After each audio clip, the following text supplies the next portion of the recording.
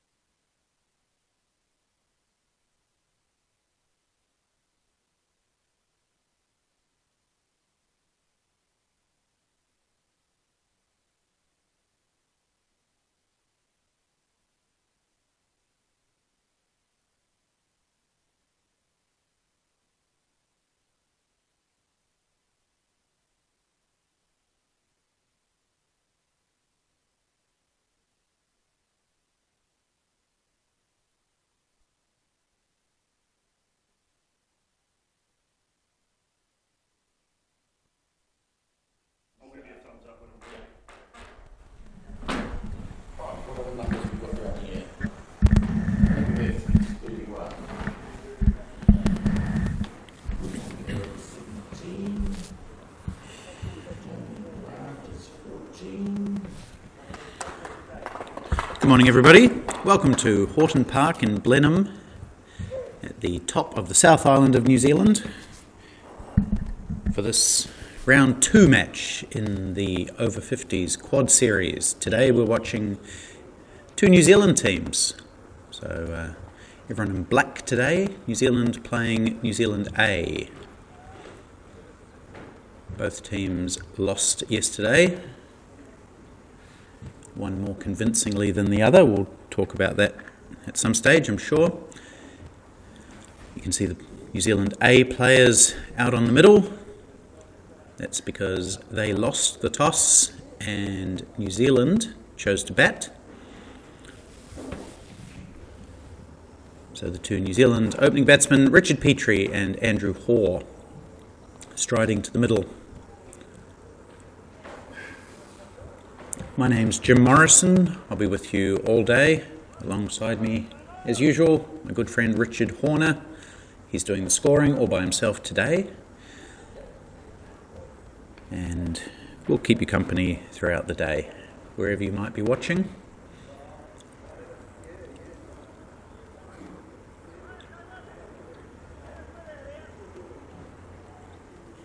It's a clear, sunny day in Blenheim, but it's windy and it's a bit chilly.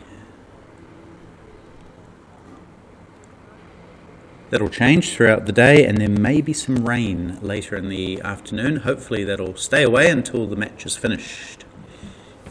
So we've got Damien Grant marking his run-up. We haven't seen much of him, to be honest, but he'll open the bowling from the commentary end, the pavilion end, and he'll bowl to Richard Petri.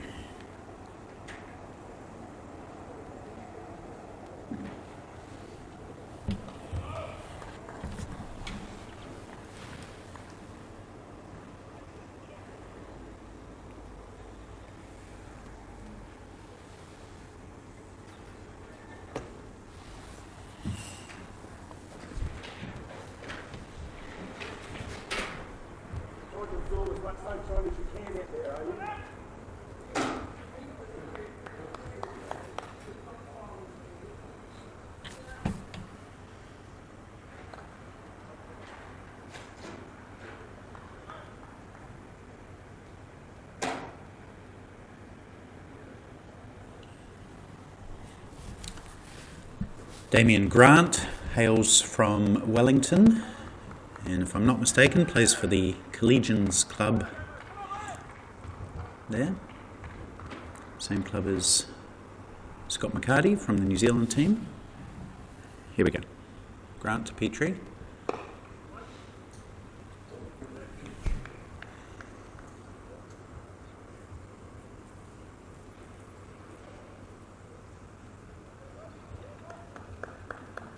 So New Zealand lost badly to Australia yesterday by about 187 runs. It was a real hiding.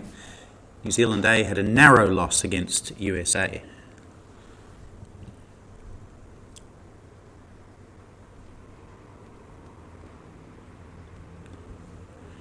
He's quite a skinny bowler, Damien Grant. Not tall, to put it mildly. And he sort of bowls along the wicket as shorter gentlemen usually do.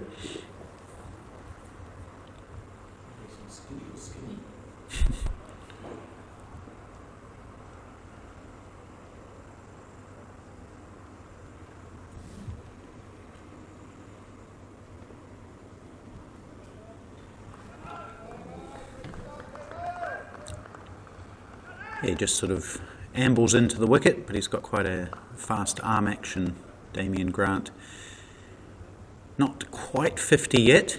He's playing for New Zealand A because a dispensation has been given to some New Zealand A players who are almost 50 and will be 50 in time for the O50s World Cup next year.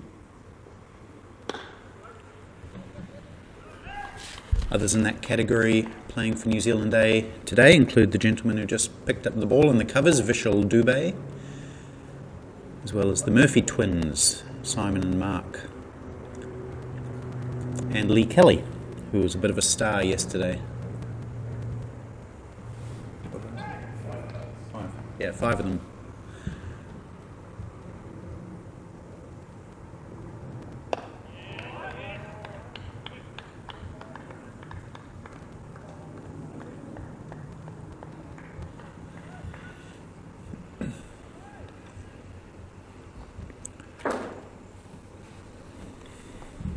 New Zealand were poor yesterday. That's one of many adjectives you could use to describe their performance against Australia. Australia were good, make no mistake there, but New Zealand weren't.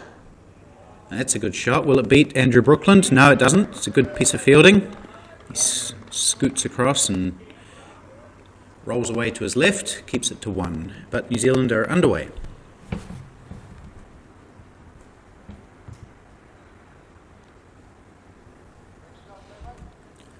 Also underway is the match between Australia and USA. That's the official Over-50s International being played today on Horton Park number 3, just over to our left. That match started at 10:30, and Australia have made a good start, as they did yesterday, 40 without loss into the 7th over.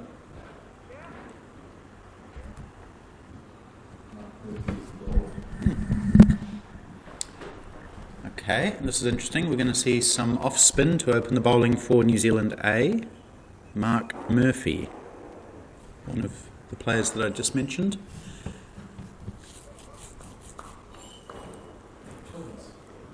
Mm-hmm.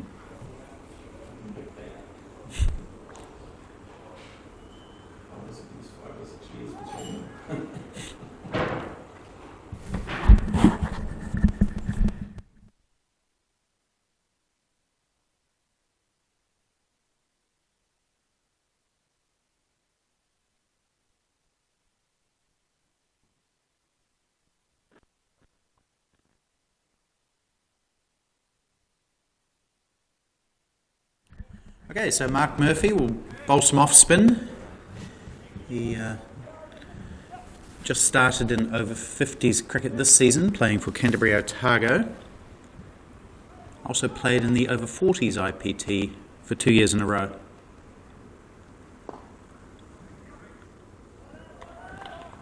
And he's taken a fair amount of wickets in all 3 of those tournaments. In the over-40s division, he's been playing in Division 2, but in the over-50s he played for the first team for Canterbury Otago.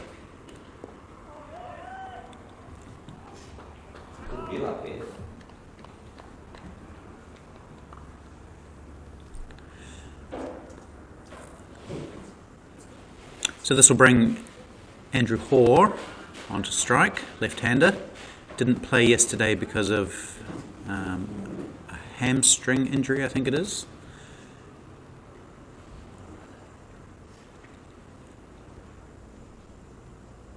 But Andrew Hoare was one of New Zealand's best batters at the O50s World Cup in Cape Town last year.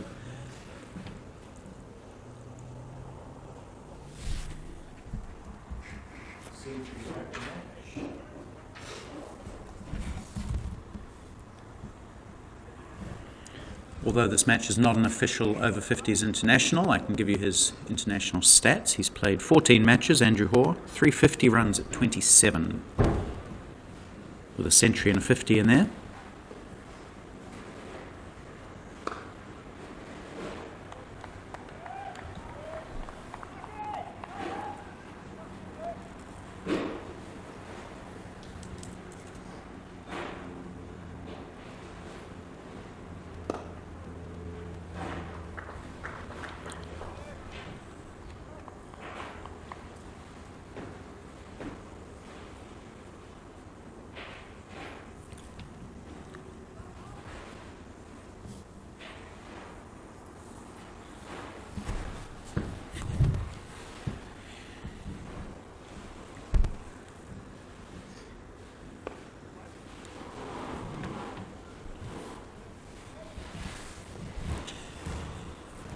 So the New Zealand team will be smart from their thrashing yesterday, I'd imagine, looking to put in a really good performance today. Well, there should be at least. And it's a good first over for Mark Murphy, 2 off it.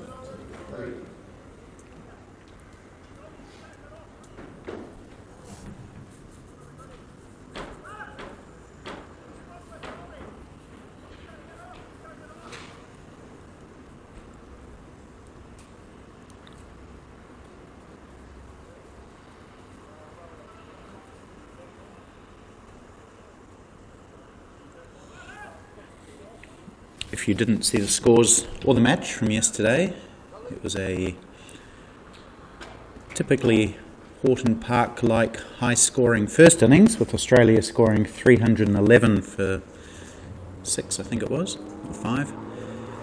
And it looked like that was going to present a fair chase for New Zealand, but they collapsed. They fell over very meekly, all out for 124.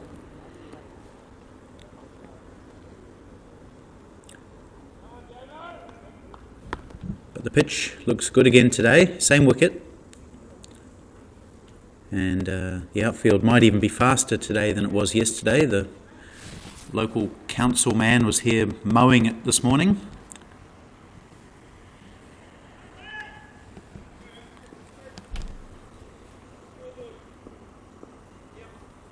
So we've got a slip.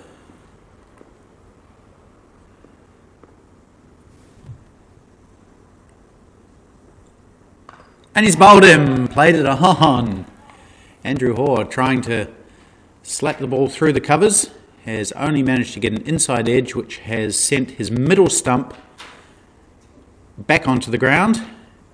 And again, an early wicket falls for New Zealand. We saw in the first over yesterday, Greg Stretch was caught behind, and in just the third over today, Andrew Hoare falls.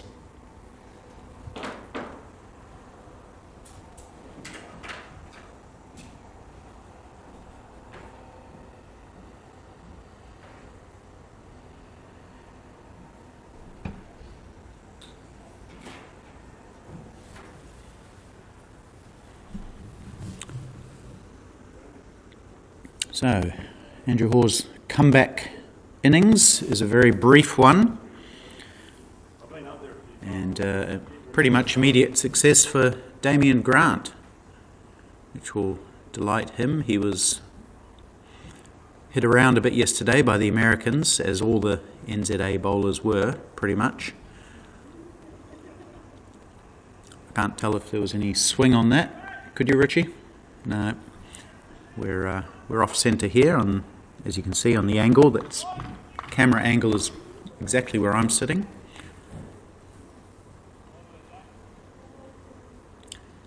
So that wicket brings another Wellingtonian, or former Wellingtonian, I should say, Colin Owens to the crease. He's now moved to Hamilton.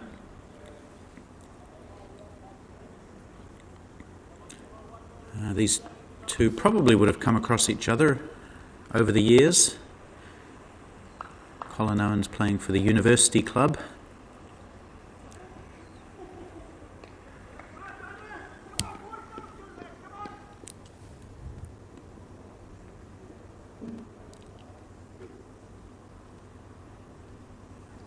Oh, that's an edge which has gone down. Mason Robinson was heading over towards the leg side, and then the ball took the edge and he had to quickly dive away to his left, but he couldn't get hold of it. He definitely got a glove to it. That would have really set the cat among the pigeons. 2 and 2 it would have been. Colin Owens has a life. Good bowling from Damien Grant.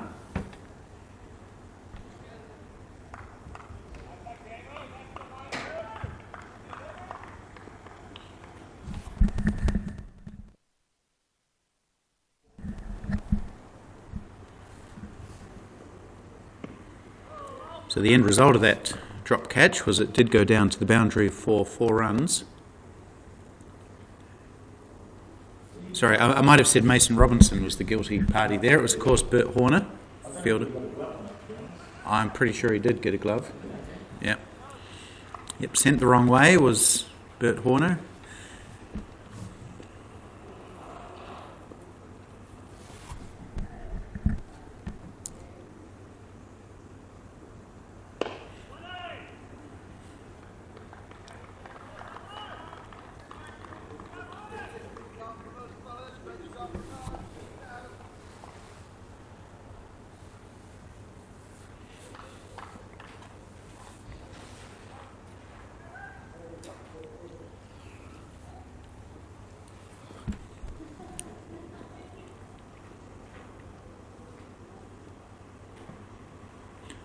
Colin Owens was the best batter for New Zealand yesterday, scoring 39.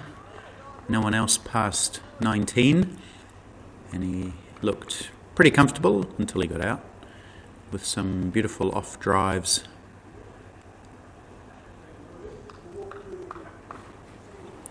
But he's had a life. First ball today.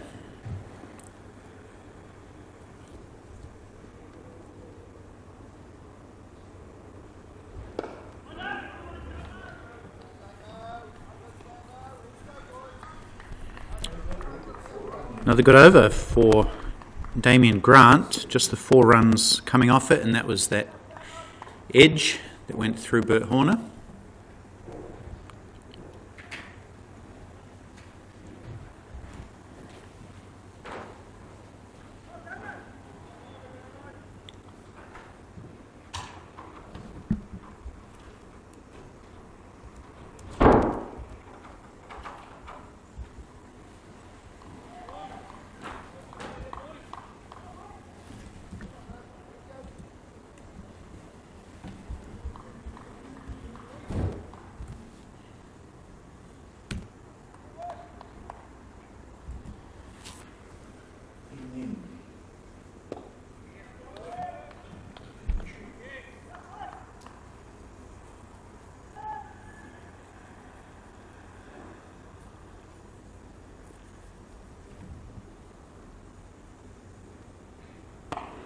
It's a bit short, but not punished by Petri. I think we're going to see a more conservative Richard Petri today. He was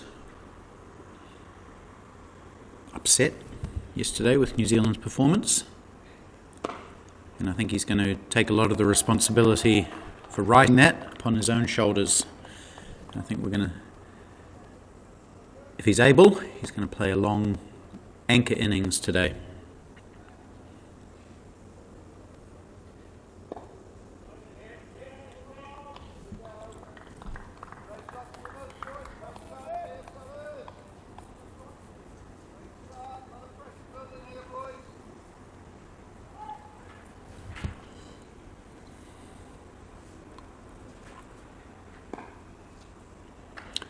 He's hit that one through the point region though, and that's going to head out to the boundary for his first 4 of the day. So that was more timing than brute force. And as we saw yesterday, that's all you need on this lightning fast outfield.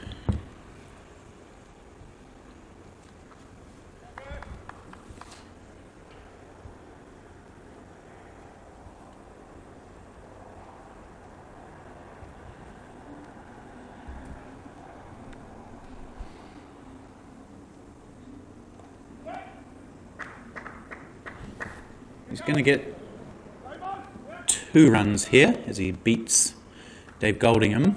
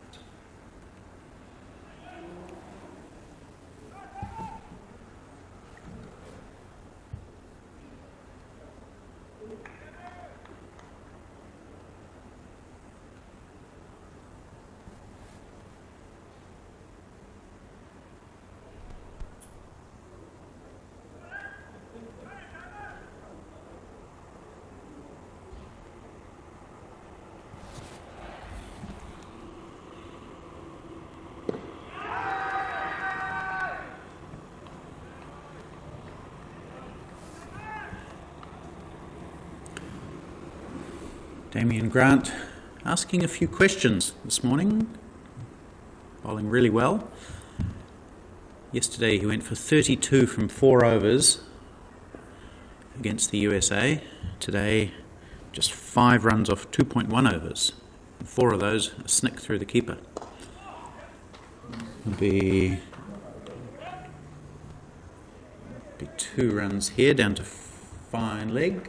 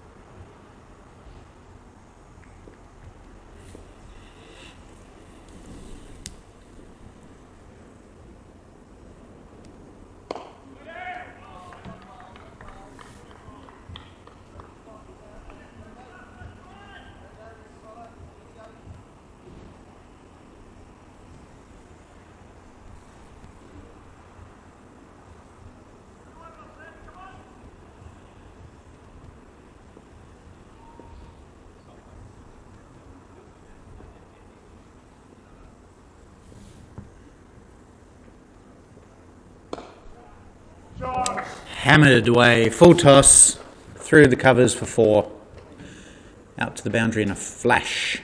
So Colin Owens quickly onto that first bad ball that Damien Grant has bowled.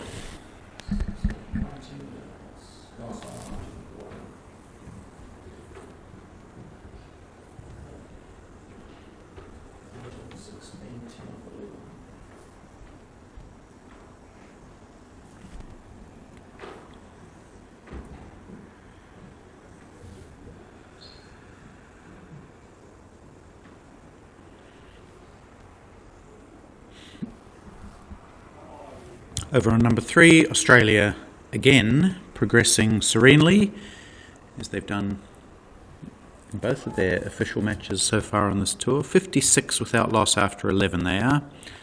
Barranca 25, Steve Mace, the run machine, 29. What's he going to get today?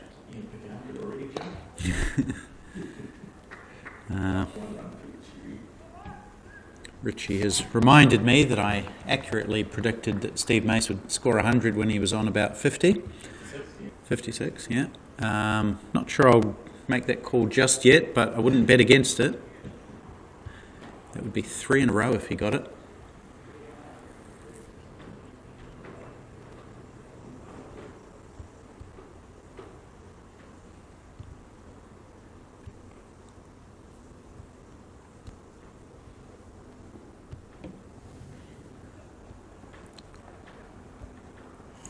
Now, we've just got a bit of a conference here between the bowler, Mark Murphy, and his captain, Matt Everest. Now, Matt Everest is usually a keeper, but they have Bert Horner keeping, so I assume they're sharing the duties. Did Everest keep yesterday, do you know, Richie? Okay.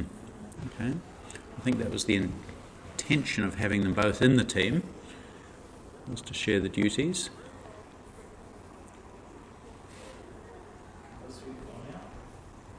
So we've had, a few changes in the field for the left-hander.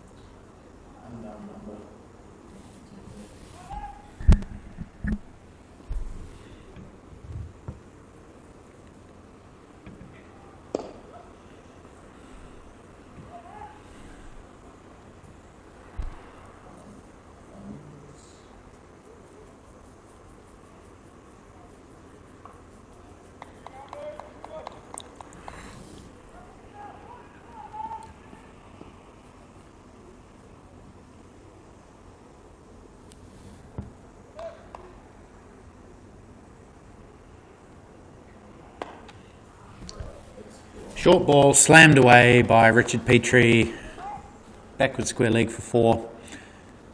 Again, not over-hitting it today, just hitting it powerfully enough. He's such a big, strong guy.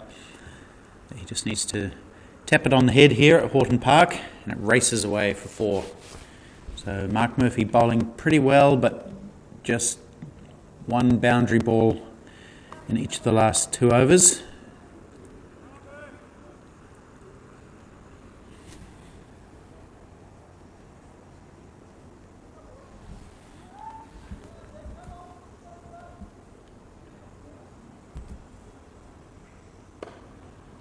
Or maybe 2 boundary balls in this over. This one erring in line on the offside this time, and Petri usually pretty good on the cut.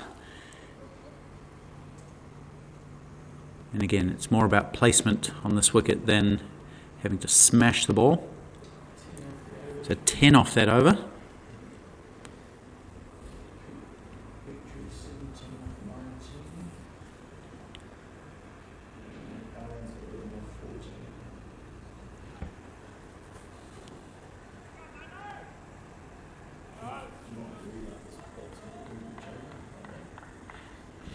Oh, you can. I've got pretty much the same thing. Well, I've got your scorecard up here. Yep. So probably okay. I'll ask if I'm not sure. I know you're used to confirming with the scorer. So if it's good.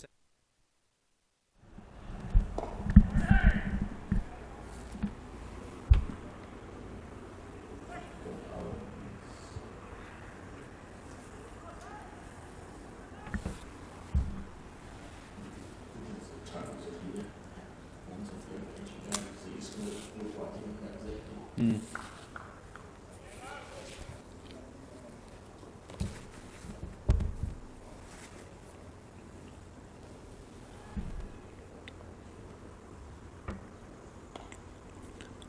Owens on the cut this time. It's partially stopped, but that one was hit with power, and so the partial stop wasn't enough to stop it completely, and it's raced into the boundary for 4 more.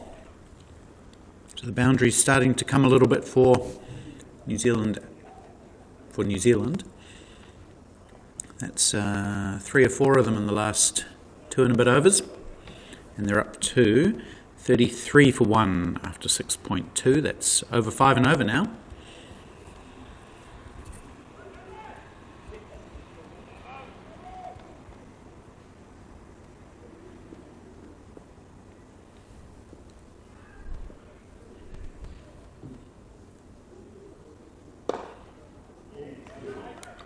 Good cricket. It was a good full delivery and nicely driven by Owens, but great bit of fielding by Damien Grant on his follow-through.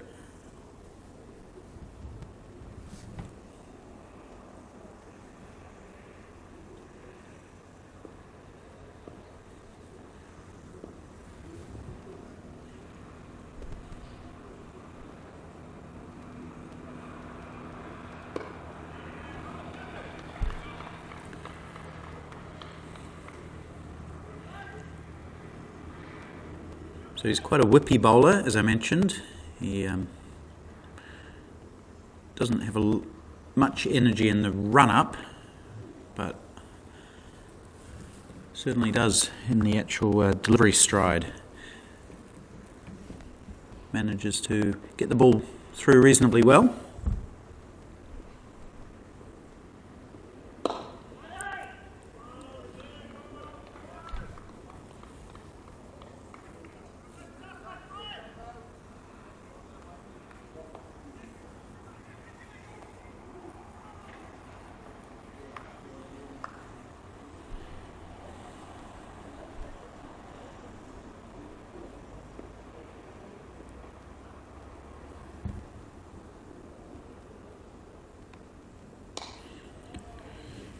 Owens driving and gets the thick outside edge, but no gully. So the ball goes down to third man for 1 to end Damien Grant's 4th over. 1 for 16 he has.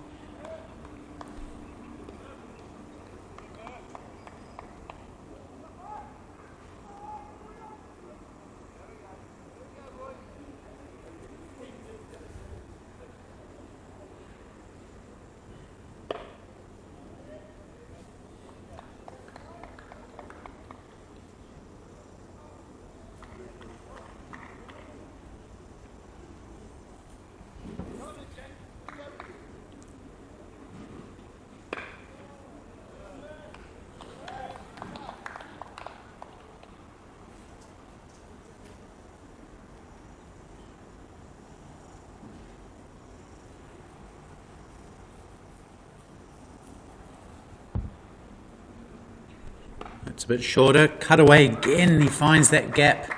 He just gets towards the gap so quickly when he hits it that the fielders, if they're not right there, they don't really have a chance. And again, he's just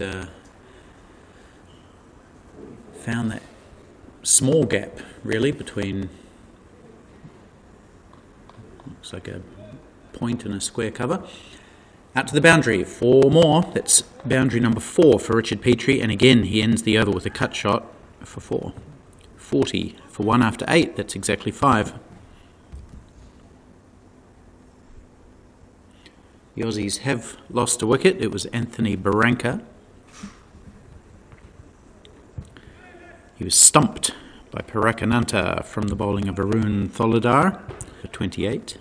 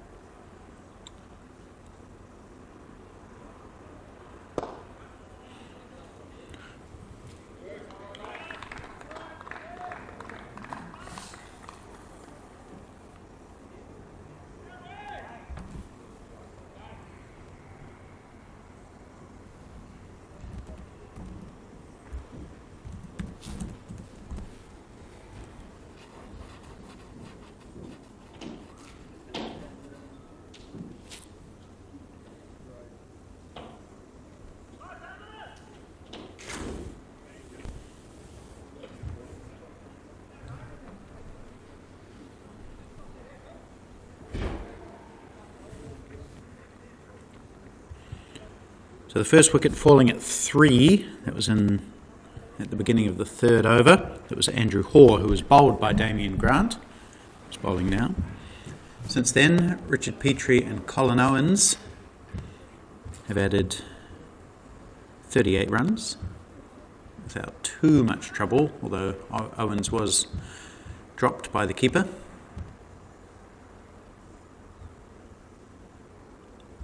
Grant is continuing into his 5th. Nicely hit away by Richard Petri. He's timed the pants off that one. What a beautiful shot through mid-wicket. Really gave the fielder at square leg no chance, even though he was only about 3 or 4 metres away from it. Just whistled past him into the boundary. 4 more. So even though Richard Petri is playing decidedly more conservatively today, he's still scoring at a strike rate of 108. It's because he just naturally hits the ball hard, even when he's not trying to. On an outfield like this, it just has to be a couple of metres either side of the fielder, and it's 4.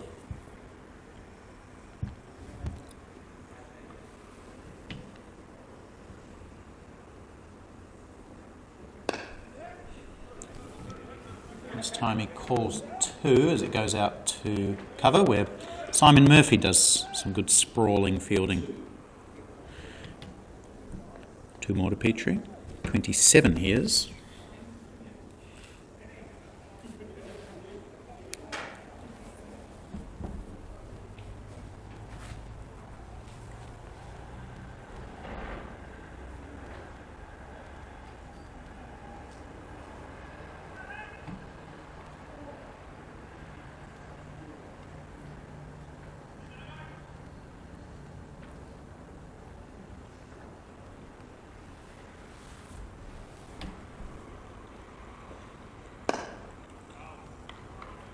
Another crisp drive from Richard Petri, straight to the fielder this time. So he looks like he's got his eye in now. And it's usually a Bit of a worrying sign for a fielding side when Richard Petri has his eye in.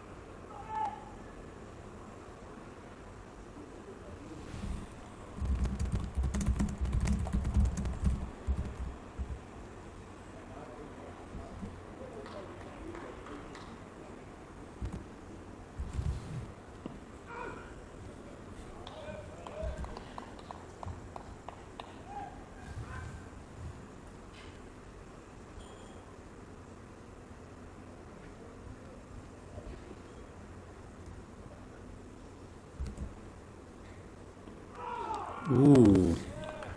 Murphy beats Petri into the hands of keeper Bert Horner. He was a little bit full for that cut. It's a shot that he's played quite a bit today, but unsuccessfully this time.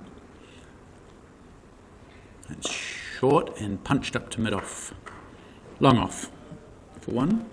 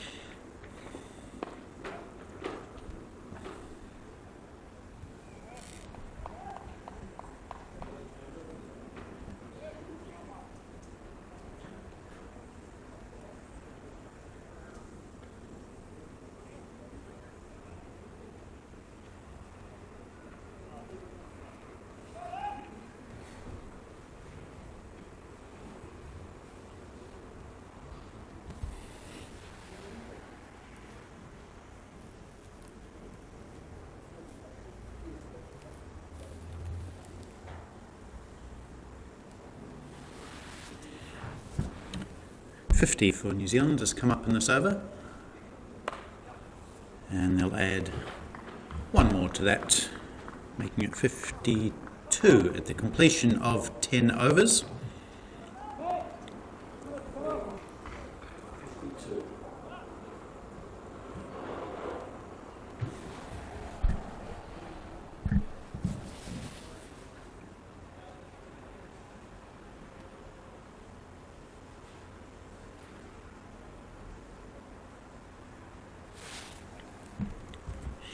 So, what's happened so far today? Andrew Hoare has been bowled by Damien Grant for 1. That's the only wicket to fall. Just 2 bowlers used by New Zealand A. Grant has 1 for 24 from 5. Mark Murphy none for 28, also from 5. And we will see a change now. looks like Lee Kelly. There's 4 guys there, and none of them have removed their hats yet. But Lee Kelly is now placing a bowling marker, which would suggest strongly that it will be him coming into the attack. Another Wellingtonian. I think he plays for the Petri Riverside club.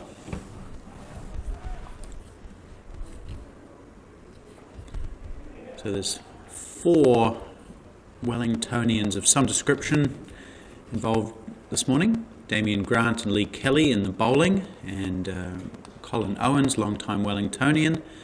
Richard Petri, long-time Wellingtonian, even though both of them now live in other parts of the country.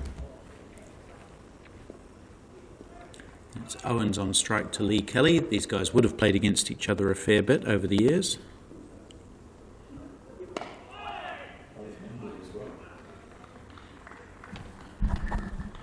Oh yeah, in indoor cricket as well. Well pointed out by Richie Horner. Both Lee Kelly and Colin Owens have played a lot for New Zealand. Lee Kelly particularly a bit of a legend at indoor cricket level.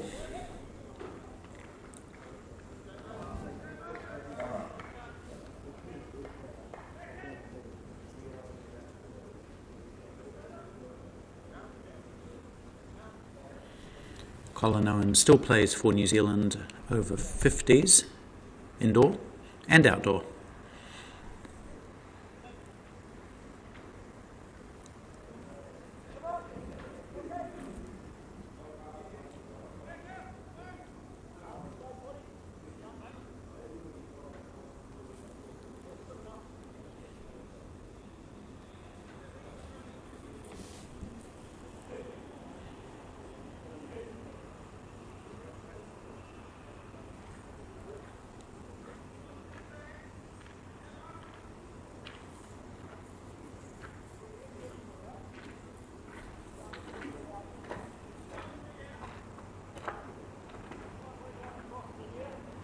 Just some fielding adjustments being made here. It sounds like Lee Kelly would like one more player on the offside, and that wish is going to come true as Scott Mason trundles across from a straight mid-wicket to an extra cover. Dave Goldingham moves around to where Scott Mason was, leaving a gap at mid-on. I think he'll bowl short of a length here, as he does. He was impressive yesterday, Lee Kelly. Took 2 for 52 from 9, which doesn't sound great, but in the context of a score of 311 isn't bad. That's a wide though. Petri trying to catch up with it, but not able to.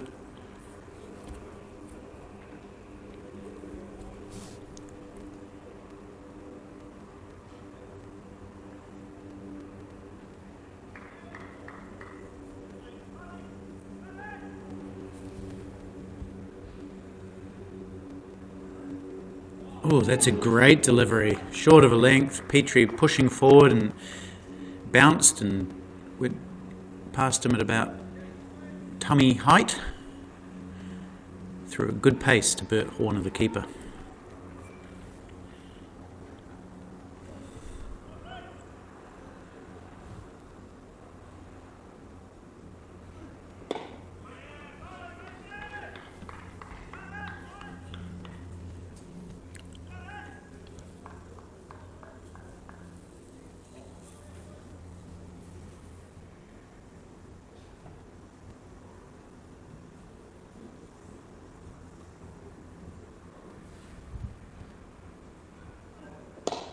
Petri goes down to that mid-on area that I just spoke of,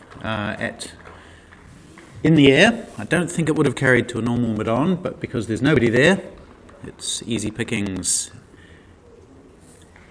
And again, hit with enough power to reach the boundary pretty easily by Richard Petri, so rather spoils what had been a very good over before then. 6 offered in the end, Petri's 6th boundary. He's up to 34 at a runner ball.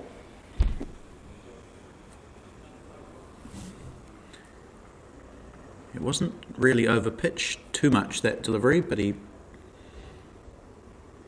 pushed through, hit it on the up.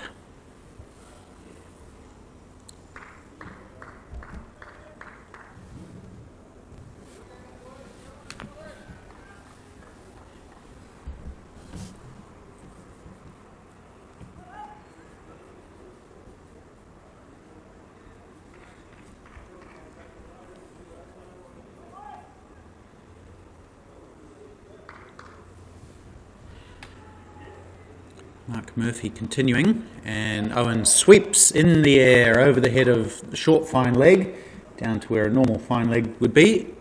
And boundary, consecutive boundaries for New Zealand. 4th for Colin Owens. That was well played. The ball just drifting onto his legs, and he went down on one knee and didn't try to keep the ball down. In fact, if anything, maybe deliberately hit the ball up over the head of the short, fine leg.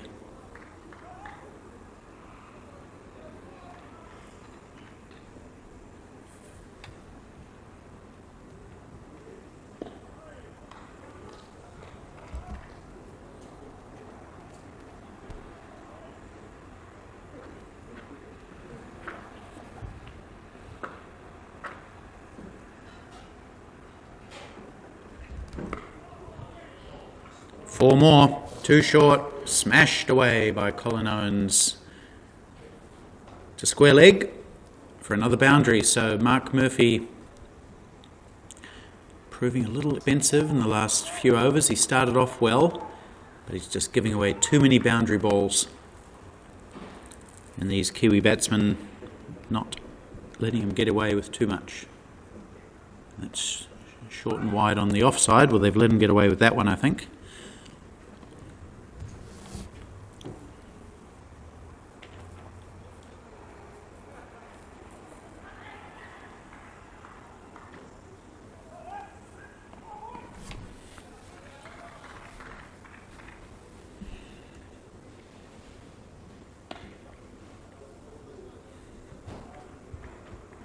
Full toss this time, hit away to the extra cover sweeper, or cover sweeper. Just for one.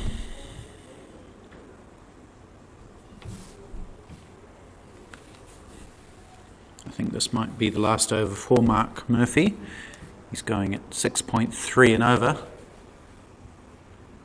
And I wouldn't say that the experiment of opening with a spinner has paid dividends. Petri just pulled away for some reason.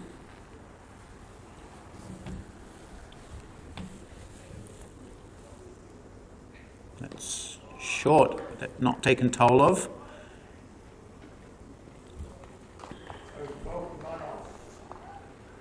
Nine runs coming off that, 2 boundaries to Colin Owens. 67 is the score after 12, that's 5.6 and over.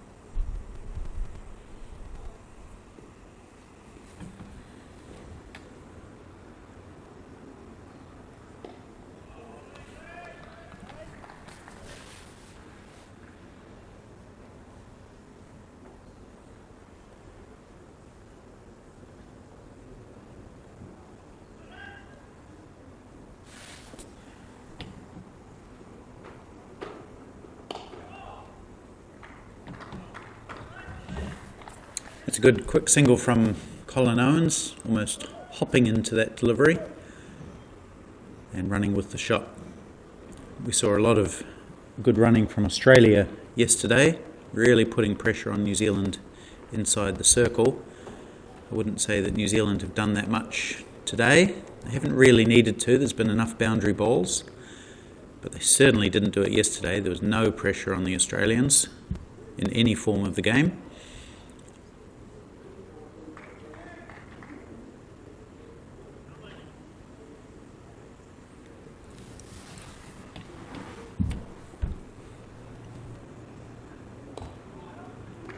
Oh, there's a huge gap there which Petri has found. Just a gentle leg glance, nothing aggressive about it, but a huge gap combined with the fast outfield meant that it rolled over the line underneath the big tree. And another boundary for Richard Petri. That's number 7 for him.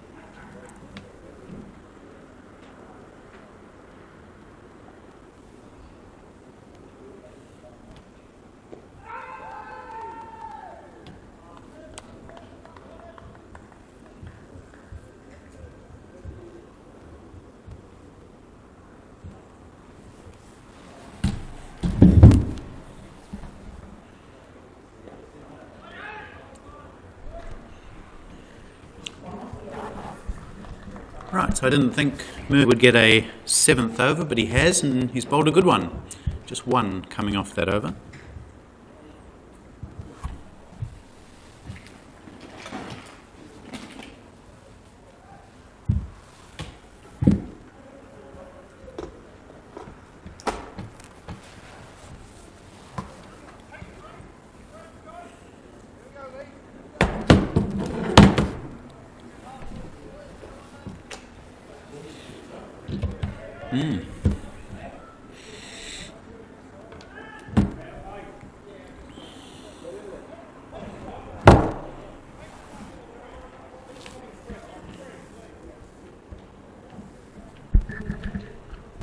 Okay, 1 over before drinks. It'll be bowled by Lee Kelly, number 21, and he'll start it off bowling to Colin Owens.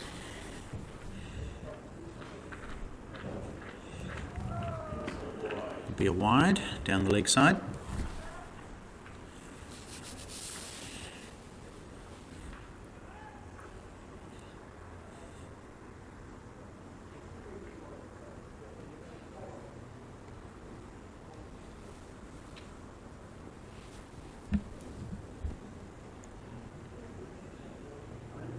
Short, pulled away. Lovely shot by Colin Owens. Quickly onto that. And there's nobody out there, so it rolls into the boundary for another 4. That's the 10th that we've seen this morning in the first 15 overs.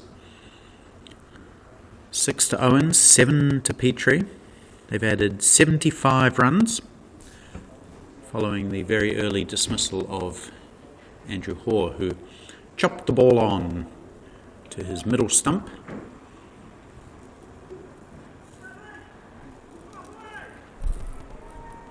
Since then, pretty one-way traffic.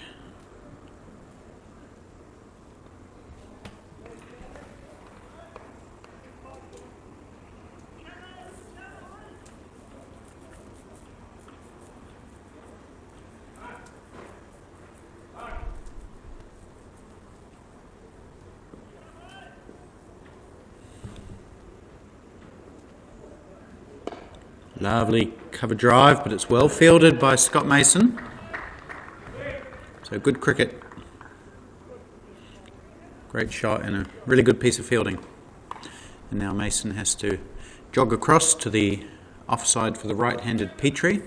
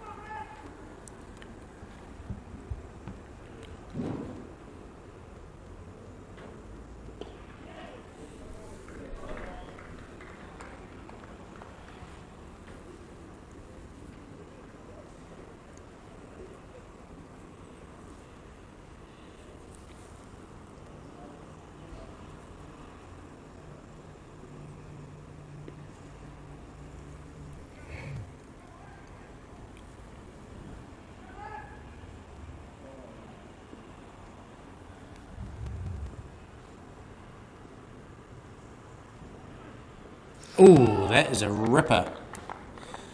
Short of a length, and Colin Owens poked at it, but it looked like it might have moved away from him a little bit, off the seam, and beats the bat through to Bert Horner, who's standing all alone there. No slips to keep him company.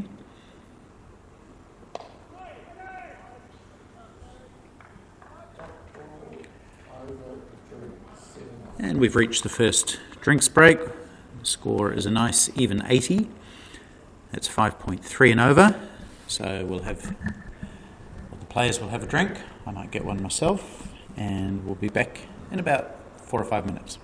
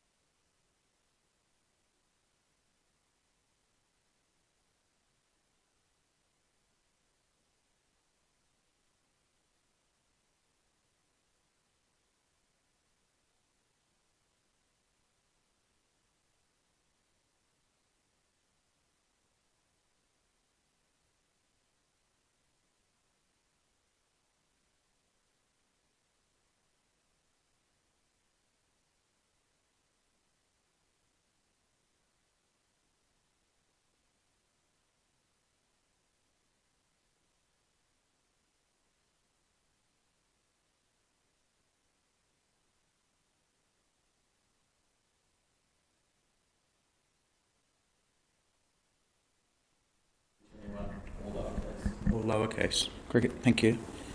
So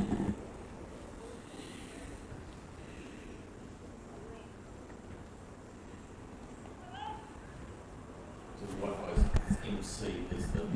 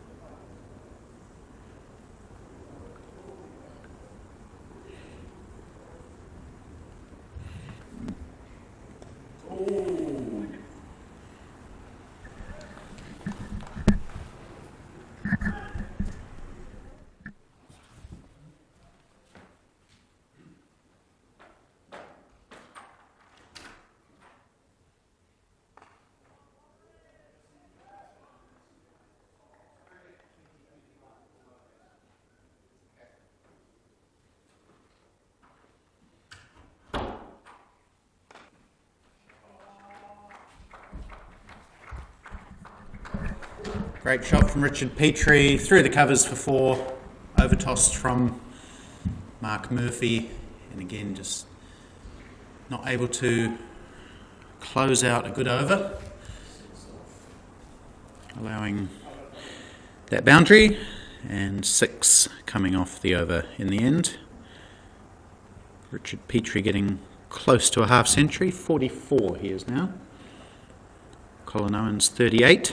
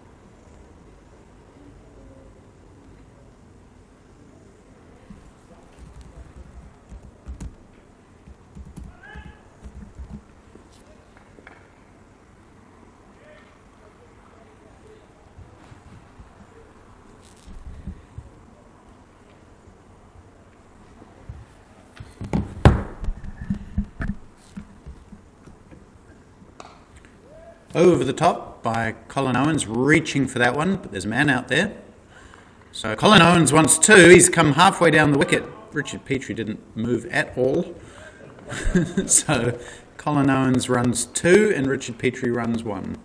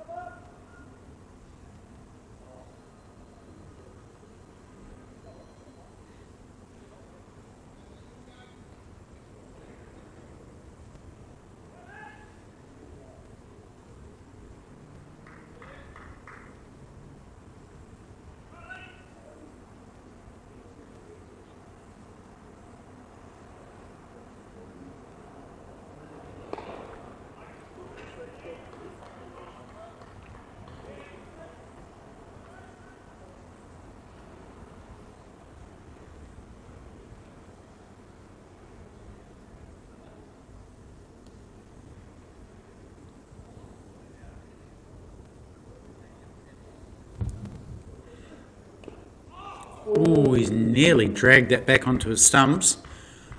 Trying to drive it through the covers. He was leaning back a little bit. Took the inside edge onto his pad and nearly deflected onto the stumps. But it didn't. Petri survives.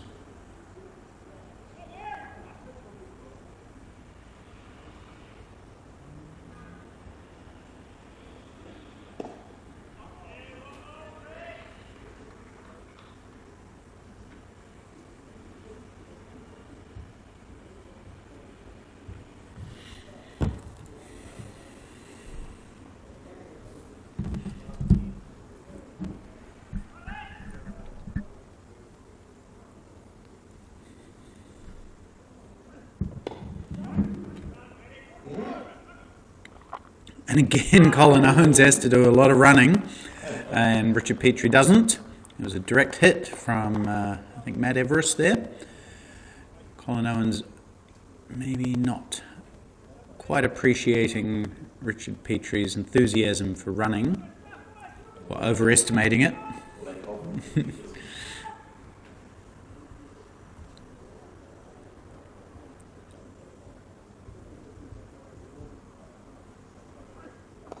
Oh, it's another good delivery from Lee Kelly. Squares Petri up and comes off the thick outside edge down to third man. We saw Petri out to a full delivery yesterday from James Morris, who had been banging it in and then pitched one right up. Petri was LBW. Kind of a similar delivery there. And Lee Kelly nearly had success, but Petri survives. Just tell me that.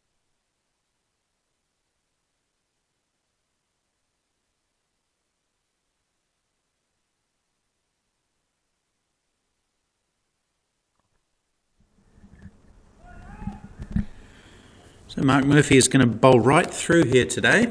He's going to bowl his complete set of 9. I can see someone else warming up in the distance. So there will have to be a change at the far end after this over, but for now, Mark Murphy will bowl his 9th. None for 44 he has so far, so he's done pretty well actually, considering this is a good batting kit and that New Zealand are going at 5.2 and over.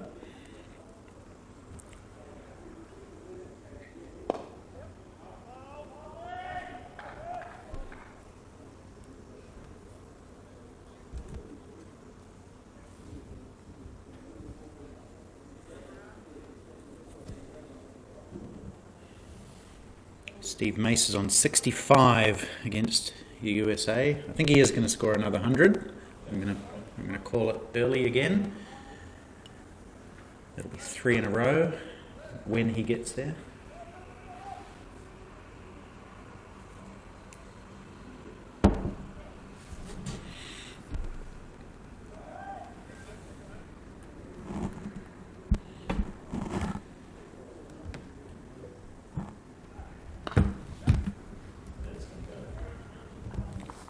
Walloped away for another boundary. So again, just that occasional boundary ball that Murphy's bowling, taking the pressure off. And easy pickings for someone who's well set, like Colin Owens is. 7 boundaries for him, 8 for Petri. No 6s yet. We didn't see many 6s yesterday, did we, Richie? I think there were about 3 or 4, yeah. Oh, trying to sweep. No connection. That's right, Andrew Kratzmann hit 3 of them late in Australia's innings. Oh, now there's been a no ball.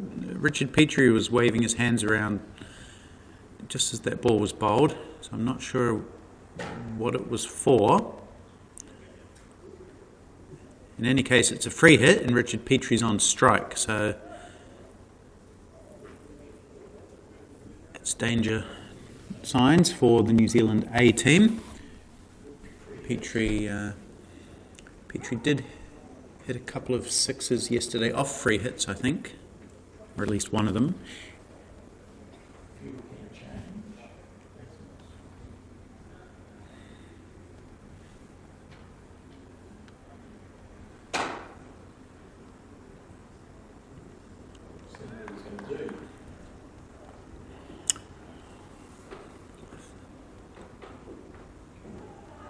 Oh, it's going to go for 4 runs of some description coming down towards us here.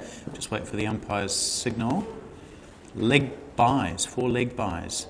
Petri doesn't look terribly happy with that. I think he thinks he might have got something on it, but he would have got 50 if he had been awarded those runs. As it is, it's 4 leg buys.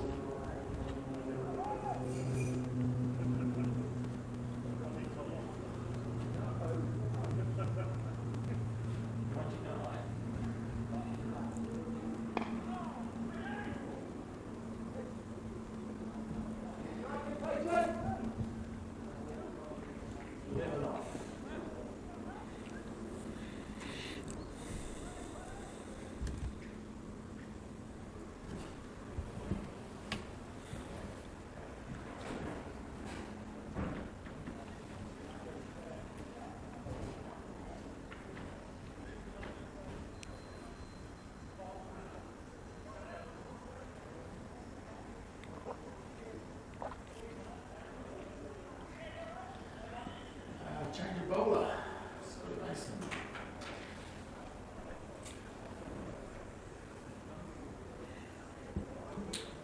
So Lee Kelly bowled 4 overs, none for 20, and he's going to have a spell to be replaced by Scott Mason, left armour from Christchurch. Great to see Scott Mason getting an opportunity at this level. He's been a really good servant of New Zealand over-50s cricket. He's the 2nd leading wicket taker of all time in domestic New Zealand over-50s cricket. One of only 2 bowlers, I think, to have taken over 50 wickets. The other being Andrew Nuttall, also from Christchurch, not involved in this series. He's touring India at the moment. Anyway, Scott Mason bowls left arm, medium pace.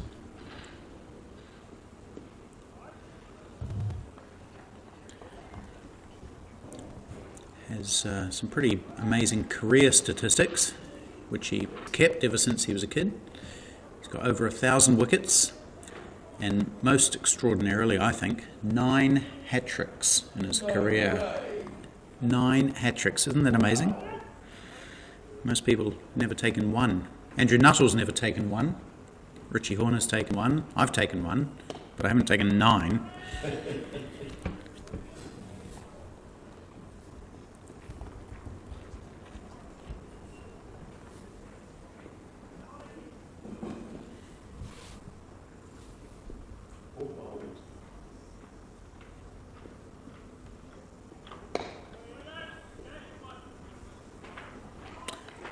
$100 for New Zealand, 100 for 1 into the 19th over.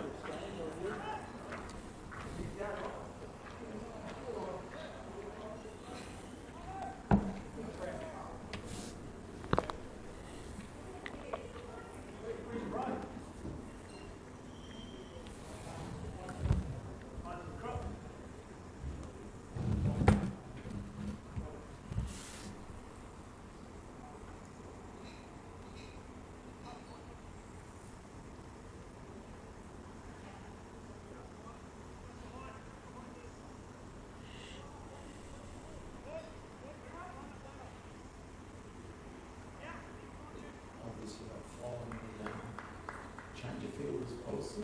If his bowls 100% off.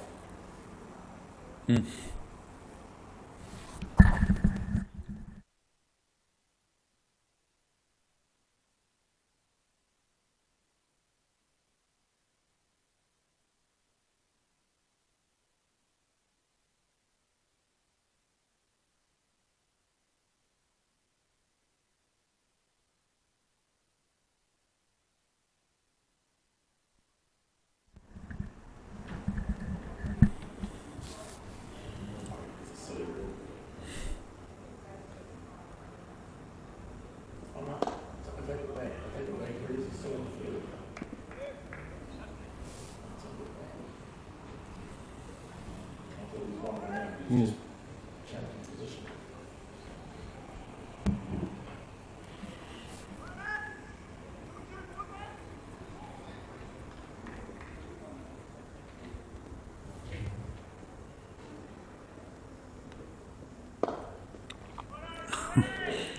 Nice off drive, but very casually fielded by Scott Mason, putting the boot down, preventing a run.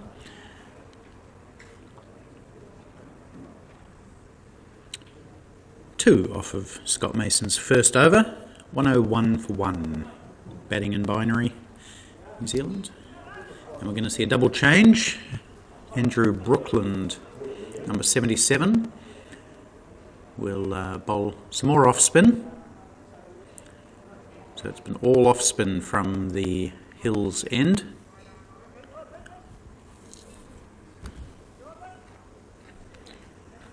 Andrew Brookland bowled reasonably well yesterday.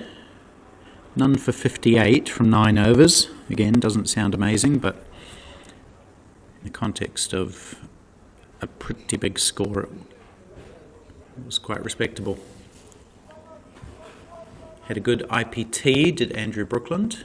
He was actually in the Division 2 side last season, worked his way up to Division 1, had a really good series for Auckland, and picked in New Zealand A.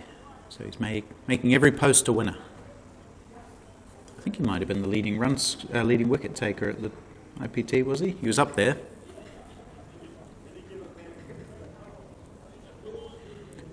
And apparently scored a century last weekend in club cricket.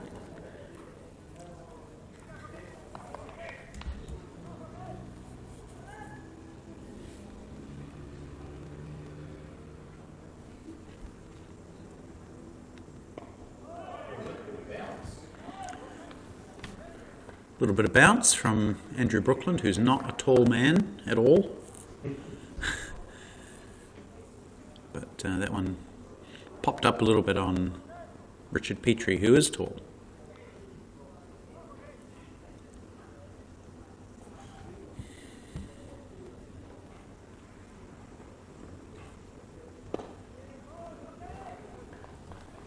Things have just slowed down a little bit for New Zealand in the last 5 overs or so. Run rate still healthy, 5.2.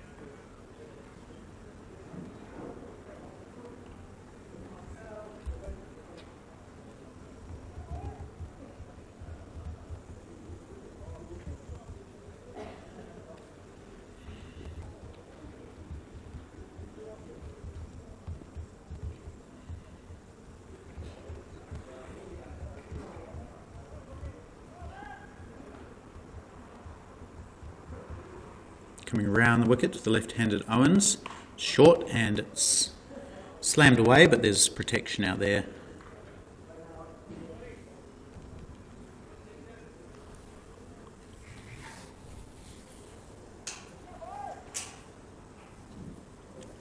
So that's a 100 partnership between these two, Owens and Petri. They came together when the score was just 3, and it's now 103.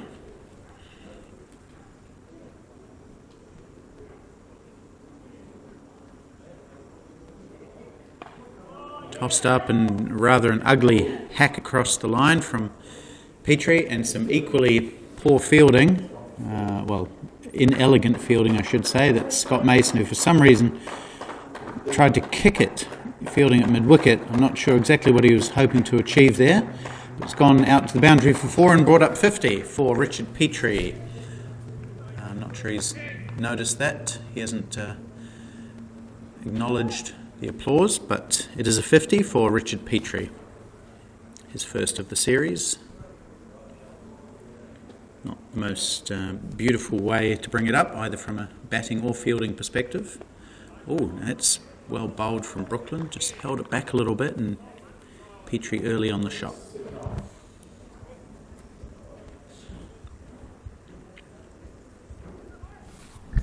How was this?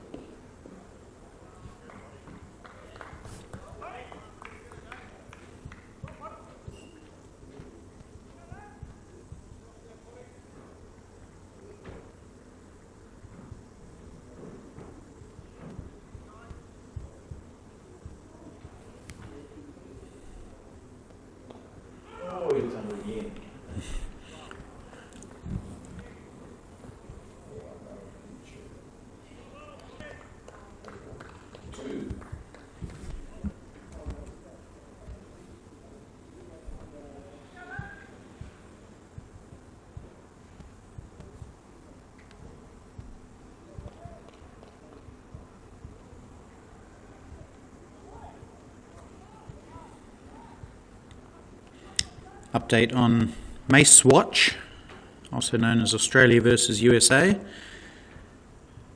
Australia 164 for 1 after 27, that's 6 and over. Steve Mace, 84 not out.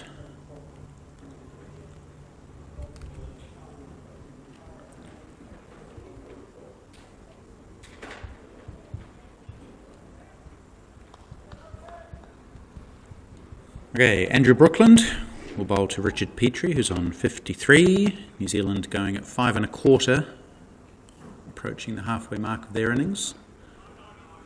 Starts with a wide.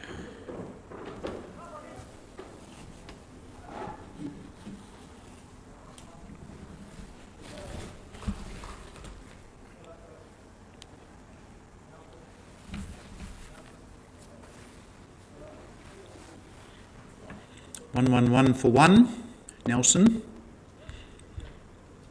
even though we're in Blenheim, and that score ticks over to to 1-1-2.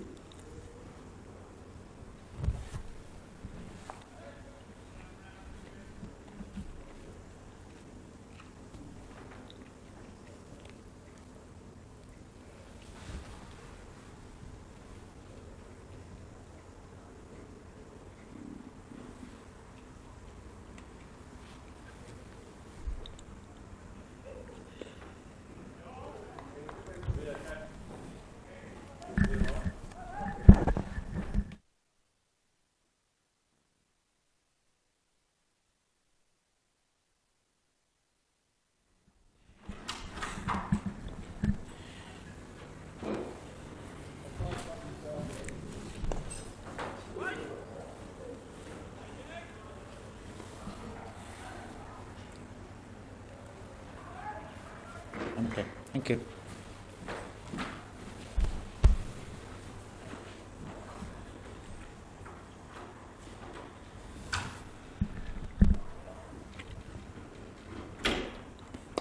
Full again from Brookland, second full toss in a row, neither of which has been punished by Owens.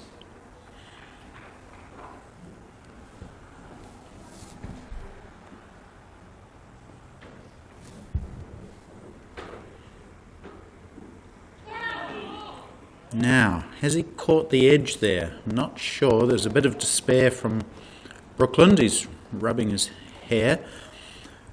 May have caught the edge, but it was shorter, and again, a bit of bounce. Surprising, beat Owens. It was put down by Bert Horner, but we're not sure if he hit it or not, Owens. Oh, he's edged that one, and it's running down towards us, but Dave Goldingham will collect it. He runs a bit like a giraffe sometimes. Dave Goldingham, he's a big tall guy, and I wouldn't say he's a graceful runner. Anyway, he did manage to get the ball back. Haven't seen him bowl yet, Goldingham. I thought he might have taken the new ball. But still plenty of time left in this innings. 2-1, 2 runs, sorry, was the net result there.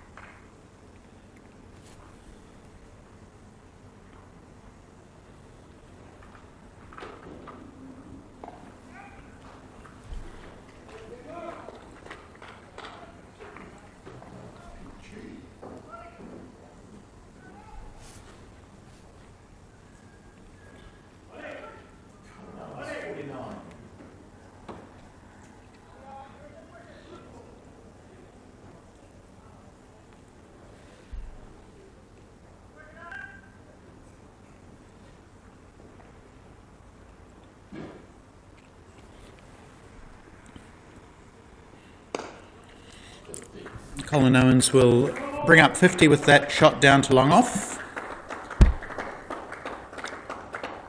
Raises his bat. Well played, Colin Owens. 50 off 64 deliveries. Thank you, Richie. So both of these batsmen reaching 50 in this 113 run partnership.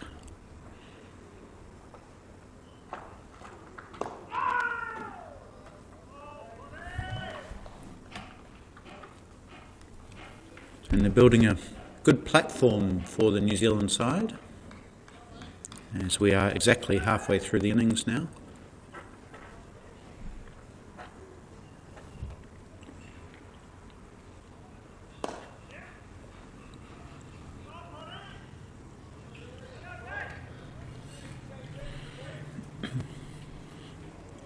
Richie, shall we make a prediction for the score?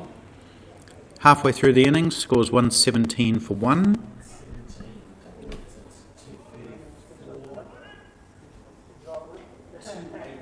282. Ooh, I was going to go 290, but yeah, 282 is good. Let's see where we end up.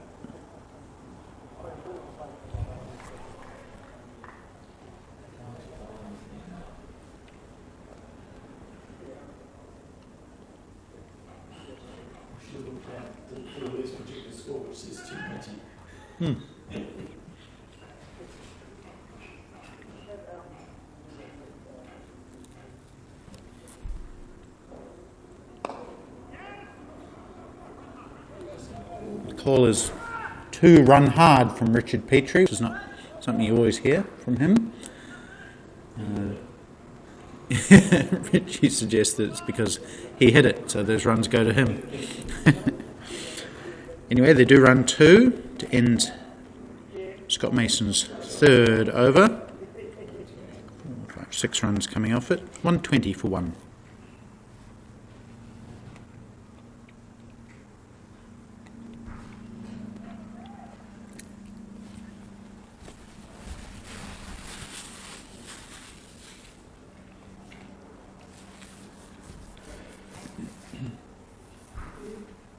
No sign of Vishal Dubé at the bowling crease either. He's a slow left-arm spinner. Pick of the bowlers yesterday for New Zealand A. So we haven't seen Goldingham or Dubé. Or Simon Murphy. He's got a bit of a quad injury, so we may not see him bowl. Straight down the ground from Owens. Well fielded, 1 to the total.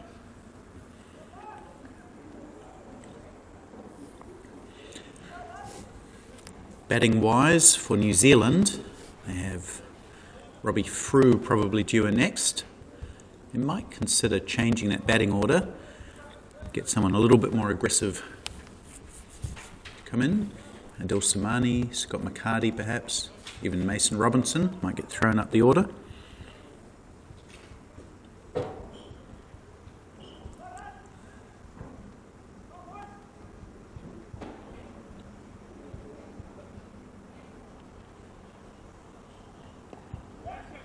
Also Greg Stretch in the lineup today. He got a golden duck yesterday on his home ground.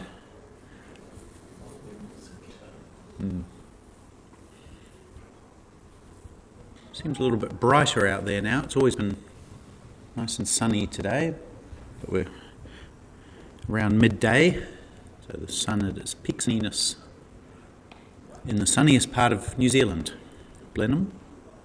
Well, arguably, that between New Zealand, Nelson and Blenheim, they usually fight it out for the most sunshine hours.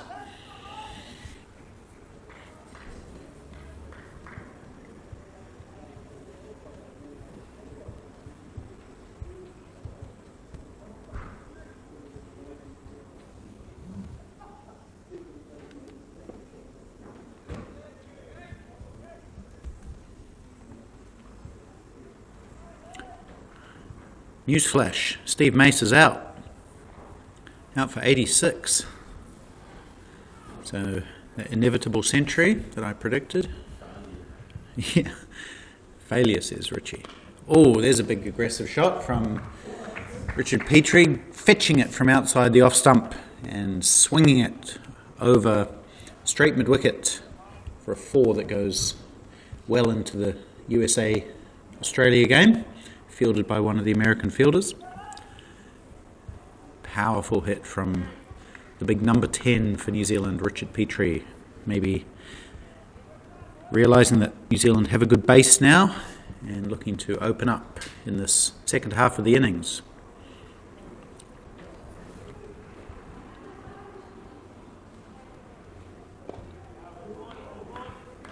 It's well bowled though from Brookland, right up in the block hole.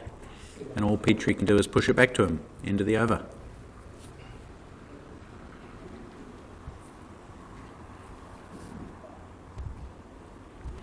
So to get to that predicted total of, say, 280, they'll need to score another 150 off 21 overs, which is about 7 point something. And that sounds quite reasonable, I think, with 9 wickets in hand and a good batting wicket. And 2 well-set batsmen. So yes, Steve Mace out for 86 and Australia 174 for 2 after 30. Richie's just pointed out that New Zealand have exceeded their entire total yesterday. They only managed 124 against Australia. They're 127 for 1 today, so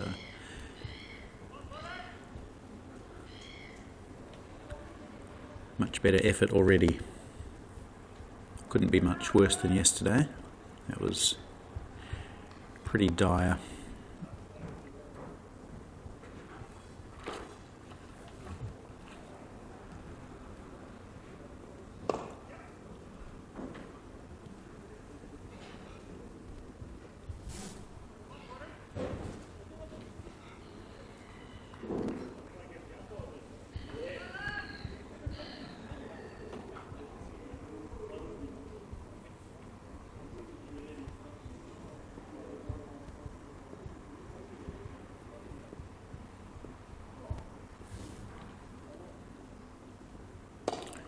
This one's coming down towards us. It was held back a little bit by Scott Mason. And Colin Owens threw the shot a little bit early. Hit it probably more vertical than he was hoping. But not with enough power to reach Vishal Dubey down here beneath us at long on. 1 more to the total.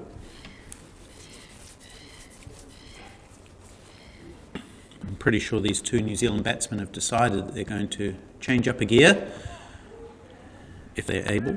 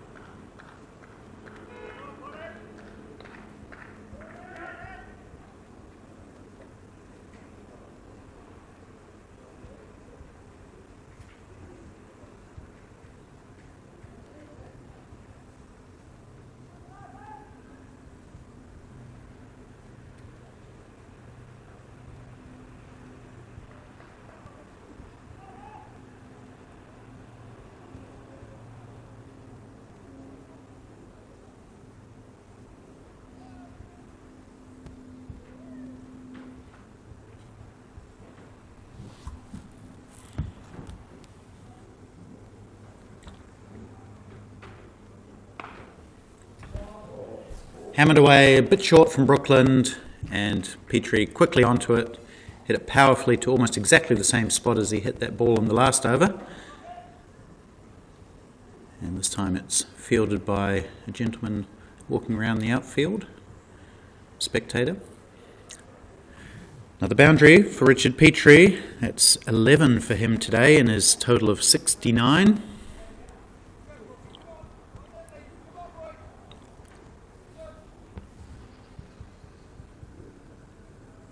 Tossed up, full toss, which he's hit one-handed down to long off. Thinks about 2, says just 1's fine.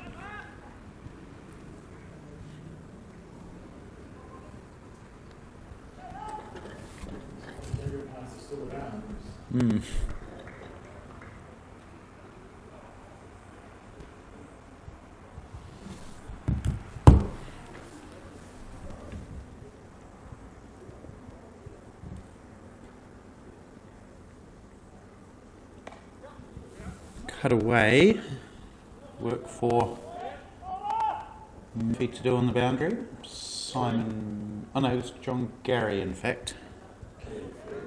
Lee Kelly, sorry. Yep. 2 runs. Thank you, Richie.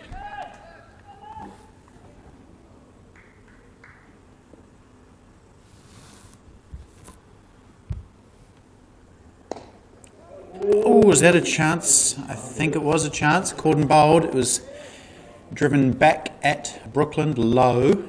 He's low anyway, but he had to go right down and try and scoop it off the carpet. Wasn't able to do so. In and out of the hands, and they take a single. So second life for Colin Owens. He had his first way back when he was, actually it was his very first delivery. He was dropped by the keeper. And now another one on 58. 57, I guess.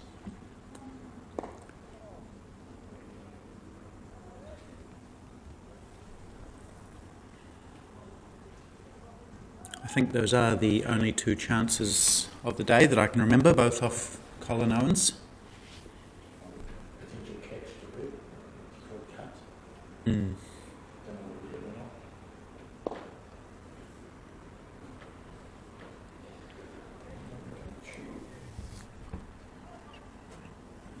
not.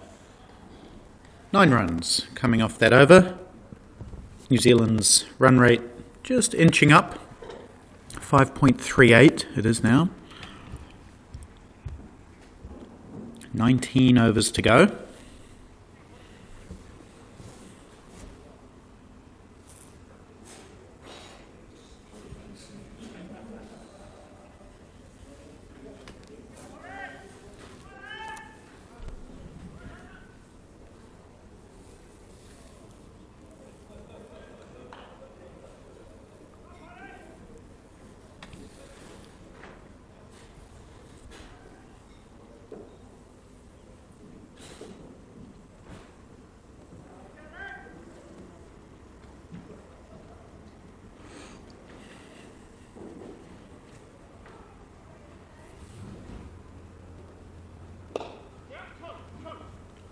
Calls for 2 more. Richard Petri, as he's found the gap.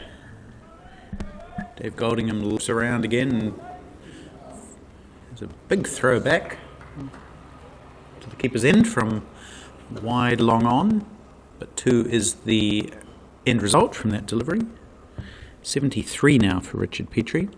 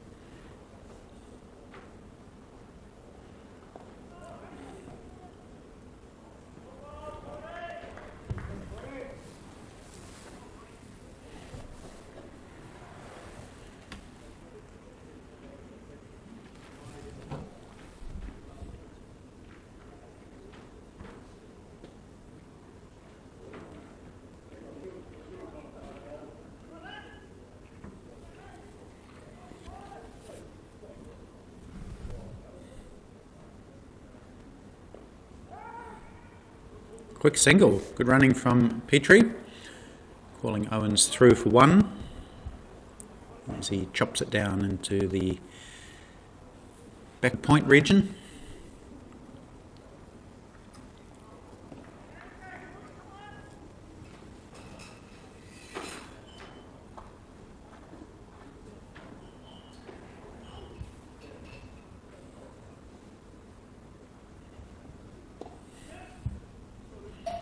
Two more is the call from Richard Petri. He's doing a lot of running today. Looking reasonably fit.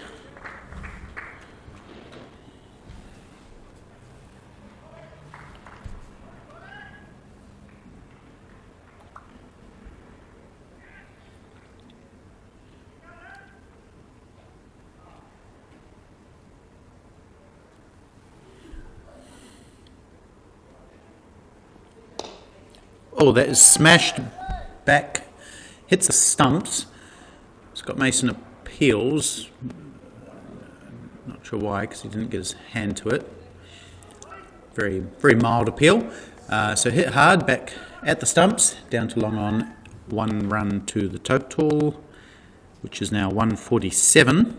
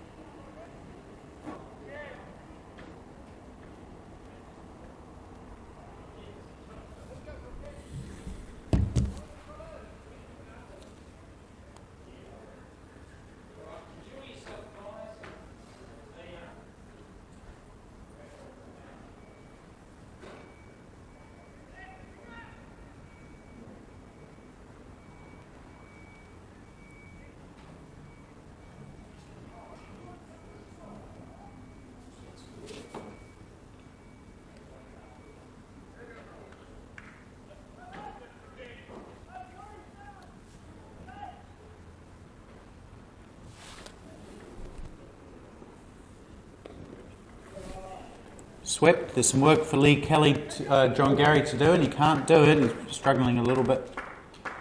Sorry, it is Lee Kelly. Mixing those two up. Good shot from Richard Petri again, taking one hand off the bat, playing a strong one-handed sweep shot.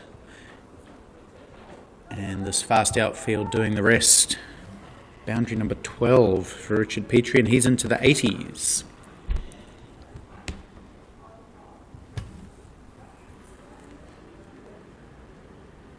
Sweeps again, this time to the left of Kelly. He will get it, not without a little bit of difficulty as the spin threatened to send him the wrong way, but he did well.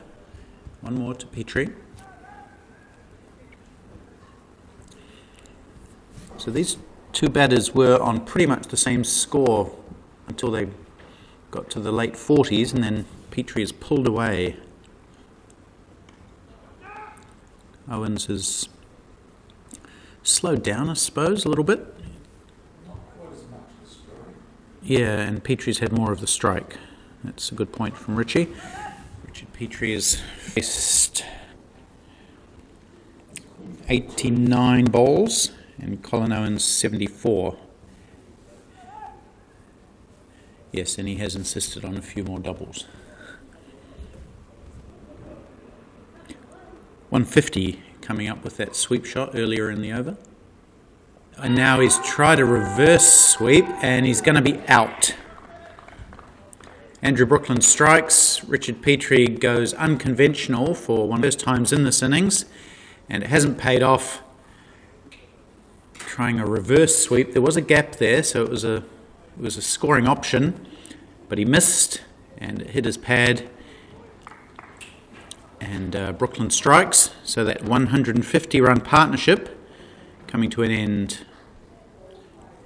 Richard Petri, LBW, to Andrew Brooklyn for 82.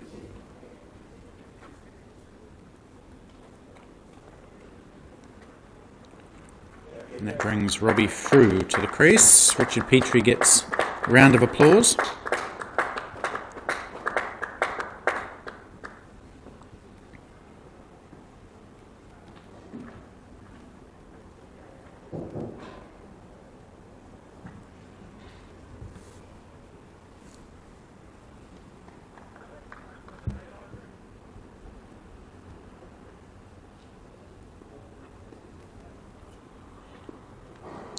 Robbie Frew didn't get going yesterday. I think he might have got 4 or something.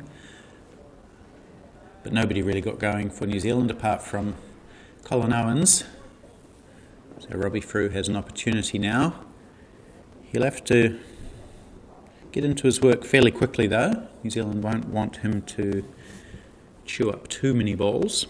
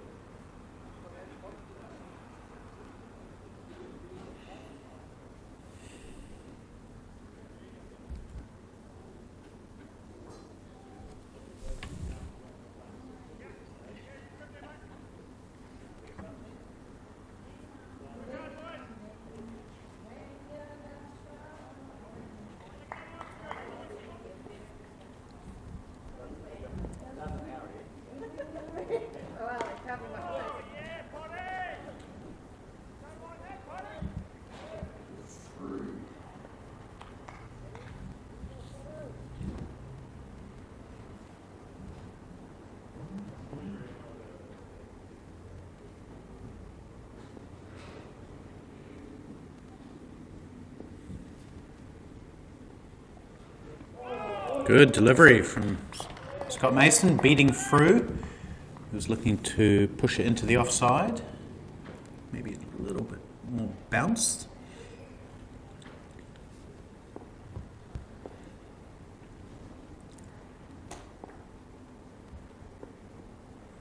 And again, beats the drive of Robbie Frew. He's angling the ball across him, tossing it up. And I'm not sure if it's doing something off the wicket, but Robbie Frew, good player, has been beaten on the drive twice now.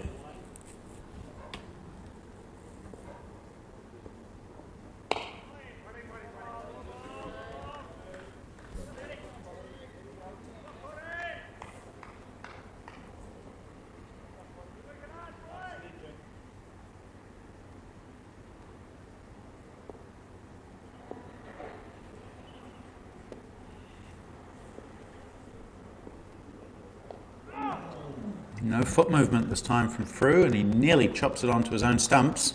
He doesn't quite look in fluent form so far. He certainly wasn't yesterday.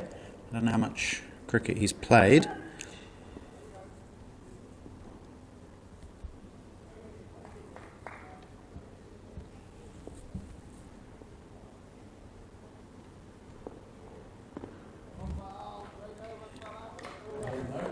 And that's an excellent over from Scott Mason, a maiden to Robbie Frew, who just has the one run now from 8 deliveries.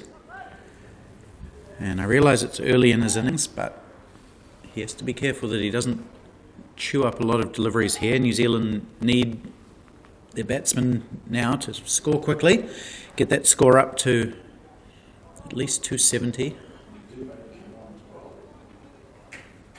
Finally, we are going to see the left-arm spin of Vishal Dubey. It's been all spin from the far end today.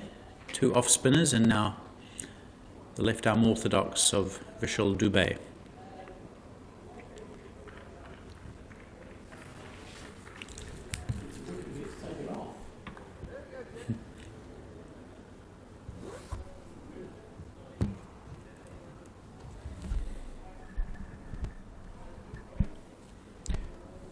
Yes, a little bit harsh on Andrew Brookland, who finally got a wicket, and then a couple of balls later finds himself yanked from the attack. But Vishal Dubey, a good replacement, played for the New Zealand O50s about a year ago today in Christchurch against Australia. He didn't make the World Cup squad. That just travelled to South Africa, but he's now playing in the over-50s grade. He hasn't quite turned 50, but he has a dispensation to play for New Zealand A in this tournament. Oh, and he starts with a bit of a sliding arm ball, which has Colin Owens back on his stumps. And they take a run, so he must have got some bat on it.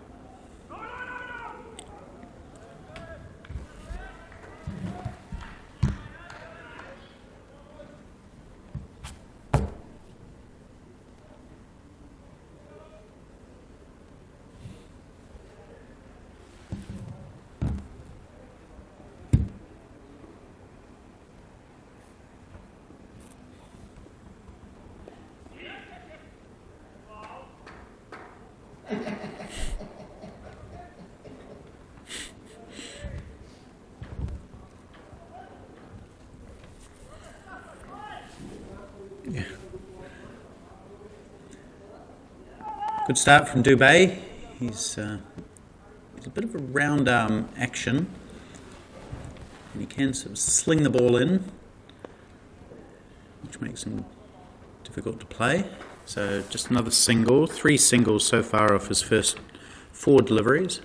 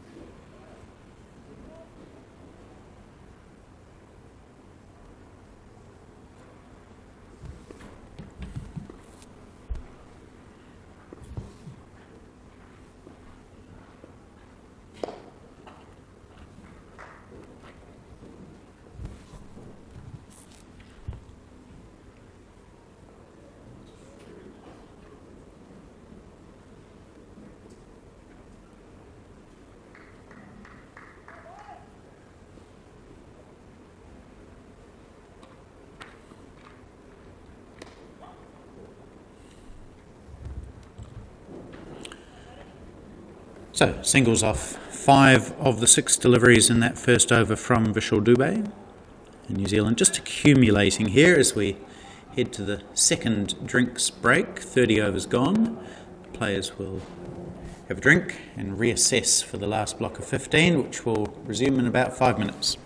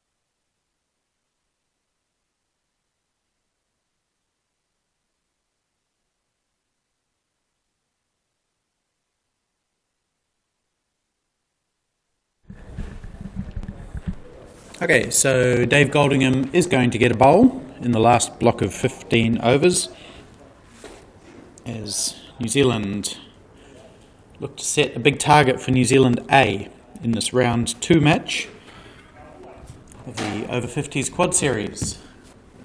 Quad refers to these 2 teams plus Australia and USA, who are playing over to our left on Horton Park number 3. We'll talk about that game in just a moment. Here's Goldingham. He starts with a short wide delivery, which Colin Owens hits out to the cover sweeper for 2 runs. It's Simon Murphy out there. We haven't seen him bowling. He has a quad injury, so we may not. Yeah, good throw from the boundary from Simon Murphy. He's holding his arm a bit now, so he may have hurt that as well.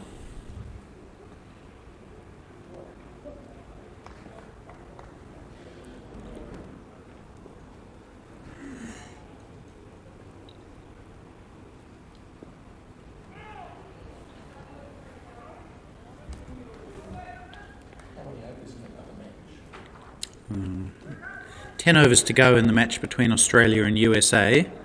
USA 224 for 3, so they're going at 6.3 and over, looking on track for a big one.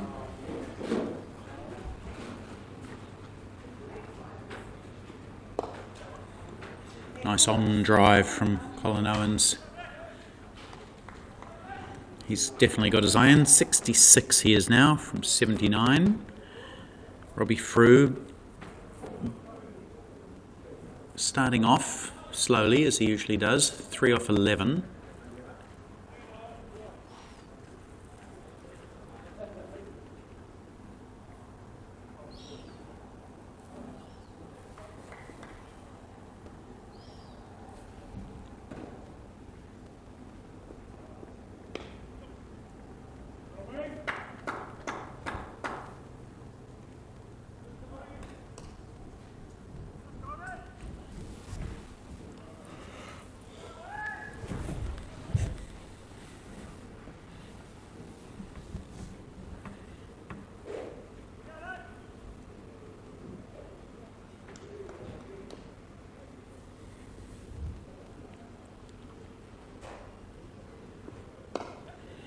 And an identical shot from Colin Owens to the one he played 2 balls earlier.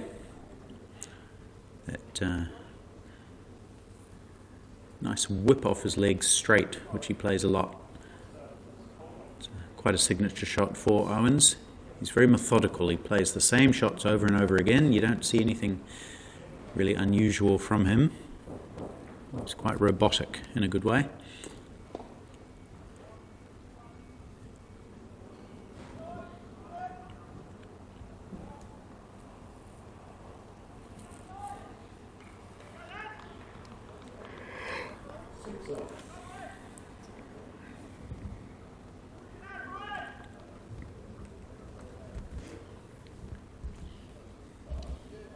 So just the 2 batters out for New Zealand. Andrew Hoare was out in the third over of the day for 1. He was bowled by Damien Grant, chopped it onto his own stumps.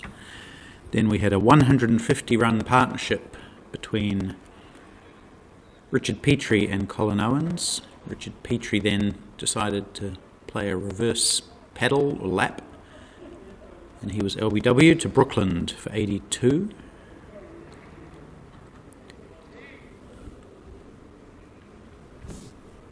Damien Grant 1 for 24 from 5. Andrew Brooklyn 1 for 34 from 5. The 2 players to take wickets. 7 bowlers used for New Zealand A, including Vishal Dubey, who has bowled 1 over for 5 and will bowl his 2nd over now.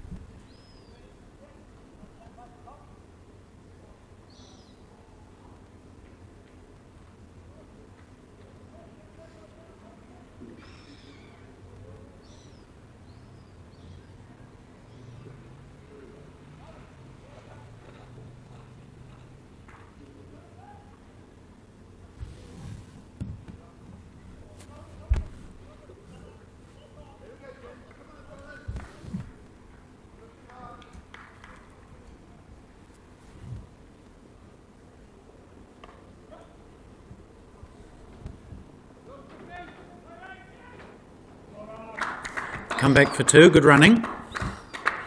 Definitely a lot more energy in the running with Owens and Frew together.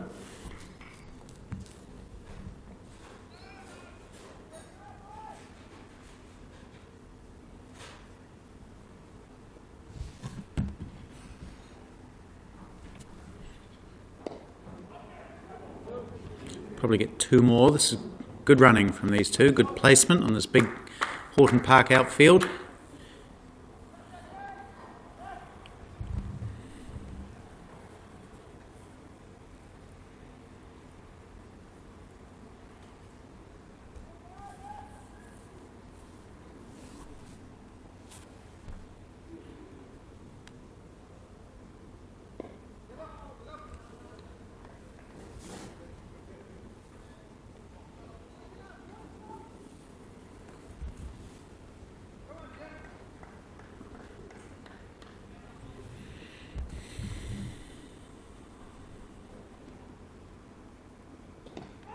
Ooh, he had to jam down on that one, Owens. A little bit quicker from Bashal Dubé. And good finish to the over for the bowler. 5 runs coming off it. And that run rate for New Zealand has remained between 5.2 and 5.4 for the best part of about 15, 18 overs now.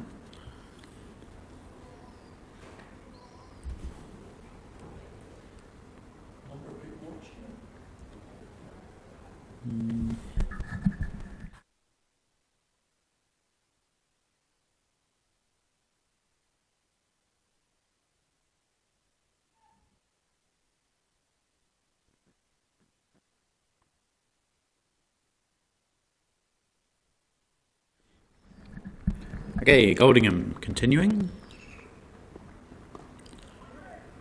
Nice looking shot by Robbie Frew, but hit straight to the fielder again. He does pick out fielders quite a lot.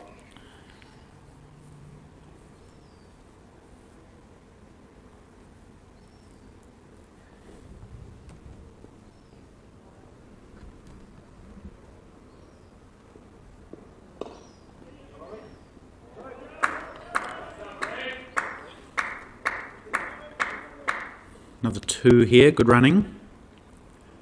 He kind of picked out the fielder, but just to the left of Lee Kelly, who couldn't get a hand on that.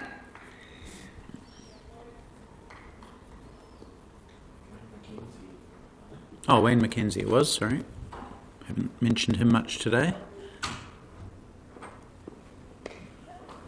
He's found the gap this time, Robbie Frew, and that will head out to the boundary for his first 4.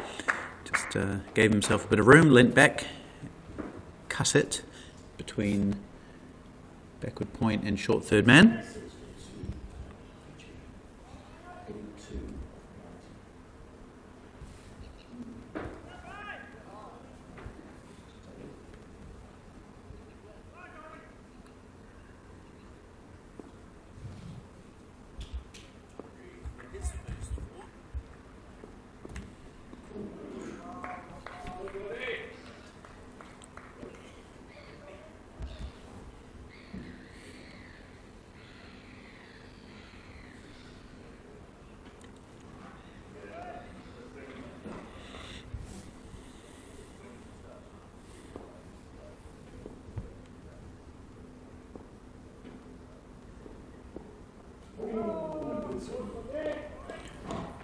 A rare sign of aggression from Robbie Frew, trying to hoist that one over into what is a big gap between long on and square leg, basically.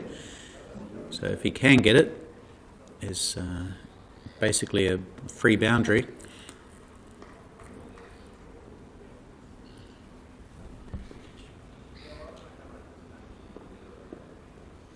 Goes fine this time, straight to short fine leg.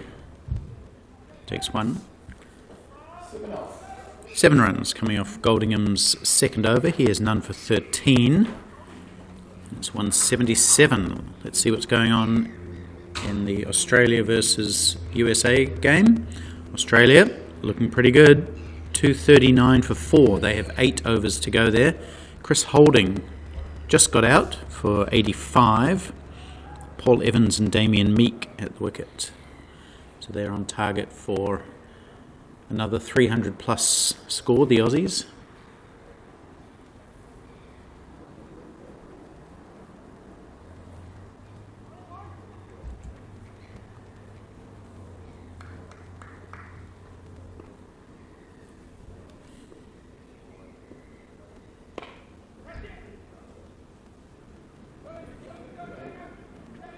Two more. Rowan's running hard. Oh, he has to run hard, and he does, because it was a good throw from Damien Grant on the boundary there, right over the top of the bails. But Colin Owens in with about 6 inches to spare.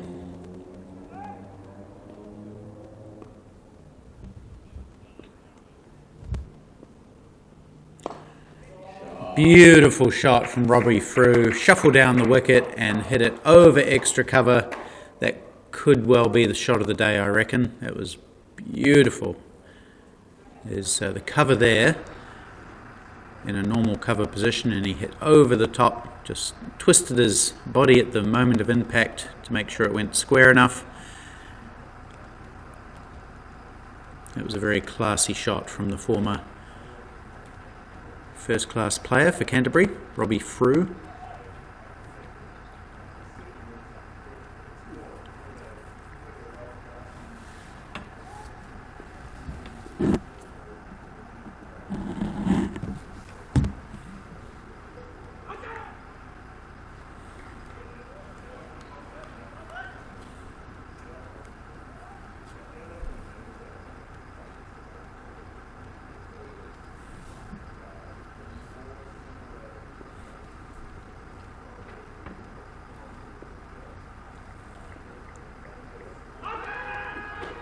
Shout for LBW. It was full and quicker, and Frew trying to sweep, missed it, hit on the pad, appeal, not out.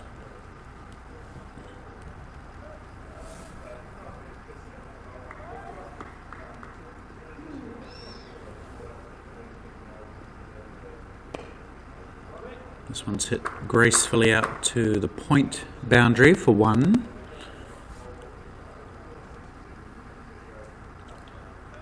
So he's looking quite fluent now. Robbie Frew took those 10 or 11 balls to get his eye in, and now he's playing some shots, which is what he needs to do with 11 overs to go.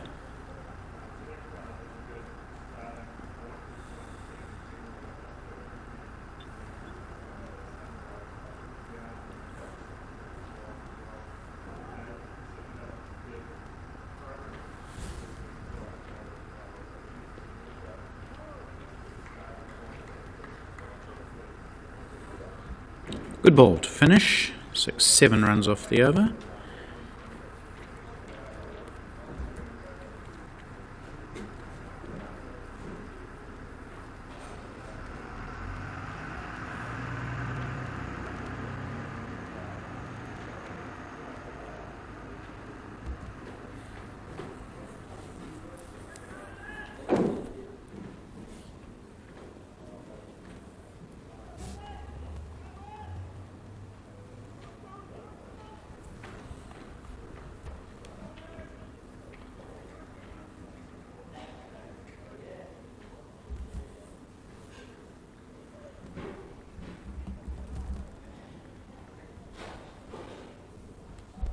Robbie Frew has played 7 international matches at over 50s level.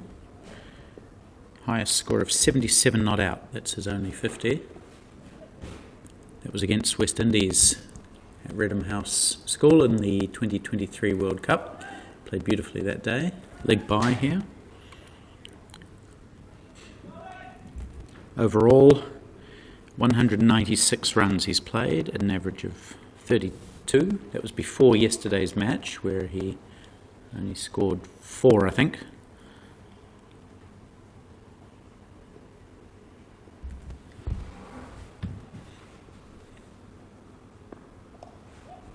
It's nicely sliced away by Colin Owens. Work for Simon Murphy to do. Does it very well, diving away. That's good youthful fielding from the 49-year-old Simon Murphy on the boundary. 2 scored. 73 now, Colin Owens. Has he got time to reach 100?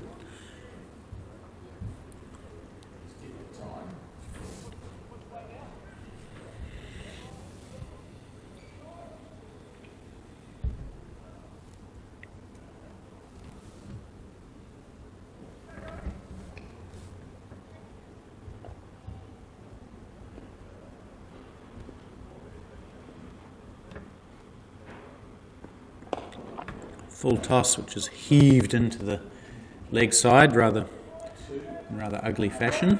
But they take 2.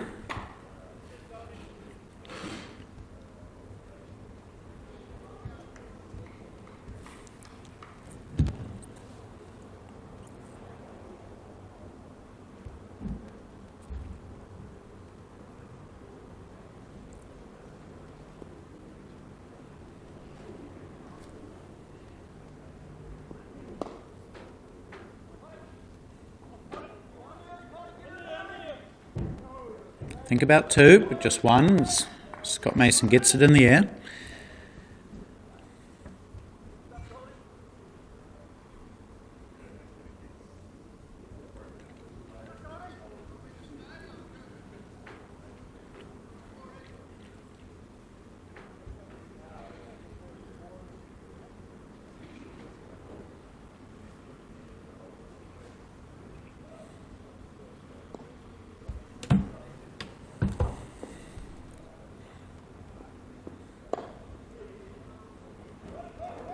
Now they might try for 2 here. It's just been bunted down to Mason again, and he had to run all the way in to try and fetch that one. So these 2 runners, both fit, both quick, come back easily for 2. Third 2 of the over.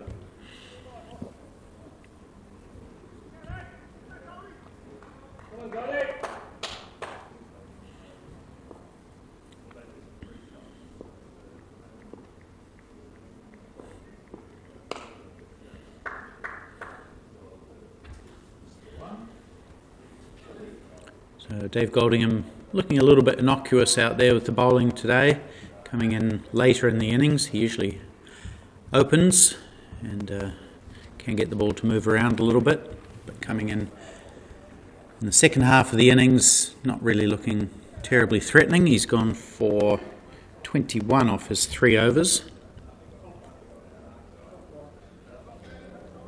And New Zealand now into the last 10 overs of this innings. 193. If they can go at about 8 and over, they'll reach that target that Richie Horner set for them of 280.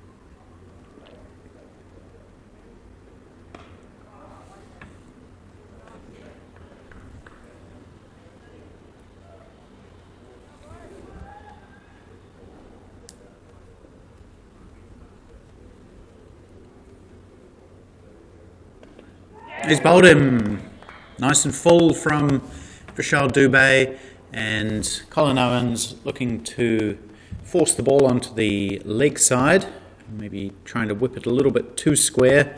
Missed it, and he's seen his leg stump skew. So the end of a fine innings from Colin Owens. 76 he made from 90 deliveries.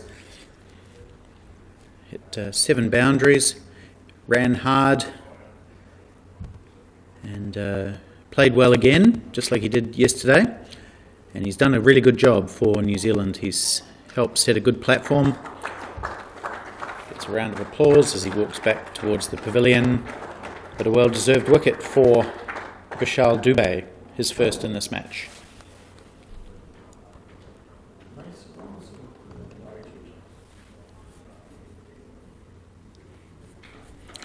And I like to see this, Mason Robinson getting promoted in the order.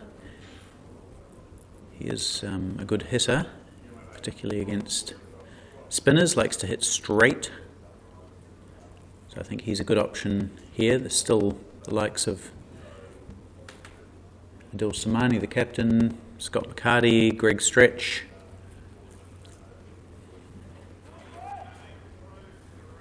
Plenty of batting to come. Mason Robinson, the New Zealand wicket-keeper batsman, as I mentioned yesterday, played in the very first match of New Zealand O50s cricket of any form back in 2018, February of 2018, so just over 6 years ago. He was a replacement to that squad replacing the initially named Phil Lindbergh, I think. Never saw Phil. He pulled out. Mason came in, local boy, scored 59 in that match against Australia, and has been in the side ever since.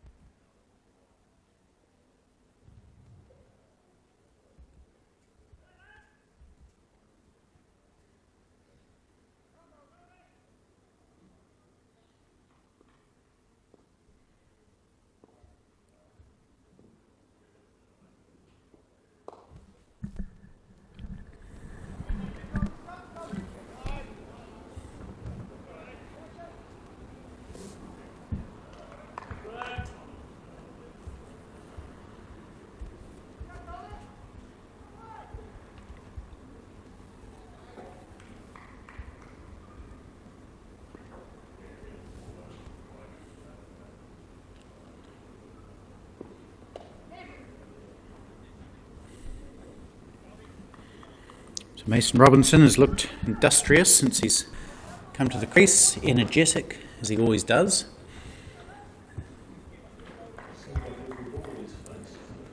Yeah, 4 balls, 4 singles to Robinson, and Robbie Frew looking similar of recent times. That's a nice shot, just waiting on the ball and playing it elegantly again out to the point sweeper. 200 coming up for New Zealand a couple of balls ago. 201 for 3 they are now. 9 overs left. 5.5 and over, they're going out. If they can get that up to 6 and over, they'll be very happy. Nice little dab from Mason Robinson again. I think we'll see that for a few more balls, and then later in the innings we'll see him go hard down the ground. That's his specialty, hitting straight. Not a big sweeper or puller of the ball, but he plays straight, plays the cut, plays the cover drive.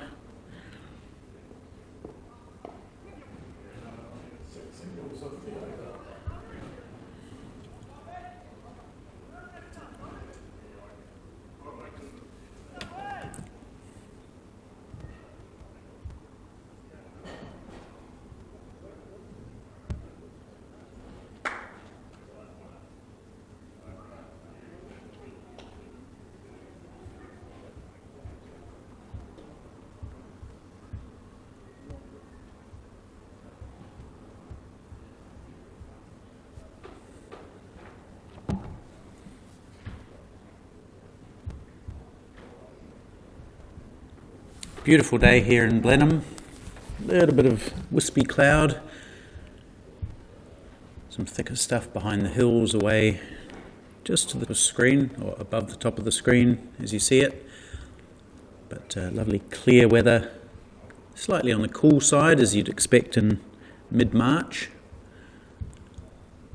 And the wind has died down a little bit based on the 2 New Zealand flags which are outside the window here, giving us a good indication of the direction of the wind, which has changed around quite a few times over the last couple of days. Looks to be coming sort of right to left as you see it on your screen. So Vishal Dubé will be bowling into a slight one. It might be helping us drift into the right-hander.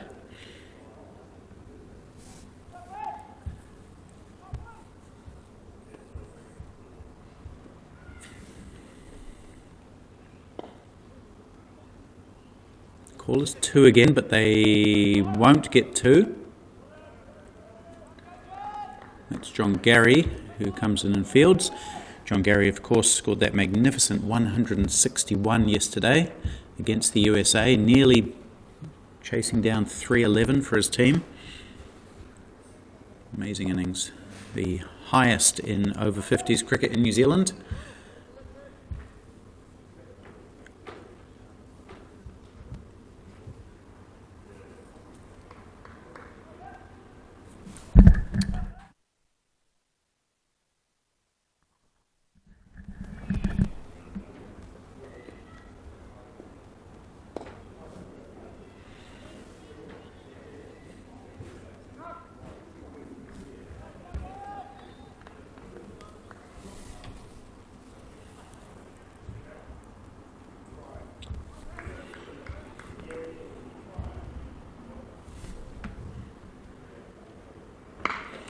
There's Mason Robinson going down the ground and over the head of John Gary for 6 runs. So I thought it wouldn't be long before he pulls that shot out of the locker. I've given the guy thousands and thousands of throwdowns over the years, so I know that that is a shot he loves to play. He's smashed my throwdowns in similar fashion many times. So that's his signature shot. Just the foot down the wicket, thumping back over long on.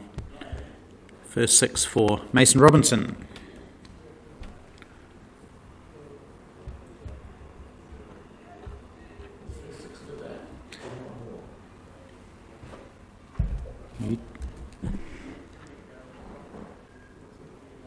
Yep, first 6 of the day.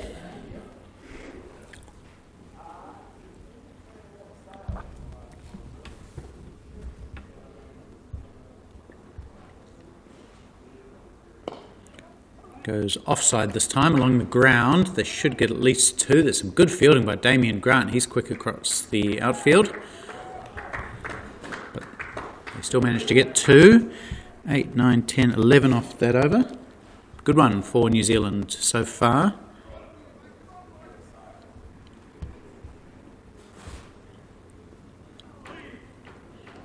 And he's beaten this time to end the over, so 11 is the final tally for that over.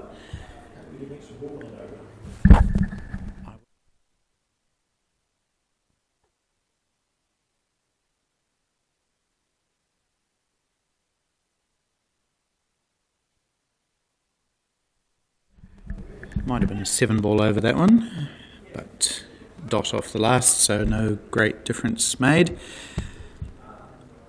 214 for 3 is the score. Batsman out for New Zealand, Andrew Hoare for 1. Then a big partnership between Petri and Owens of 150. Petri was next to go for 82. Colin Owens 76. And those are the only 3 wickets to fall.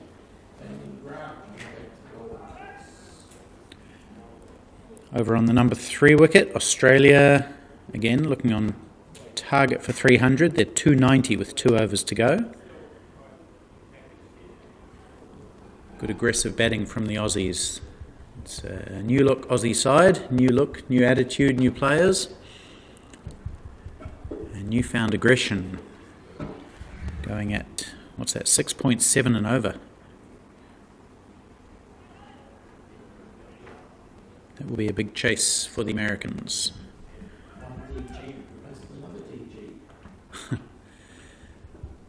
Yep. Richie Horner, scorer, has pointed out that DG, Dave Goldingham, has been replaced by DG, Damien Grant. That's probably the only similarities between the two. They're quite distinctive. Dave Goldingham about 6'4" and Damien Grant maybe 5'8". Grant opened the bowling and had figures of 1 for 24. Took that important wicket of Andrew Hoare, dragging the ball back onto his middle stump. Bowled pretty well. So he'll have a maximum of 4 overs.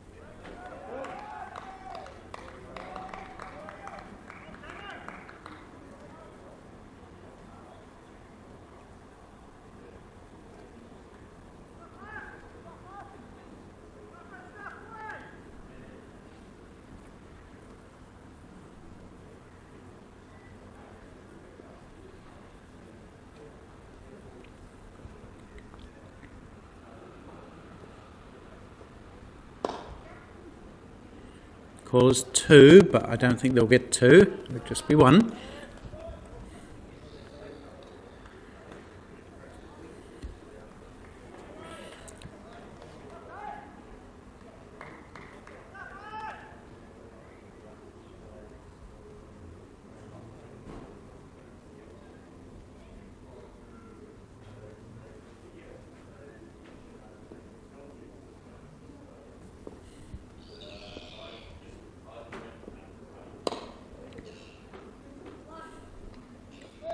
Might get 2 this time, they will. It's a little bit wide of Simon Murphy at long on.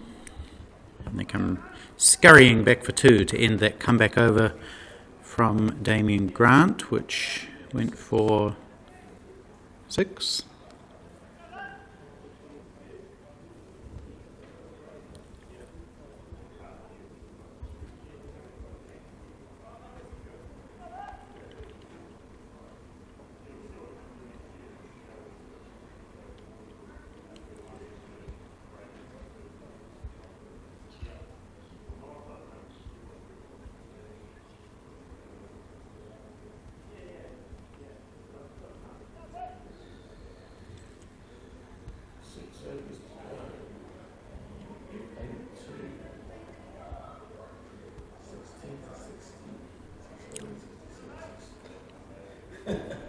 Shout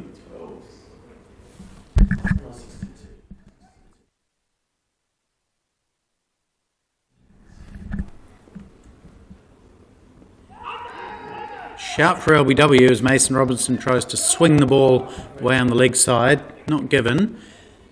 And they'll come rushing back for 2 leg byes.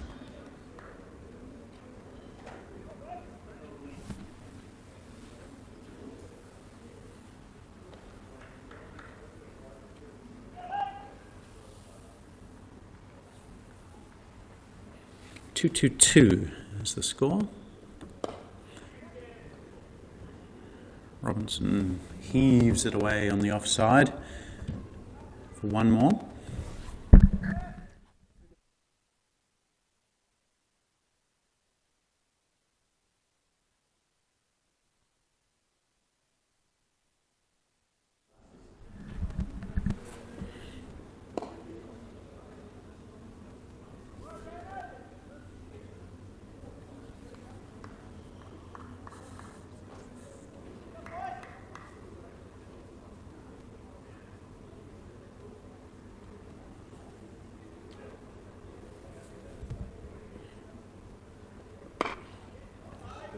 Mason Robinson clears the front leg and heaves it again straight down the ground for 4.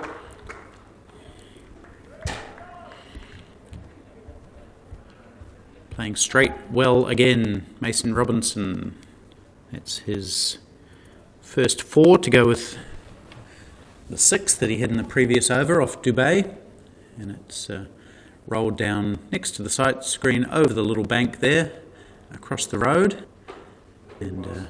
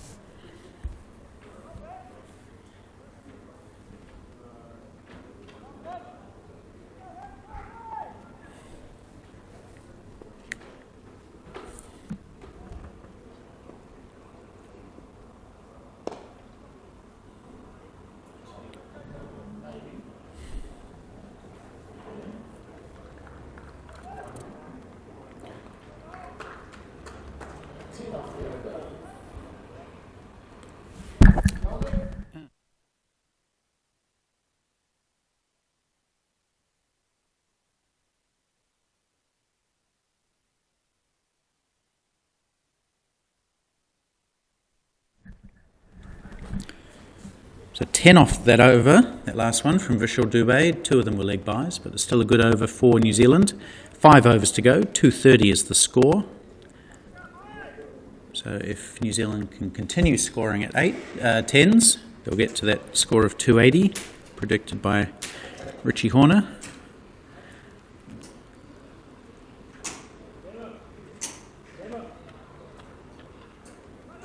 The Australian innings is over. Wow, they got up to 324, so some big hitting at the end there. Paul Evans, 75 off 40 with 5 sixes. That would have been good to watch. That's a big score. That'll take some chasing.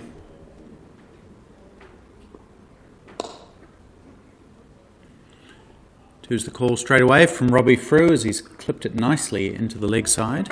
And 2 is what they get.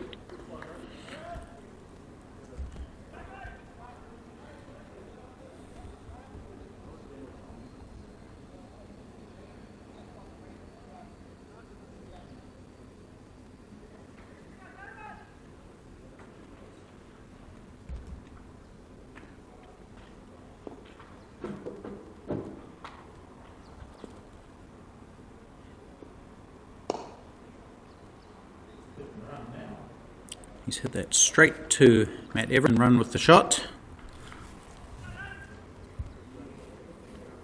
So I think at this point of the innings, that's what you have to do. Look to get at least a run off every ball. 5.78 is the run rate. Mason Robinson now 22 off 15. Batting in his cap. Oh, and he's played a very delicate little shot. I'm not sure how he's managed to get it down to third man, but he has.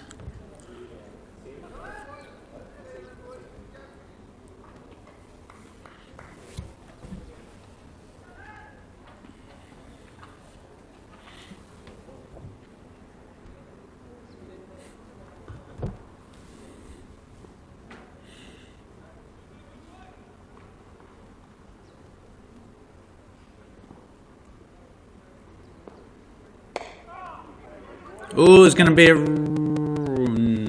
nothing in the end. Mate Robinson came charging down the wicket to take that run, but it was hit straight back to the bowler.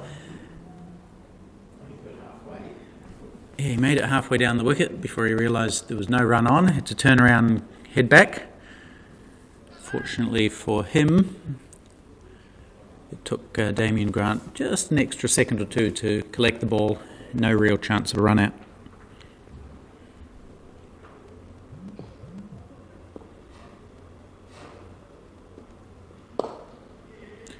Lovely straight drive. There's some work to do for Simon Murphy, who does most of it well. He stops the boundary, and Dubé comes running around behind him to tidy up. 2 runs to Robbie Frew. He's into the 40s. 41 off 47, just 2 boundaries in there, so a lot of 1s and 2s for the rest of the time.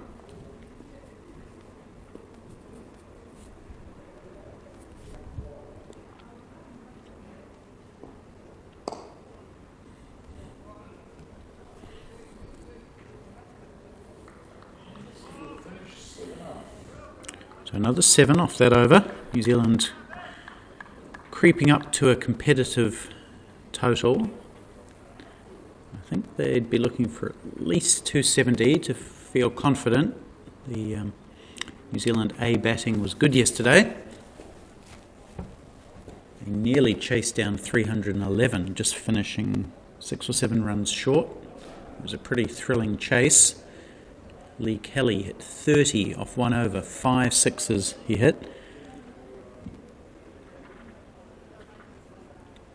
In that 1 over, 7 sixes altogether, no 4s in his innings of 56. But that's all for later in the day. For now, New Zealand are setting.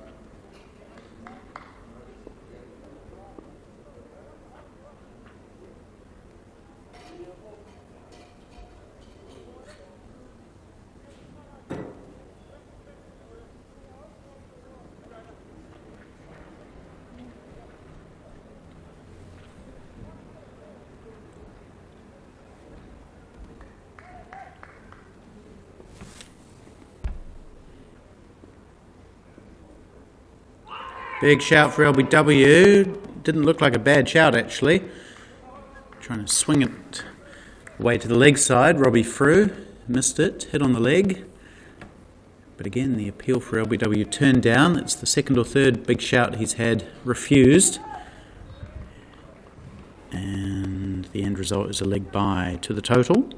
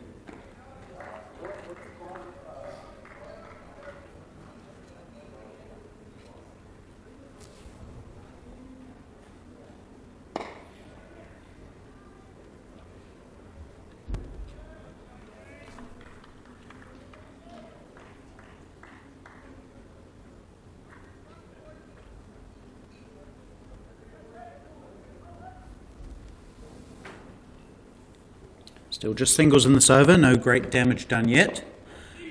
And that's a dot ball, so that's helpful as well.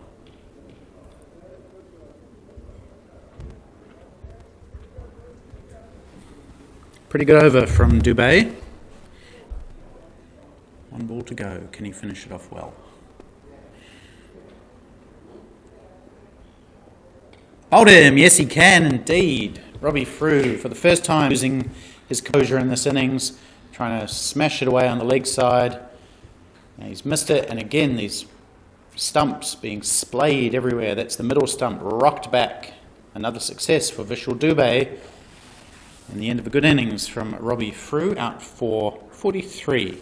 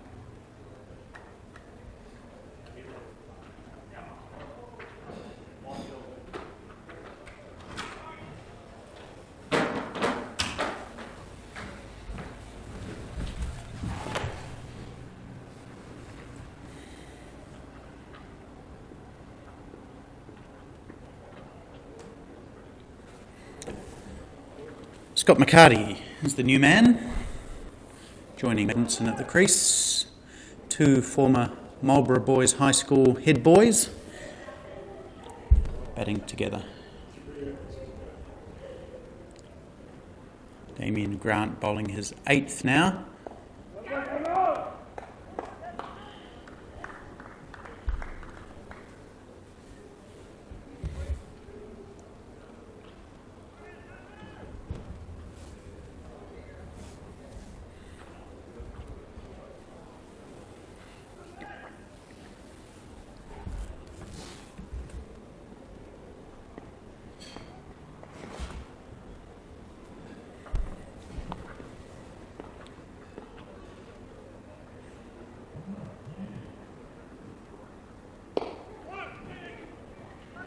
He's hit it straight to the fielder. It'll have to be a direct hit. It's not, from side on, and they will take a second.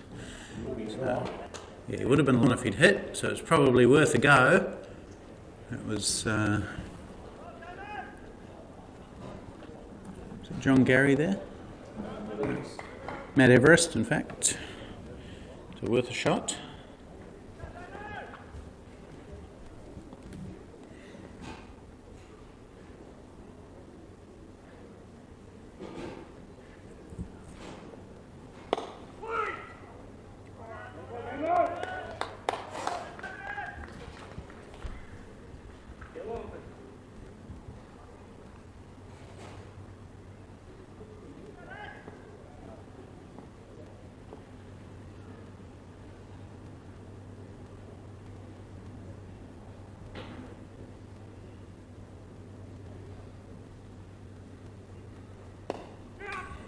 Nicely whipped away in the air by McCarty, but Andrew Brooklands back there, so they'll just get one.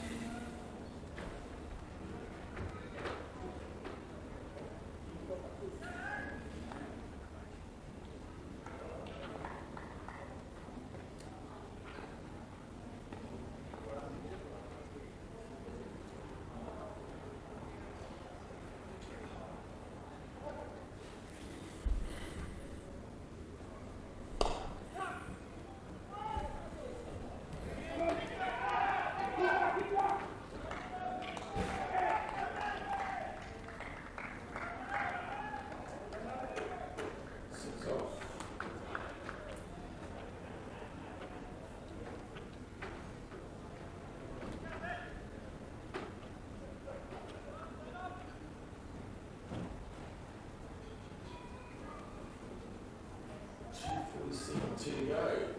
280's a long way off.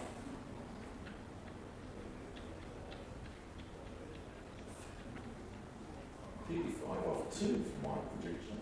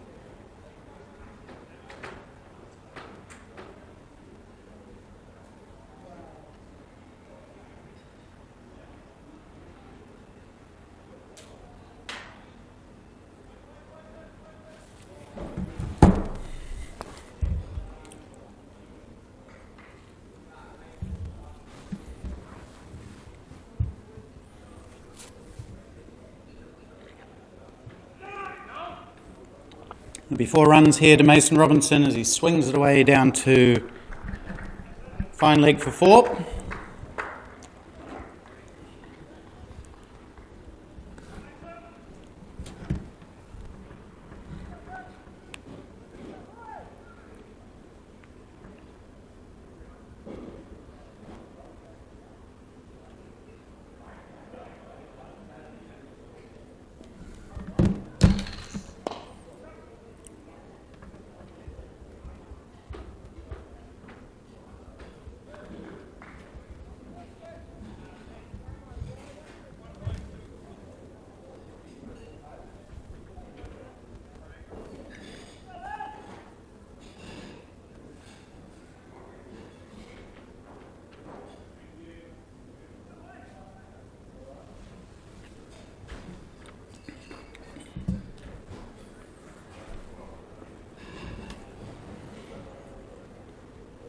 Hold him. Again, the stumps go flying out of the ground. They're taking a hammering today. Scott McCarty didn't really get going today. He's tried to swing that one out of the park. He's been bowled.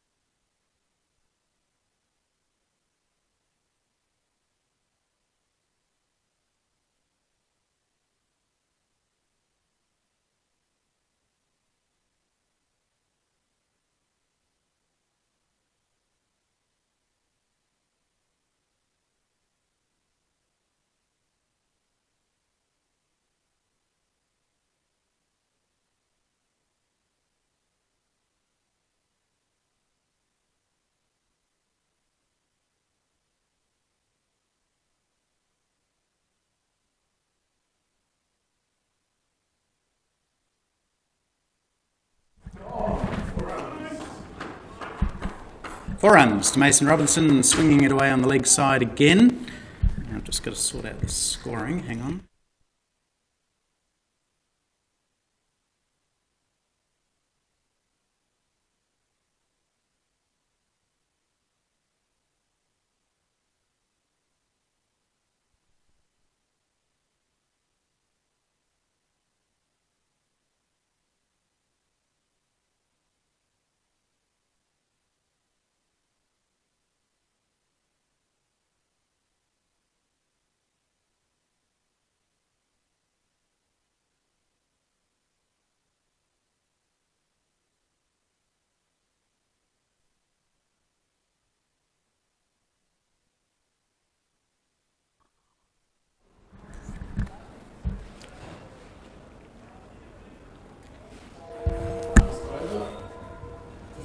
So what do you what?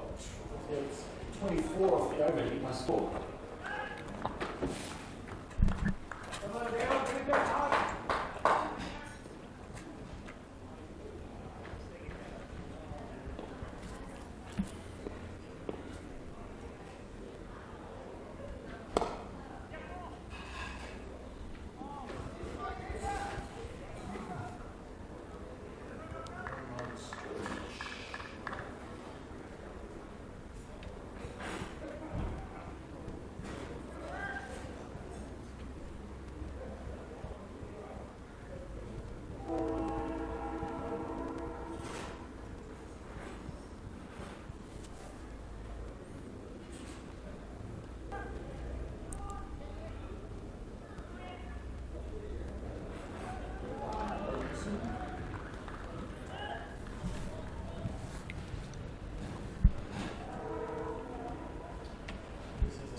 Bin for the grapes. Rotate the tips.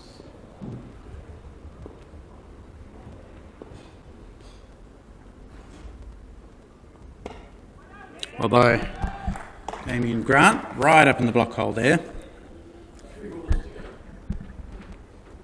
New Zealand A have done really well to restrict New Zealand. Just 260 with 2 balls to go. 3 balls to go.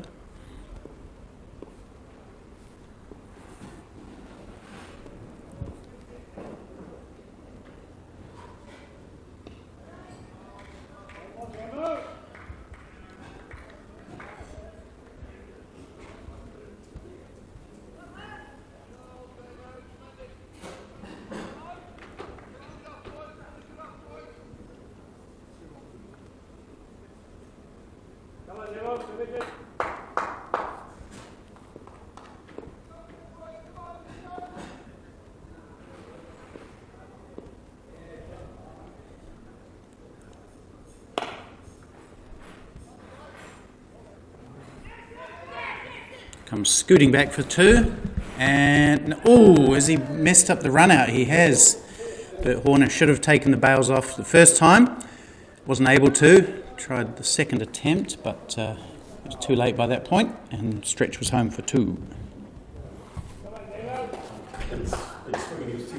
Yeah.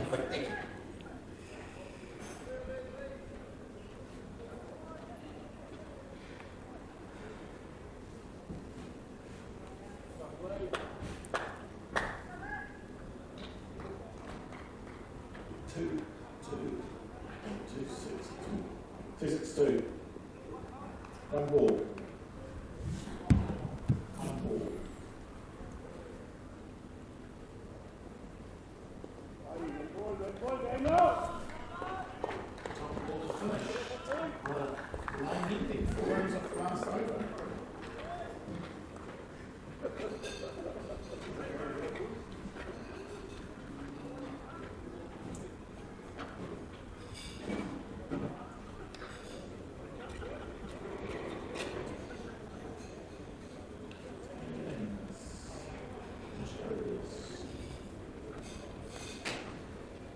Okay, so the New Zealand innings is over. 262 for 5 from their... Was it 262, Richie? 262 from their 45 overs. So in 45 minutes or so, New Zealand A will come out, and they'll be quite happy with their effort to restrict New Zealand, and they'll try and get one more run than that. Join us in about 40 or 45 minutes.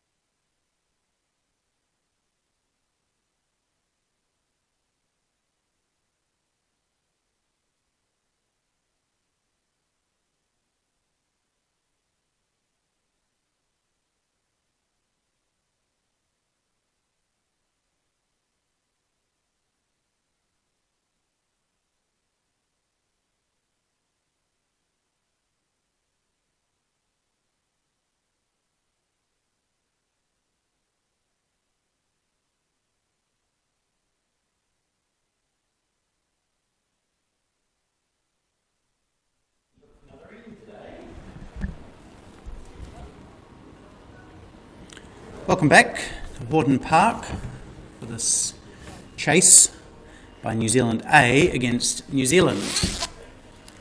263 is the target, 45 overs to do it.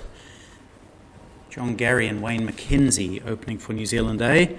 John Gary, of course, fresh off his record score yesterday, 161, the highest score by a New Zealander in any over-50s cricket in the 6 years that this format has been in existence. Previous record was 155, I think, by Adrian Dale, who was unavailable for this series.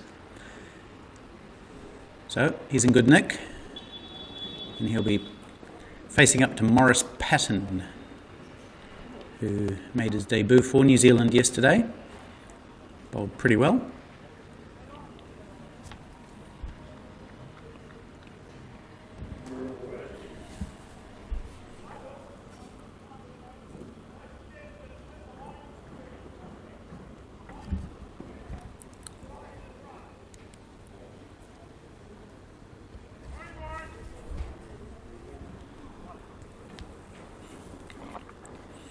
One slip, it's Andrew Hoare, no gully. Backward point just being finessed into place, and also a third man, that's Richard Petri. Is there a fine leg down here? There is? No. Anyway, here we go, Maurice Patton. Oh, and that's a chance straight away. May have dropped just short of Robbie Frew. It looked like a catch from my angle, but may have just bounced in front of him. That would have been a turn up for the books. We saw Colin Owens dropped first ball in the New Zealand innings. He went on to score 76.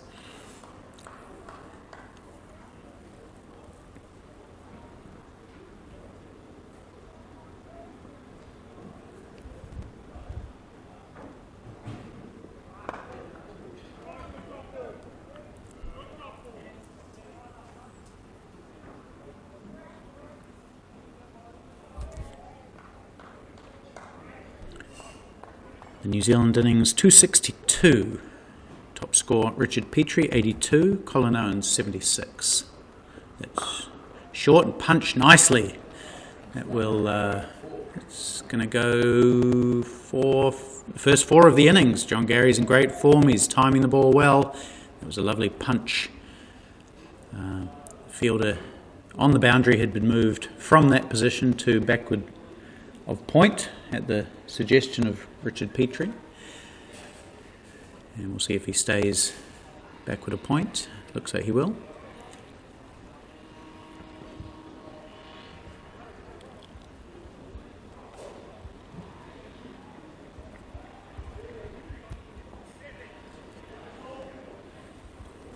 There's a ball from the USA-Australia game that's come flying across the pitch here. It's a long hit from there. It's well over 100 metres.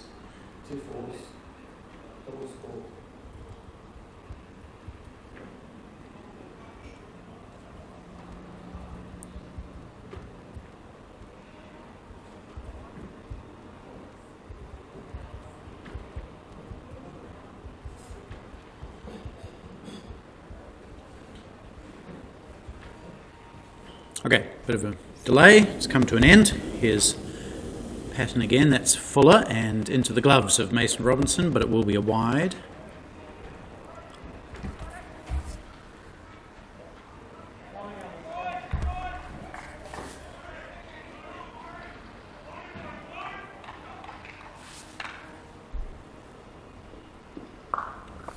Pulled, leg side. So second four of the over. Patton dropping a little bit too short twice, and someone in as good a form as John Gary is in, having no trouble smashing both of them away.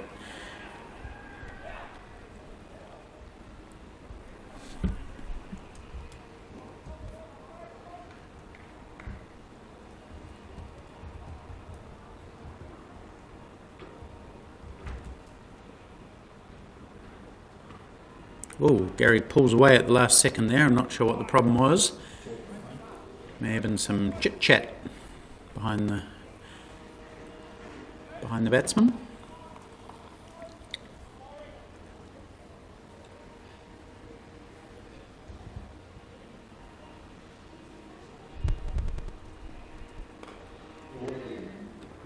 That one slashed down to Richard Petri.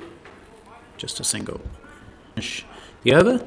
10 off it. It's more than they need. They need about 5.75.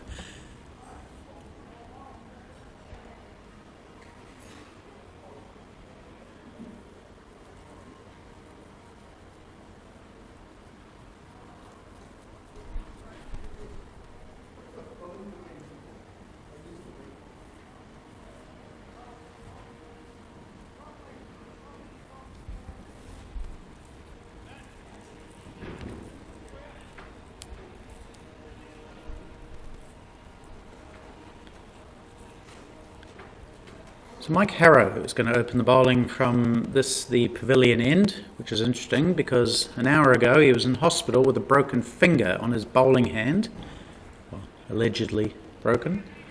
Not sure if that has been confirmed. He dropped a catch yesterday and, as is often the case, hurt his finger in the process. So he went to have that looked at and had a few warm-ups. Seems to be okay. So here we go, opening the bowling. He's met with a beautiful off-drive, cover drive by the man in form, John Gary, his third straight boundary.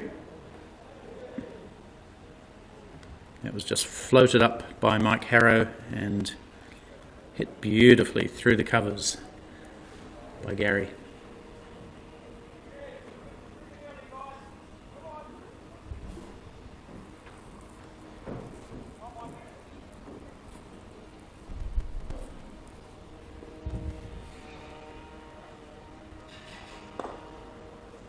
Leg side this time with a lot of power and timing.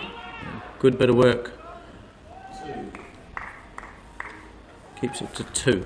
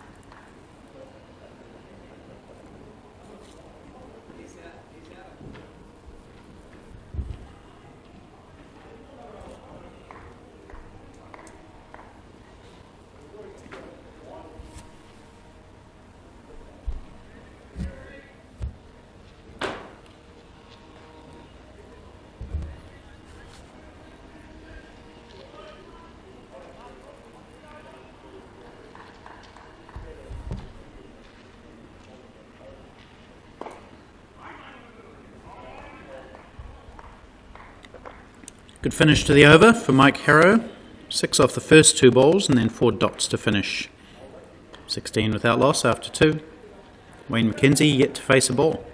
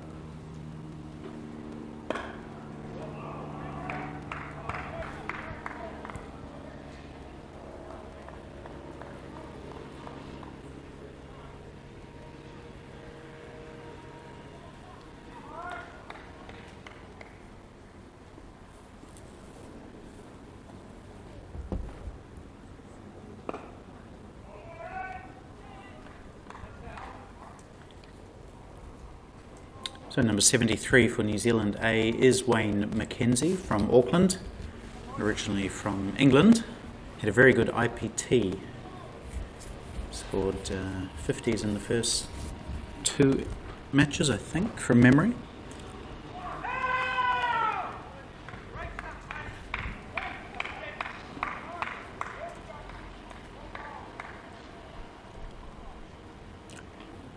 Tailed away slightly towards the end of the tournament, but ended up averaging, I think, over 50, maybe 60 in that tournament. Got him selected for the New Zealand A team, scored 20, I believe, yesterday against the USA.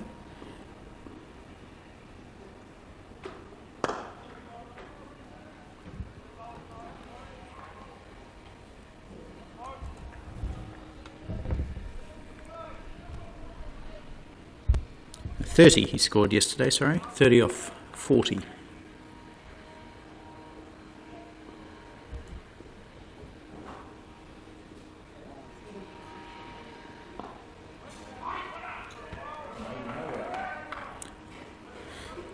That's a good over from Morris Patton, better than his first, a maiden.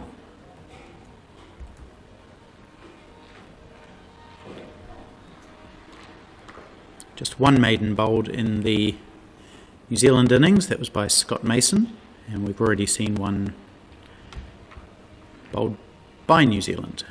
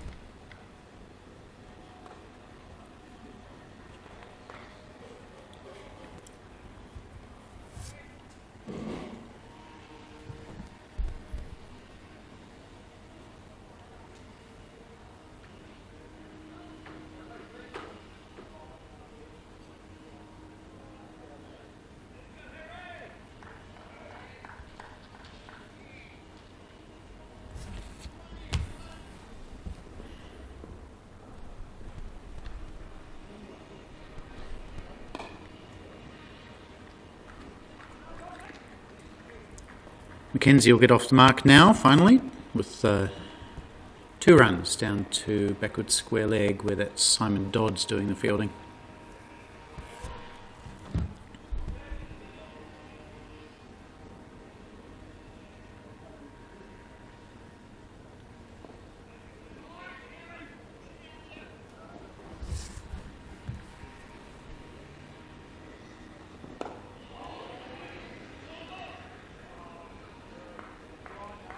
So Mike Harrow not really showing any effects of that finger injury, even though it was on his right index finger, I think, or the middle finger.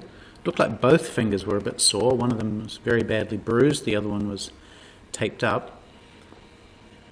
But seems to be bowling just fine.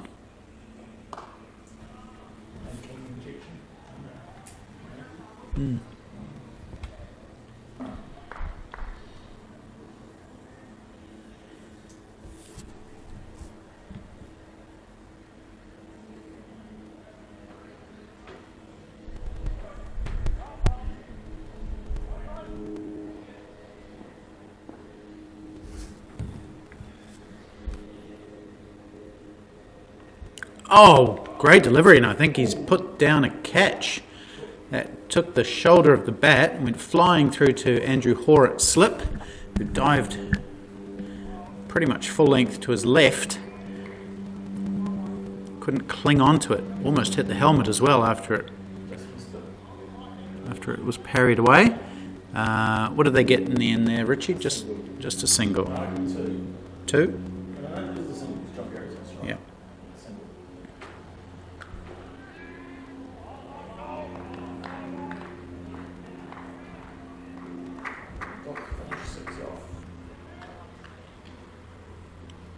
It was a really good delivery, just watching it on the replay there, the one that was put down, and it went flying to Andrew Hoare, well, to his left, Would have been an amazing catch if he'd got it.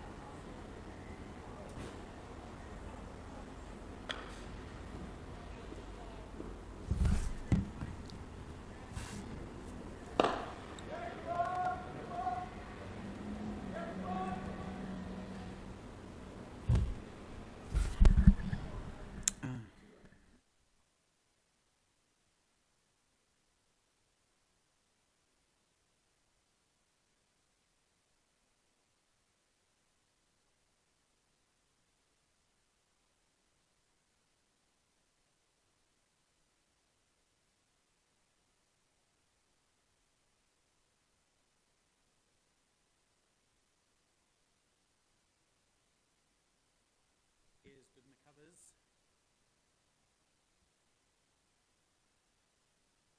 He's a very good fielder, Aaron Sears. He and Adil Samani, who's an extra cover, probably the two best fielders in the side. Well, having said that, that one goes through Sears and Samani has to tidy up.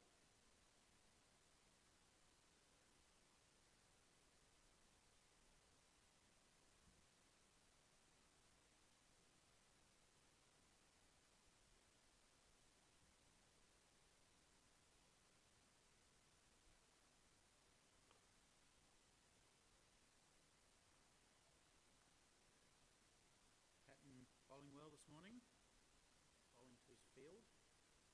There's a mid-off, extra cover, backward point on the boundary, so offside field, and he's bowling to it, getting McKenzie to drive into the area.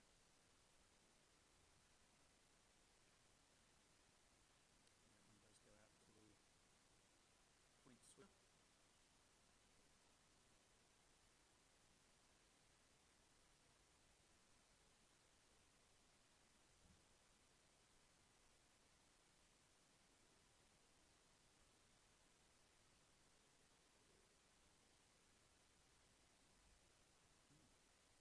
Two men on the leg side. Gary does find a gap down between third man and point fielder. Petri does a bit of footwork to keep it in. And they take two. So, pretty comfortable start for New Zealand Day. No wickets down, no real threat apart from that maybe even the first ball. I still think that might have carried to Robbie through, but we'll never know. And that's where else, Robbie? Or John. Anyway, 27 without loss after 5, so that's just over 5 and over that they're going at. And they need 5.9. So steady start.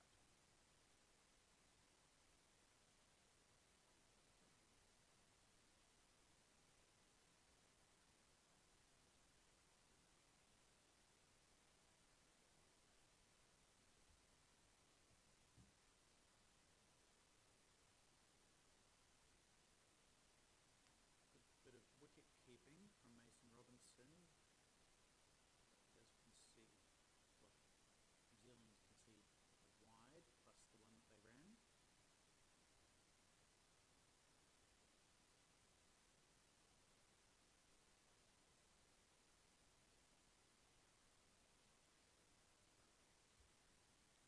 It's nicely hit into the point area, no run though.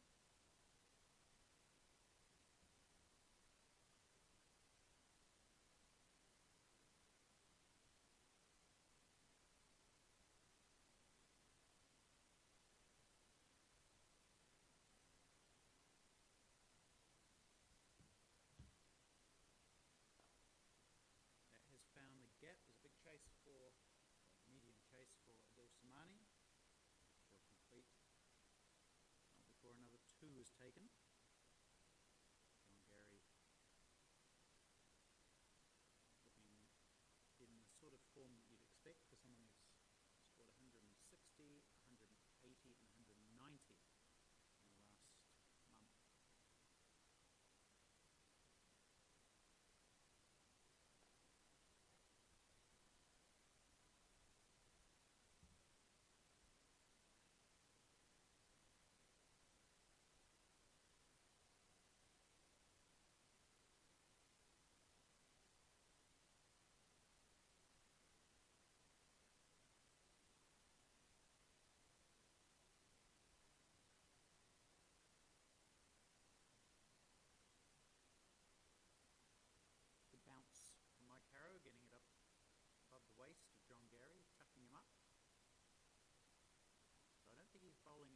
full tilt, Mike Harrow,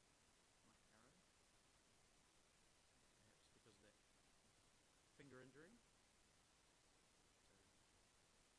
So still probably the quickest bowler we've seen on display today.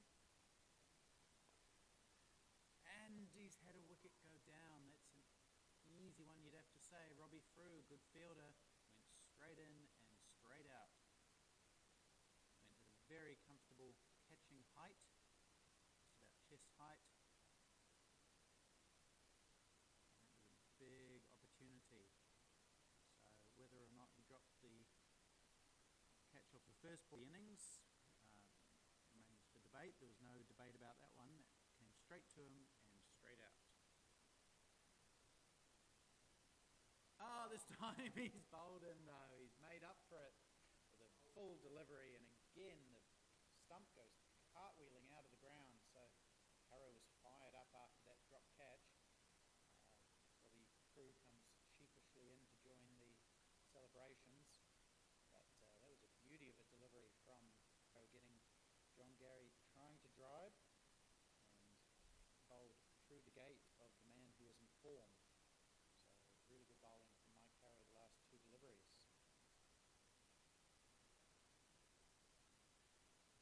And we've seen those stumps take a real hammering today. They've been sent cartwheeling, splayed in all directions.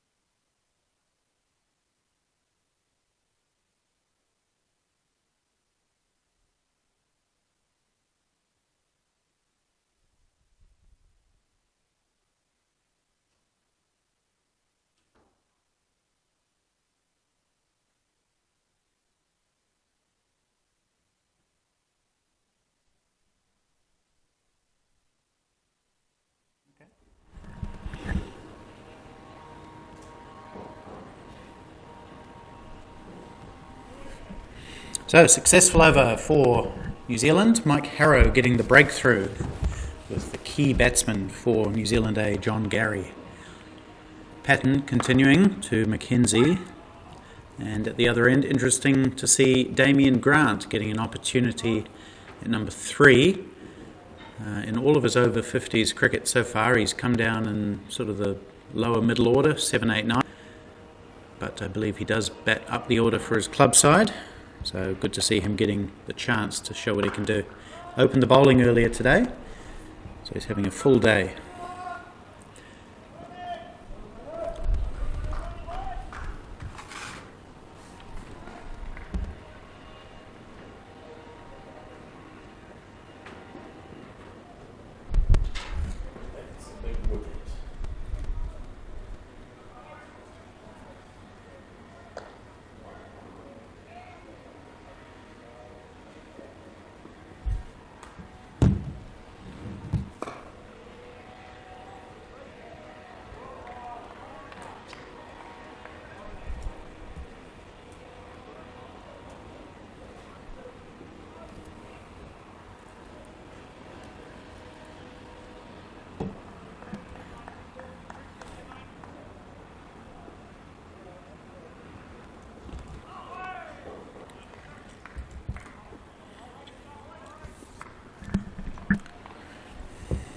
Talking to a couple of the New Zealand players during the lunch break, they said the wicket does feel like it's just slowing up a little bit now.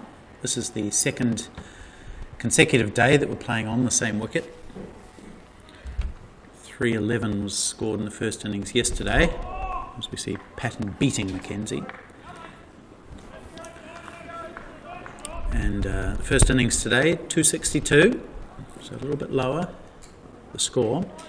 And maybe the wicket just slowing up a tad.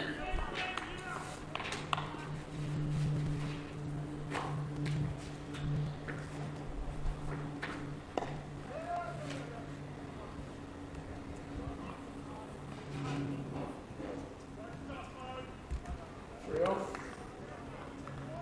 34-4.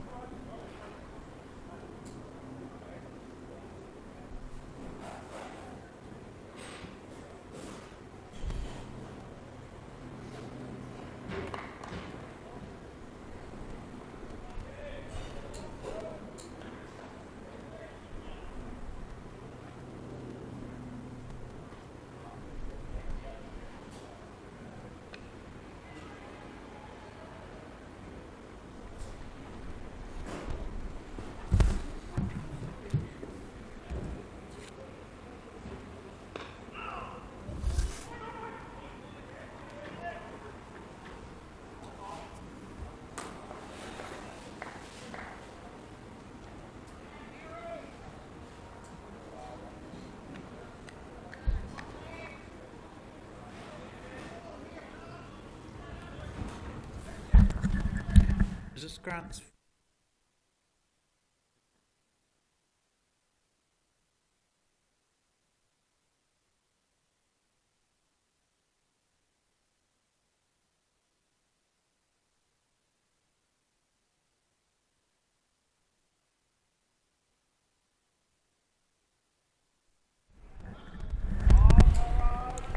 Grant well and behind that, his first delivery.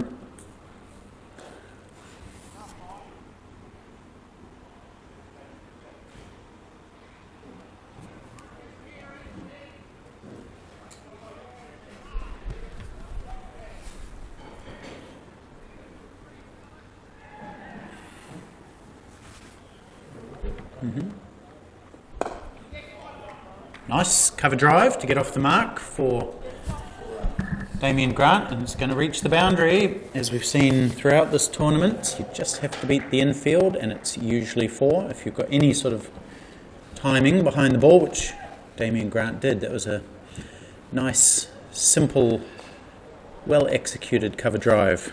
Nice way to get off the mark for him.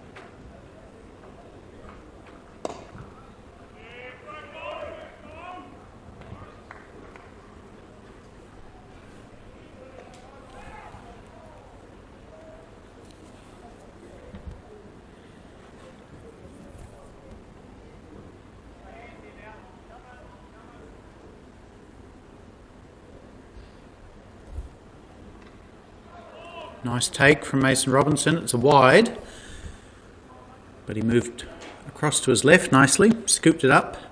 No opportunity for a stumping.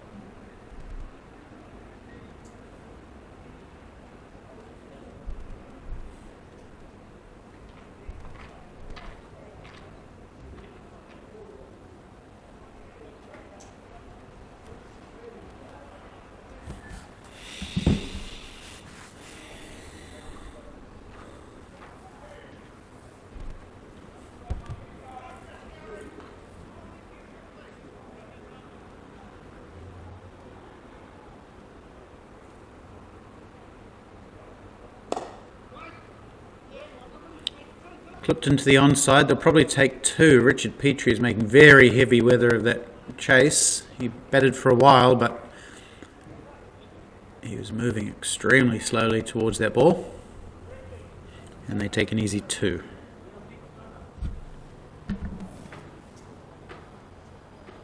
was the first ball, wasn't it? Yep.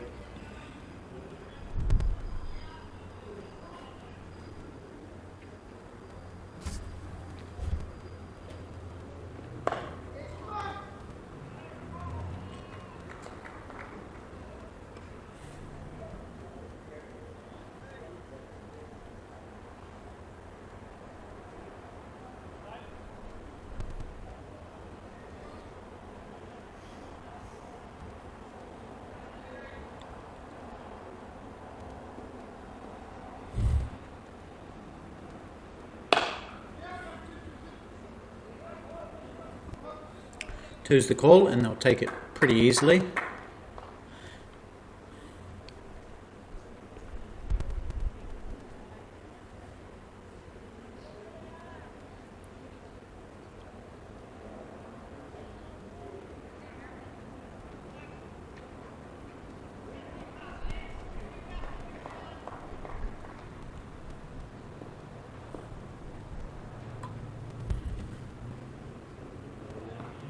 Short and swung away. Not exactly a full-blooded pull.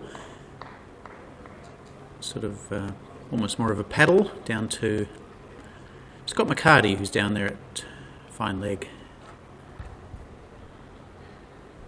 2-1-2-1 off this over so far.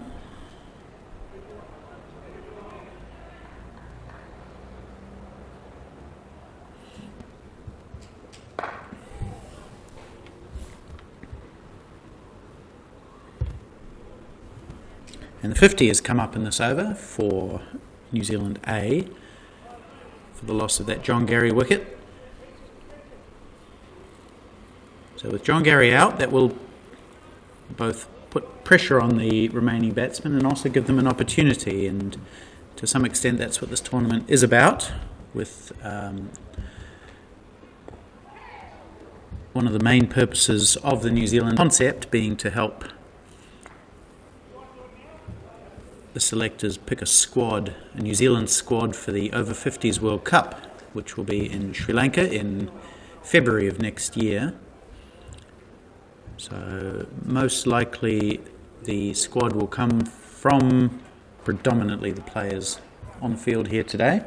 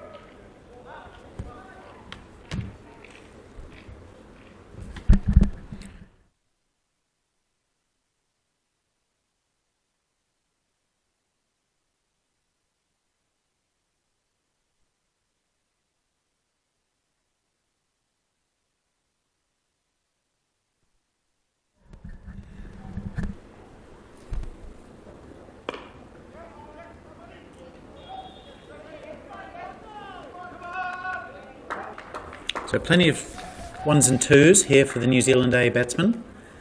Runs off every ball of the last over, and a 2 to start Maurice Patton's 6th.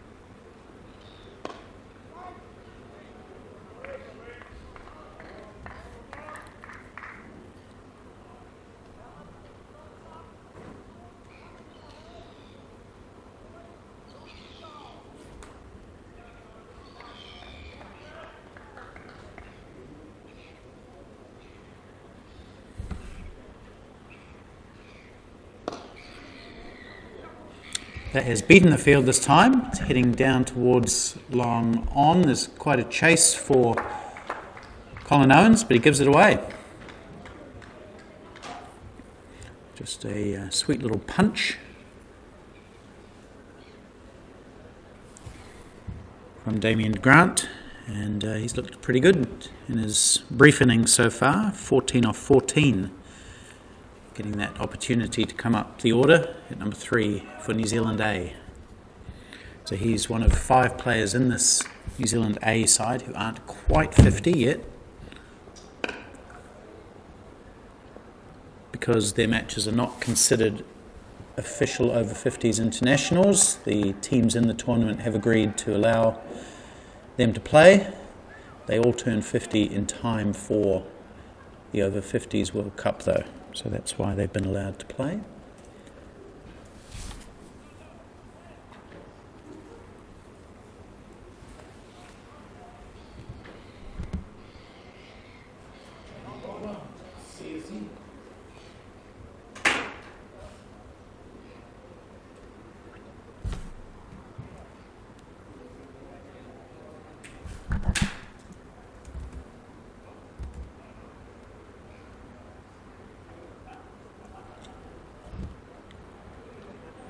So Mike Harrow, injured finger and all, bowled pretty decently. 1 for 30 off 5 overs, but he's going to be replaced now. And Darren Sears will bowl some slow left arm from the pavilion end, the commentary end, the town end of Blenheim.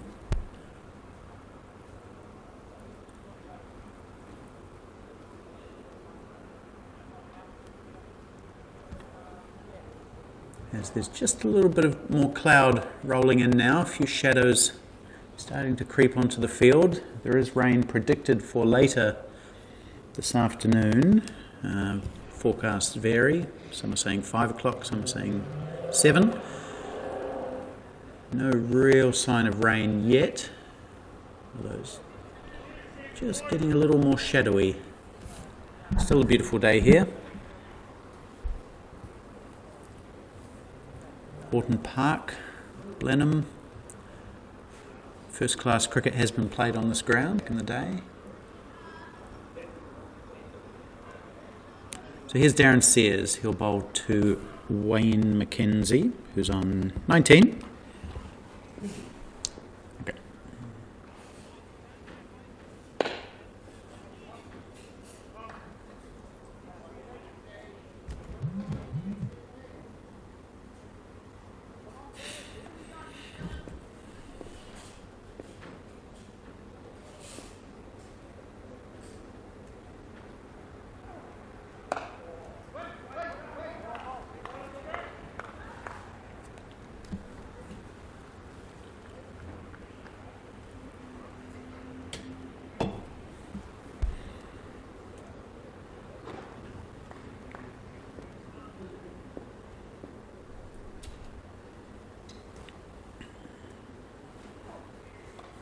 Swung away by McKenzie, that one just drifting on pads, and that was a sort of a paddle sweep pull shot. It goes into one of the several gaps on this big Horton Park #1 field, down into one of the shadows beneath the big tree. And that's McKenzie's first boundary in his score of 24.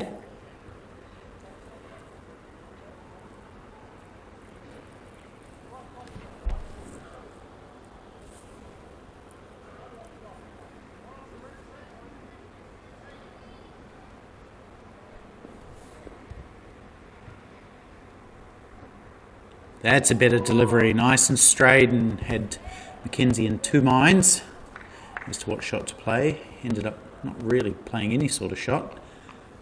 Chopped it down onto the ground.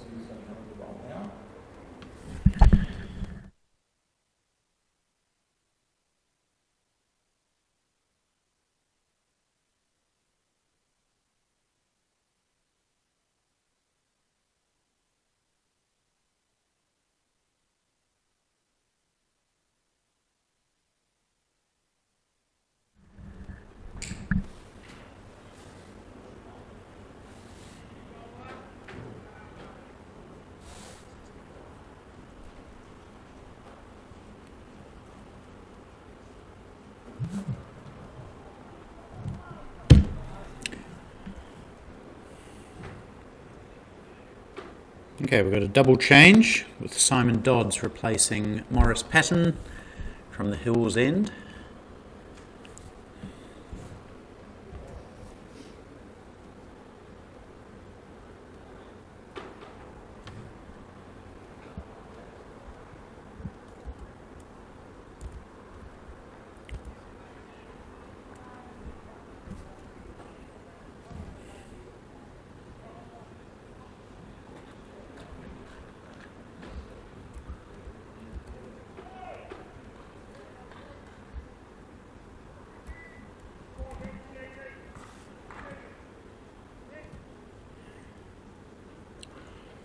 Dodds bowled 7 overs yesterday, 1 for 54.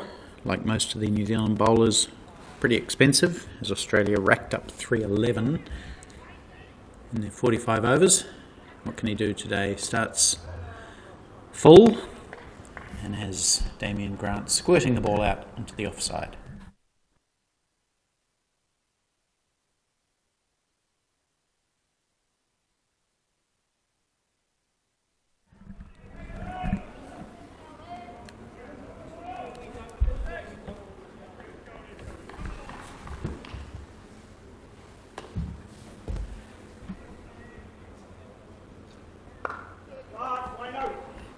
Short and wide, which is where Dodds often errs. And it's cut away by Damien Grant for 1 run.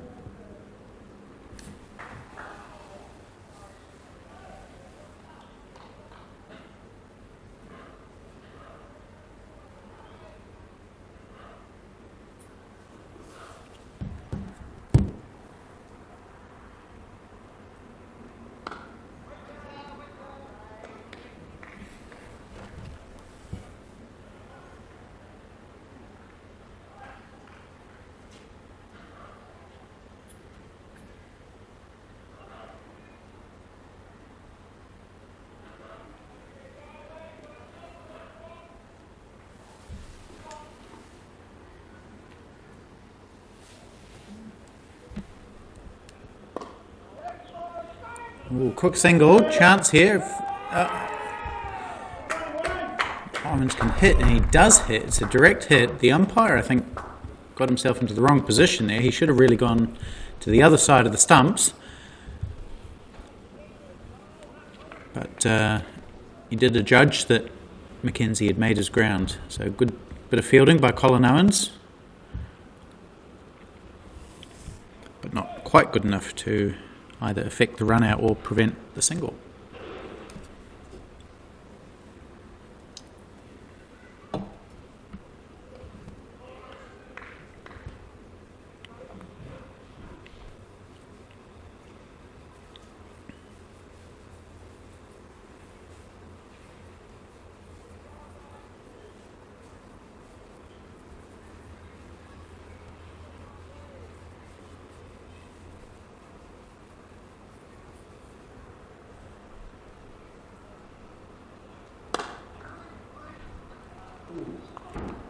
Slammed away and partially fielded by Samani. They do get a single. He's been in the wars a bit. Old Adil Samani, the New Zealand captain, out in the covers there. Took a pretty nasty blow to the knee yesterday. He's been tumbling around. He's holding his hand now. He'll have a bowl at some stage. He's picking up the ball now. I'm not sure if he'll come in straight away. Darren Sears only bowled 1 over.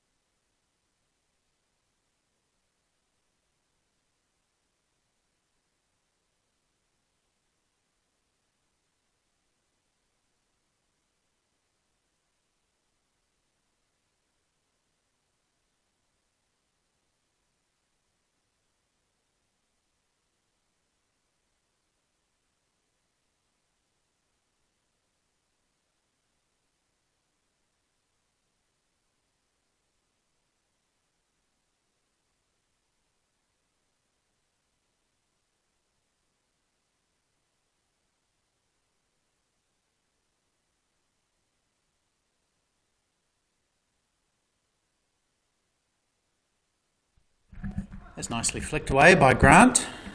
And, oh, he's going to pick up 4. Not a great piece of fielding on the boundary by Simon Dodds. A little bit lazy getting down. Well, not getting down, as it ended up being.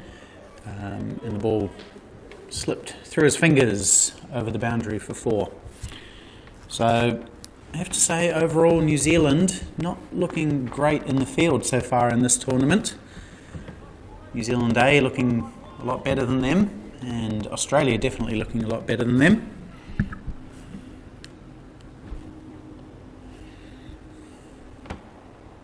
It's nicely bowled by Darren Sears, tossed up on the middle and off. Yes, just lacking a bit of zip in the field, the New Zealand team. If we look back to that tri-series that they played in Brisbane a couple of years ago, that zip was definitely present. It was yeah, I was just about to say Richie beat me to it. Everyone's 2 years older now, and that makes a big difference in the over-50s realm. Oh, that's clipped in the air, but there is a big gap there at mid-on, and they'll take 2 more.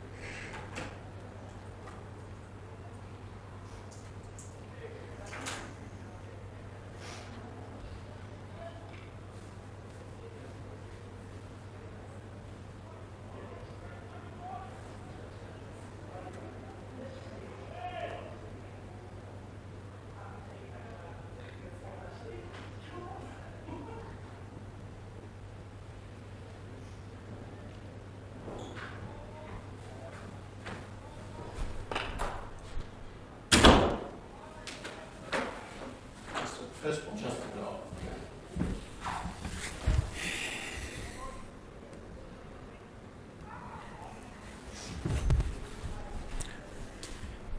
So, steady partnership, this between McKenzie and Damien Grant for the second wicket.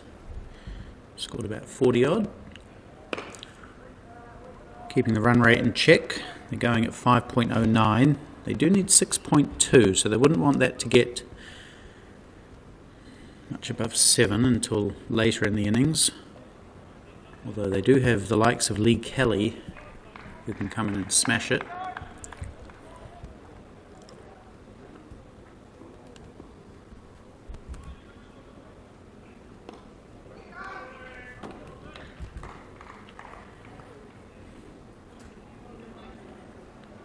All 3 New Zealand A batsmen scoring 20s. John Garry out for 21, Wayne McKenzie 25 not out, Damien Grant 22 not out.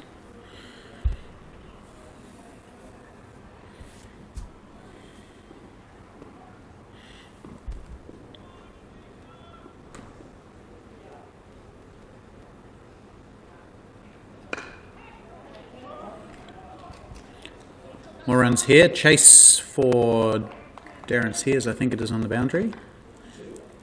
Another 2. There's been a lot of 2s in this partnership.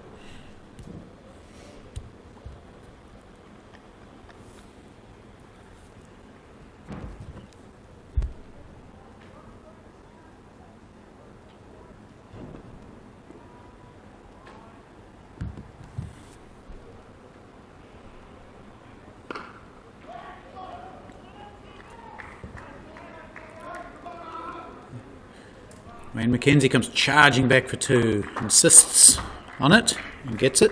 So another 2.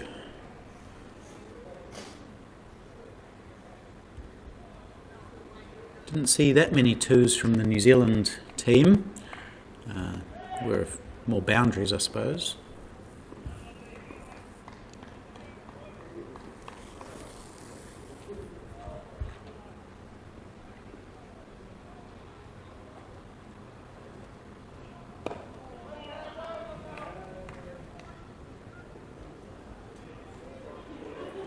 the over. And drinks. Okay, 15 overs gone. The score is 77 for 1 New Zealand A, chasing 263 to win this game. Just give you a quick update on the Australia-USA game. Australia scored 324 for 4, USA 106 for 3 after 16. So they're only an over ahead there, despite starting half an hour earlier. They need 219 runs in 28 overs, with 7 wickets remaining. That's 7.7 and over. A long way to go for them.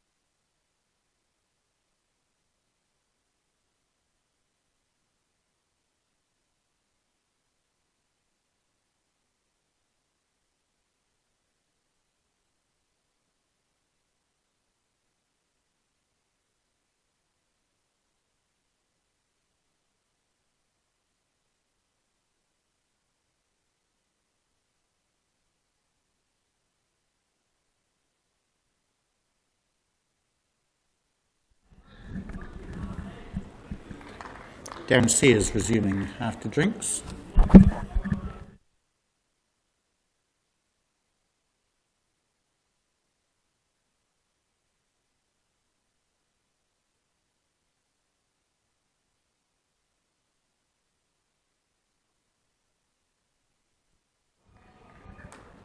I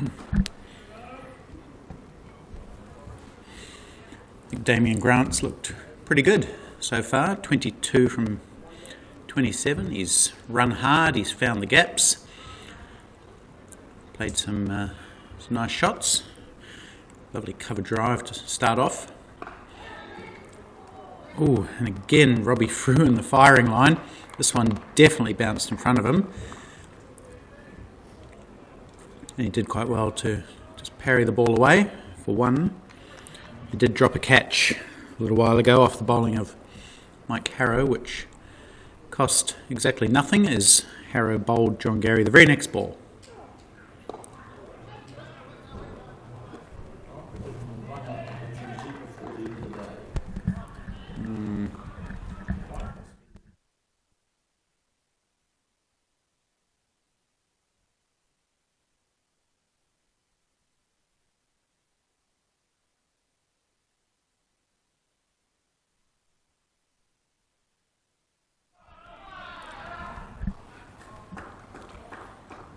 So Richie Horner, our scorer, has boldly predicted a run out at some stage in the New Zealand A innings.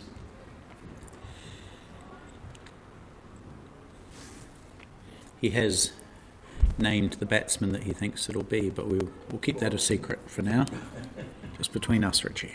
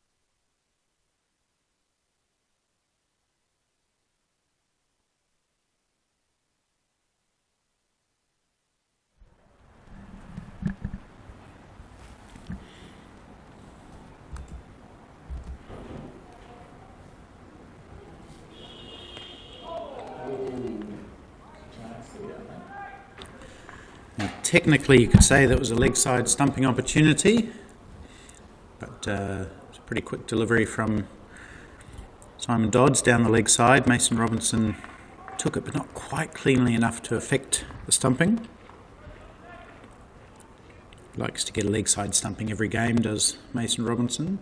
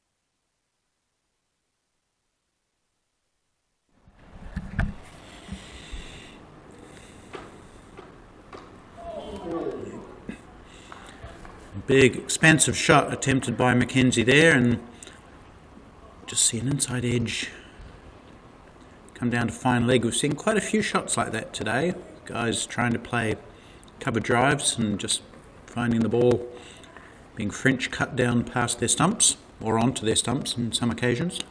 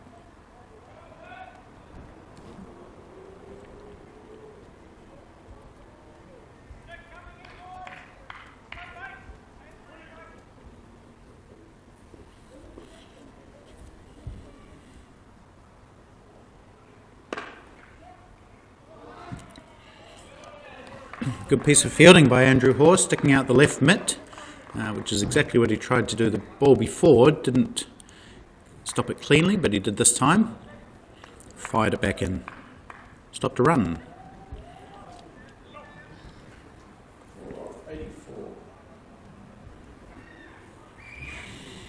84 for 1 after 17 overs. That's just under 5 now. New Zealand A going at. They need 6.4 for the last 28 overs. So that's still in hand, just the 1 wicket down. Batting to come, Simon Murphy in next. I assume Matt Everest might come in after him. And there's the likes of the hard-hitting Lee Kelly, of course Bert Horner in there, Andrew Brookland.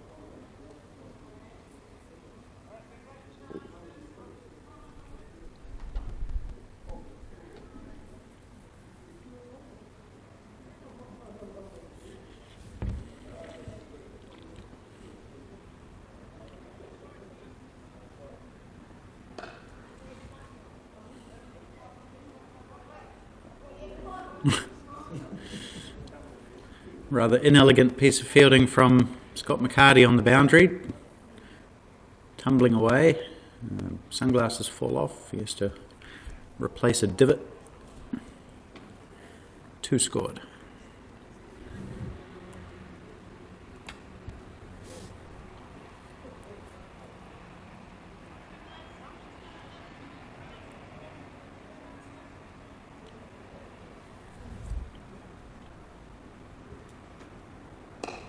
Down the track, Grant doesn't time it. Oh no, Scott McCarty has fallen over about 15 metres before the ball. I'm not sure if he'd lost his balance or if he's pulled a muscle or something, but he started chasing after the ball, fell over about 20 metres before he was anywhere near the ball. So a shame that wasn't caught on camera. It would have been quite hilarious. I think he's just more embarrassed than anything else. Yeah, he's just yelled out that he's embarrassed, not injured. Anyway, 4 runs to Damien Grant.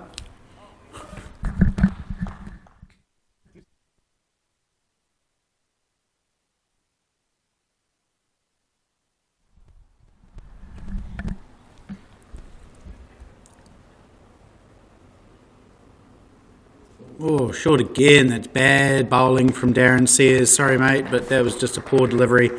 Dragged it down and swung away deservedly by Damien Grant onto the road. So, 2 boundaries in a row. 1 the result of some rather comical fielding. 2nd the result of a poor delivery.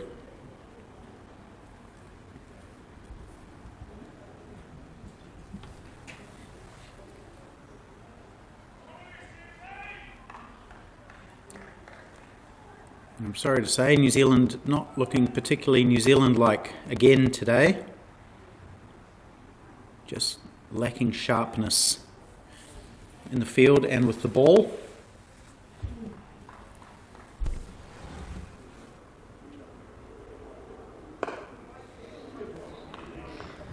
One could even say with the bat as well, apart from Colin Owens and Richard Petri, there wasn't a lot of oomph to the New Zealand innings. Mason Robinson, 37 off 24, was good. But not dominant like you'd expect the national side to be.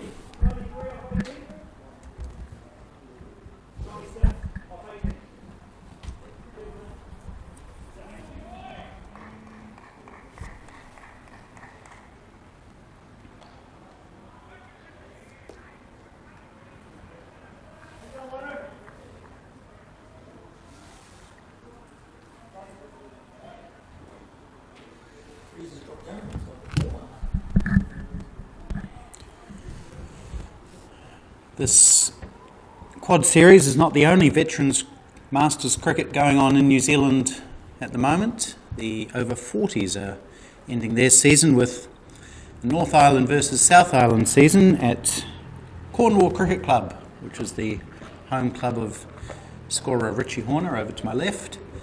And apparently that first match has been rain affected.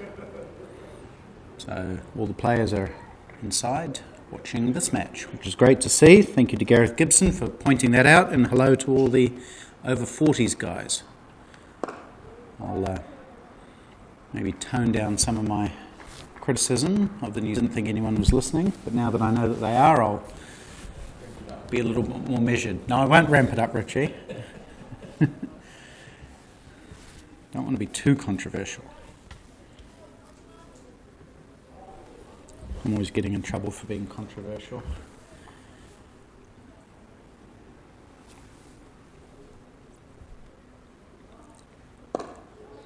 Anyway, if you are watching you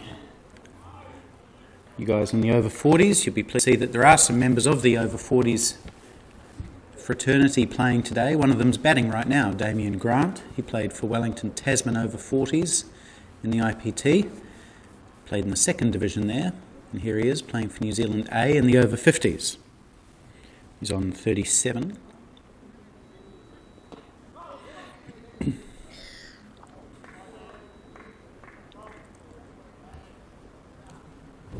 And if you like a little bit of Simon Murphy, well, you're next.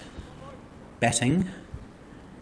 Not bowling at the moment. He's got a quad injury, which I suppose is appropriate for the quad series, but not great for him. He'll hopefully have a bowl later in the series, in the tournament.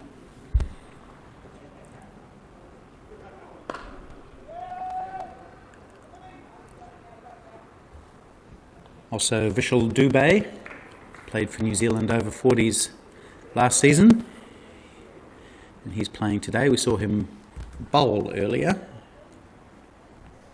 He took 3 for 53, so that was pretty good effort from him. Took 3 wickets yesterday, 3 wickets again today.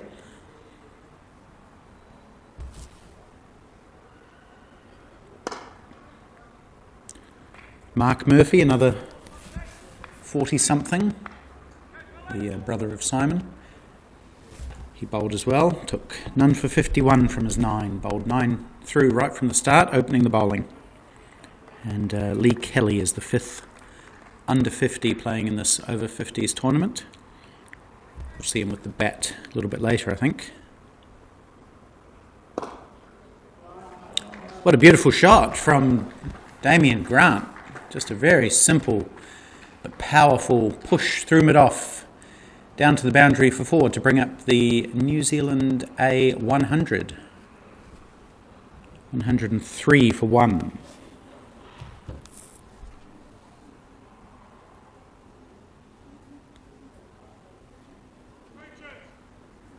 So I'm not sure how much play they got in that North versus South match. There's 2 matches, I believe, one today and one on Sunday. The latest I heard was that rain had affected the first innings, and it was a 2020 match. Maybe more rain set in and prevented even that from happening.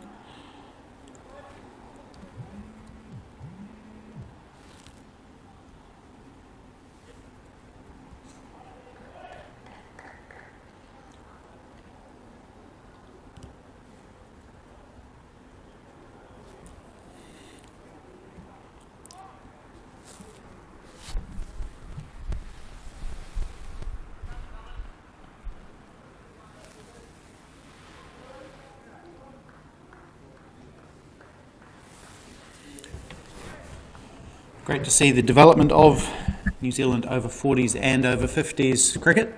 Both of those teams have attended World Cups now. There's internationals going on. There's all sorts of talk of other opportunities. Hopefully we'll see some more touring opportunities become available so that players have more chances to play rather than just IPTs. All players at all levels should be given those opportunities, and hopefully those will come.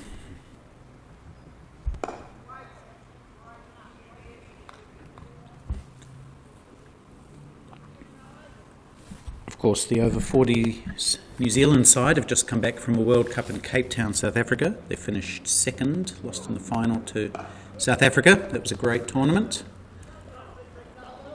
And fantastic to see the North Island versus South Island series, which was an initiative taken by Reese Henderson. Well done to you, Reese, for getting that off the ground, with a lot of help from other people. I know Andy Ross was involved in that, and sorry, I don't know who else has been instrumental in that, but thank you to all of those people for doing that.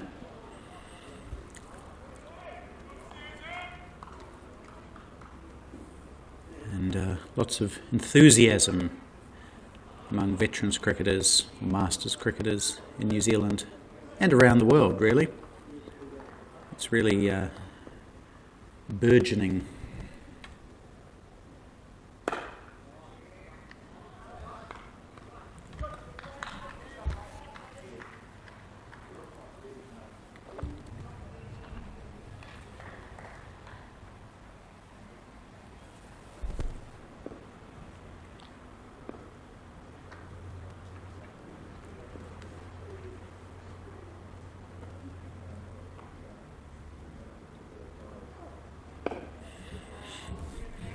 Just a little bit further on that, there has been some talk of overseas tours for players just below that international level, over 40s and over 50s and over 60s, cricketers who don't quite make the New Zealand team but would still like the chance to visit an exotic part of the world, play some really good cricket against tough opposition. So watch this space. Let's see what comes up in the next little while in that sphere.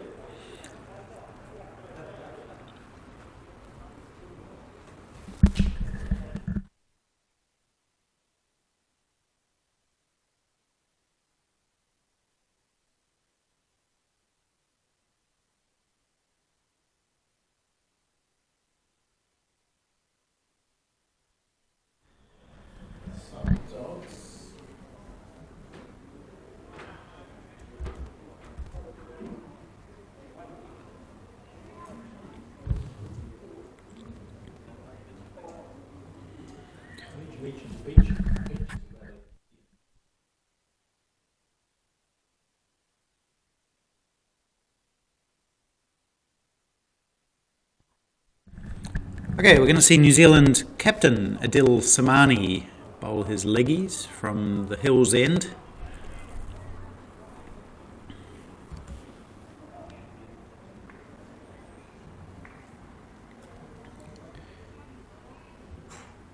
What did he bowl yesterday? 4 overs, none for 27, bowled okay.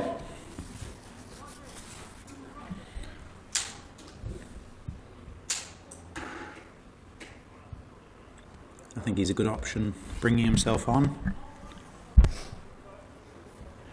This partnership now 72 for the second wickets between Grant and McKenzie. And they're keeping the run rate required in check. They've got it down to 6.3 now. They need 158 off 150. So we could be in for another tight chase. We saw the match between New Zealand A and the USA was a real thriller.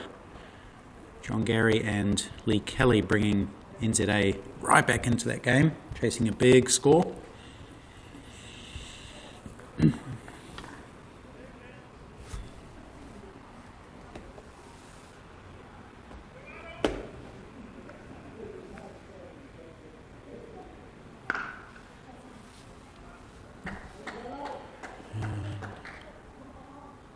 Couple of runs off the first ball. Damien Grant getting close to 50 now. He's up to 46.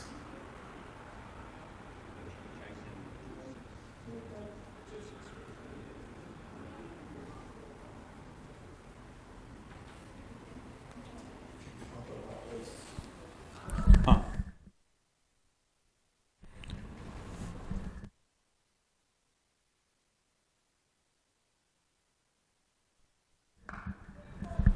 Oh, he's moved right across the stumps there to access that leg side gap. It's a pretty packed offside field. There's a mid-off, a cover, a point, and then two guys in what you'd normally call a short third man position. So interesting field there. We saw that in the IPT, him bowling to that sort of field.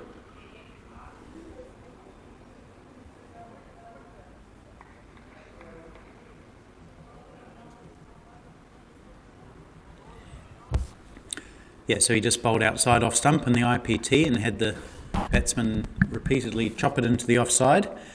So that leaves a gap on the leg side, which is what Grant has identified. And he's trying to hit it into that area.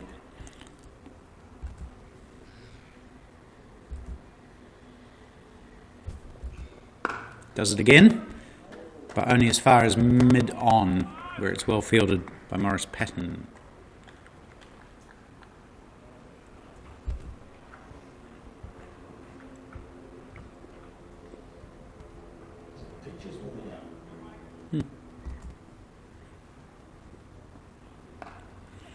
Wayne McKenzie doing the same thing, moving right across to the offside and tucking it into the leg side. Chance of a run out here. They're shouting for it. Umpire Dave Patterson says no. It must have been close. That was good fielding from Colin Owens racing in. We saw him get a direct hit earlier in the day, and that was not a direct hit, but it was very close to the stumps. Mason Robinson whipped off the bails, but the umpire was in good position. It said not out. What did they get there, Richie? 2 runs? Yeah. It's close enough to fulfill my prediction.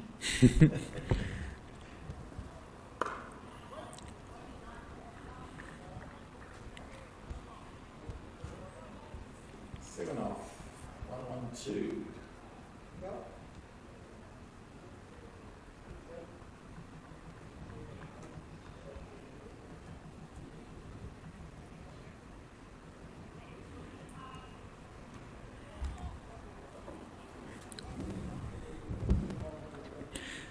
USA have lost a 5th wicket. They're 145 for 5. They need 8.5 and over for the last 21 overs. So that's going to be tough for them. If Australia win that match, which it looks like they probably will, they will be 2 for 2.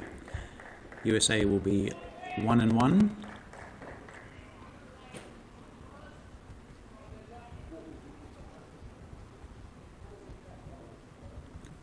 I think from a New Zealand perspective, whether it's New Zealand or New Zealand A, you probably want Australia to just keep winning, and whichever team you are, you want to keep winning as well.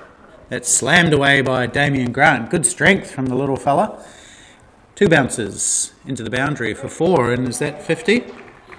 It is 50 for Damien Grant. Excellent batting, getting the opportunity to come up the order for the first time in either over 50s or over 40s cricket, as far as I can tell, and he's made it count, working his way up to 52 from 49 deliveries.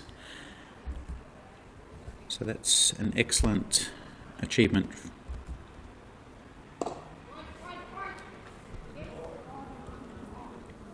Another bit of sloppy fielding from New Zealand allows a single.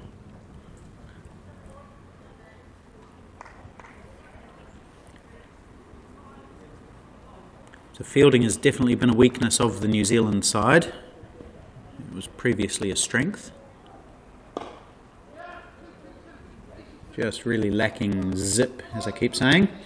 There's a good little bit of fielding from Greg Stretch, but just the getting there was rather awkward. He's got bad knees, so he's putting in little tiny steps to get there.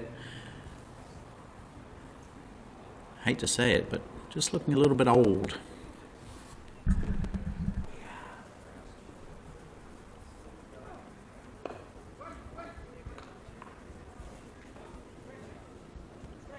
I said I wasn't going to be critical, didn't I, Richie? Or controversial, I said. Well, can't help it.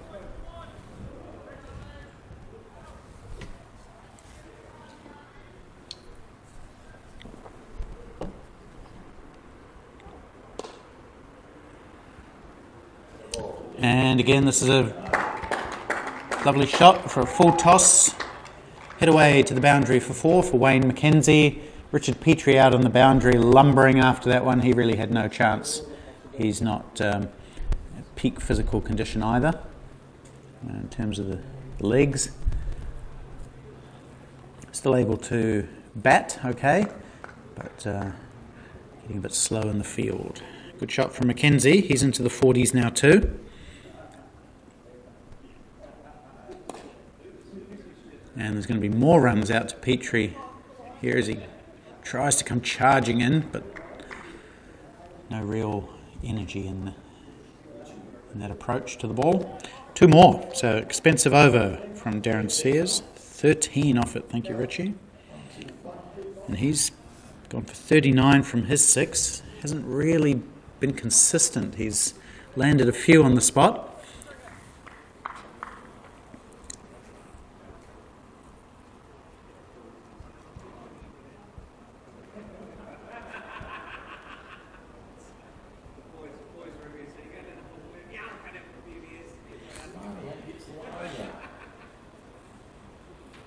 Looks like Samani has yanked himself from the attack after one over that conceded 7. Thought he bowled okay. And Greg Stretch is going to have a trundle. Stretch was pretty good yesterday, possibly the best bowler. The New Zealand Man of the Match award. Bowled 8 overs, 2 for 44, bowled at the death. Of course, he is Mr. Marlborough Cricket, as I mentioned yesterday. This is his home ground. Yeah, Richie's pointed out that it's getting a wee bit grey over by the hills. It could be the predicted rain, and it does feel like it's coming this way. There's some grey clouds above us. It's still light out there, so no imminent danger. But the flags here would suggest that the clouds are blowing our way.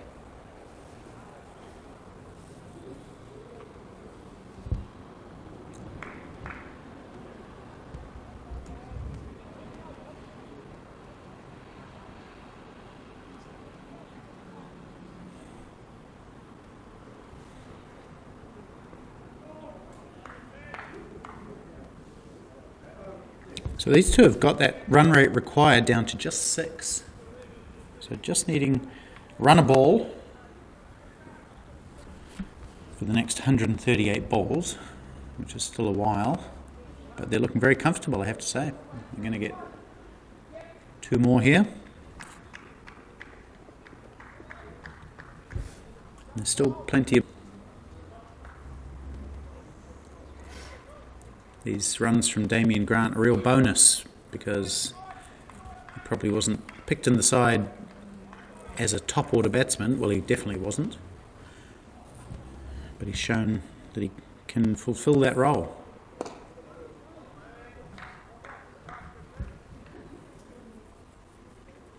So credit to New Zealand A captain Matt Everest for giving him that opportunity. Gave him the new ball as well earlier today, and he bowled pretty well, Damien Grant.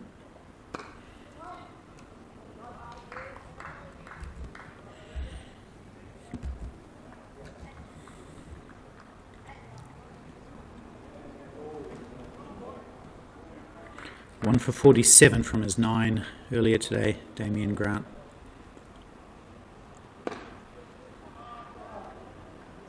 That's a lovely shot. He's timed that and sent the fielder the wrong way initially, and by the time he recorrected course, it was too late. It was beautifully timed. Across the road behind the big tree. Should probably find a name for that tree rather than the big tree. Fred the big tree, says Richie. What kind of tree is that? Apart from big. Richie, do you know what species it is? No. Are you a tree man? No. Okay. So we'll stick with big for now.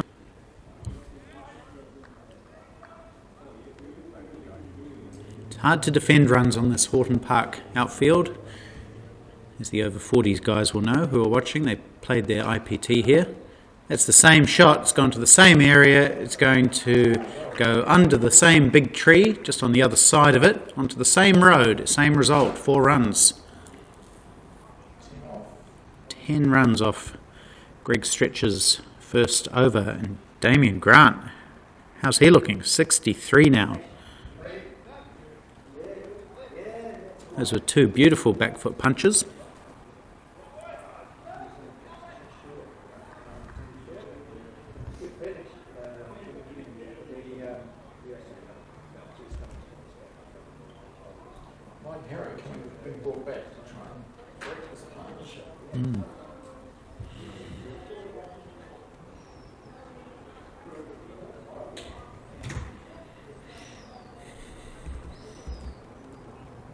So just the 1 wicket to fall for New Zealand A. It was the star batsman, the gun, John Gary, bowled by Mike Harrow for 21, and that's who's come back into the attack. Mike Harrow, number 37. Can he snaffle a breakthrough here to dislodge this partnership, which is now 104?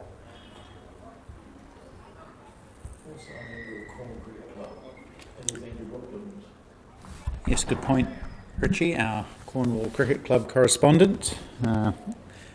Several Cornwall players in action here. If you're watching at Cornwall, then you'll recognise Mike Harrow, number 37.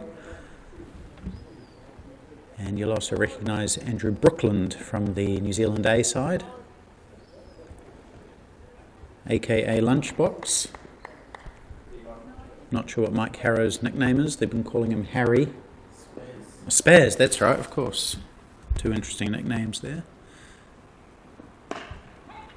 Oh, that's hammered in towards Adil Samani, who cops one on the body again.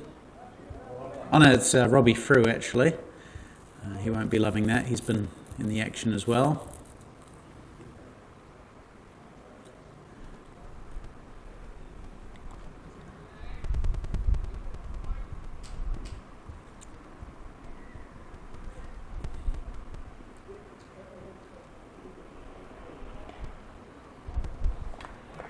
Beats Damien Grant comfortably into the gloves of Mason Robinson, looking good behind the stumps today.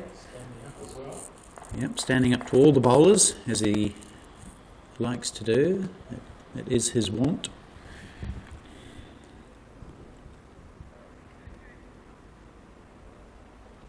Oh, and that's full. That's beautiful work. I think he stumped him there. That was a lovely piece of keeping. It was full, and he took it low down, and I thought that Damien Grant had lifted his foot. I'll have another quick look at that on the replay. A bit hard to tell. It was very, very swift work from Mason Robinson. The umpire was in a better position than me. He said no. Oh, more good work from Robinson, that one, beating the outside edge. So he's looking very polished. Mason Robinson, who grew up in Marlborough, went to Marlborough Boys High School, as I've mentioned a few times, played I think 100 plus senior games for one of the clubs here before moving to Nelson, just around the corner, over the hills.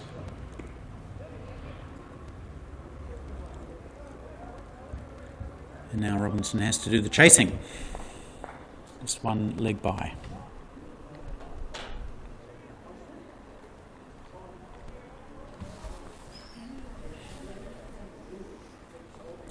He sometimes cops a bit of stick, Mason Robinson, for wanting to stand up to everybody. Occasionally lets buys through, but he's such a valuable option, and he can stand up and take stumpings off medium pace bowlers.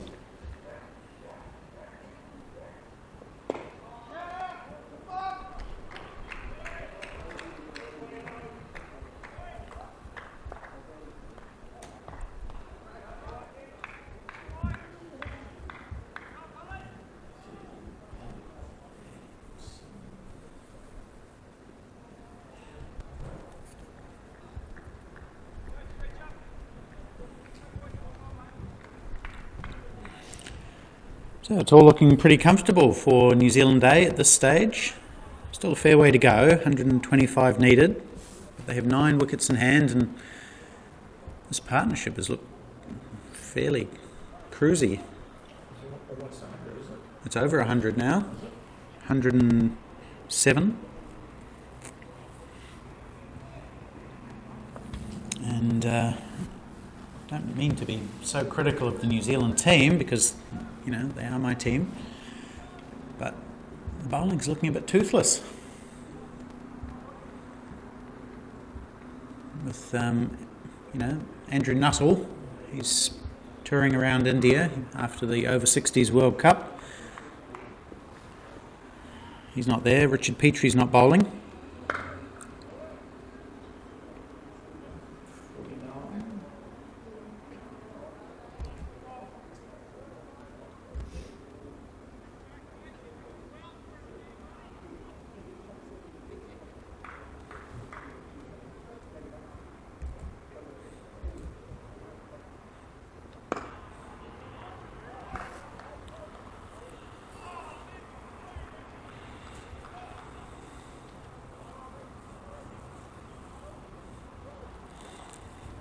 A couple of injuries, admittedly, in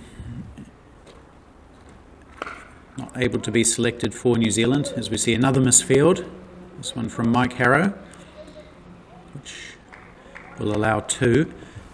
If you look at maybe some of the first choice players in the New Zealand team, Ronnie Kotkamp was selected and then had to pull out due to injury. John Voinovich, same situation. Both would have been first choice players in this side, and they would have added a bit of zip to the side. It's a nice little leg glance from Damien Grant, which is rolling down beneath us here next to the flags. It's fielded by a spectator, 4 runs. Just got a little tickle on it, and as I keep saying, the outfield here really fast.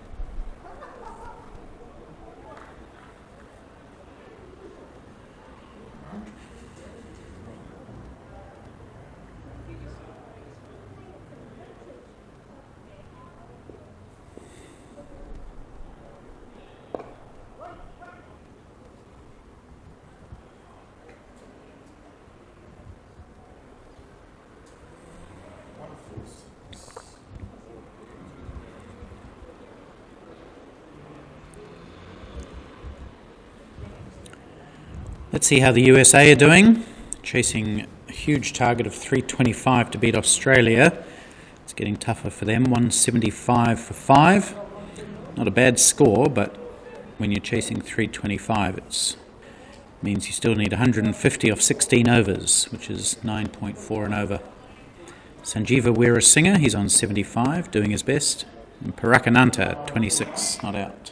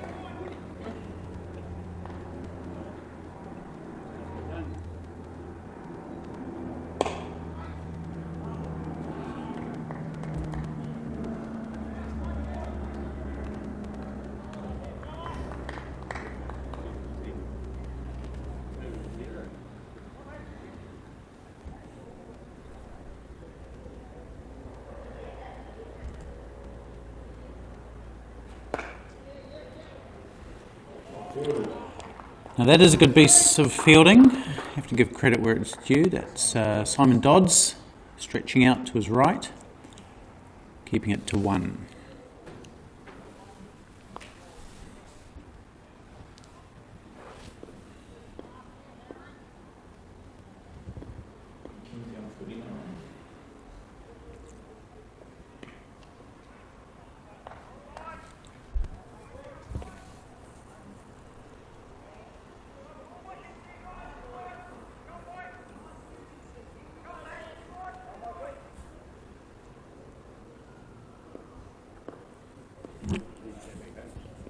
Wayne McKenzie on 49. Ooh, he's beaten again. Another nice, crisp piece of glove work by Mason Robinson. This is a good display of wicket keeping. Always has good energy. It's Robinson.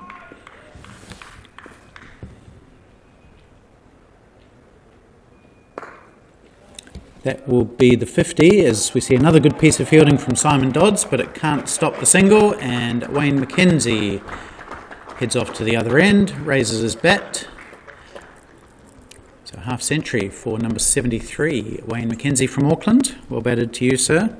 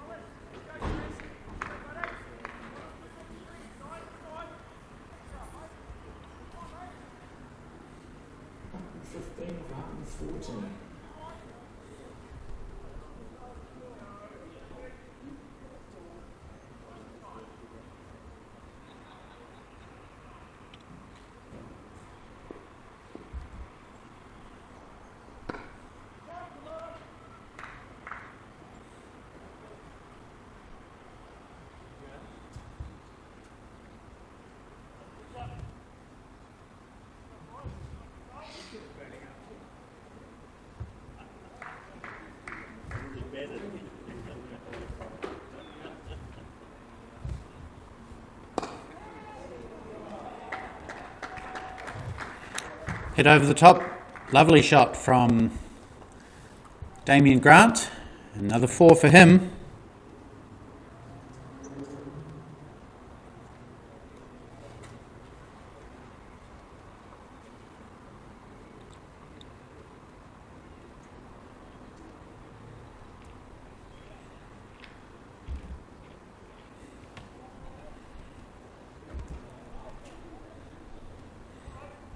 Really nicely played, that one. Getting it over the cover fieldsman. And he lets that one sail harmlessly into the gloves of Robinson for a wide.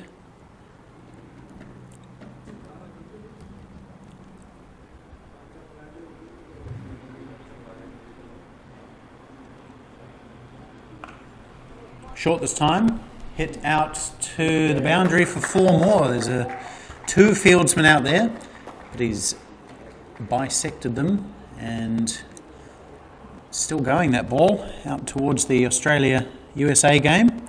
Well hit by Damien Grant. It's 11 or 12 fours for Grant now. He's got himself up to 78 from 69 deliveries. What an innings.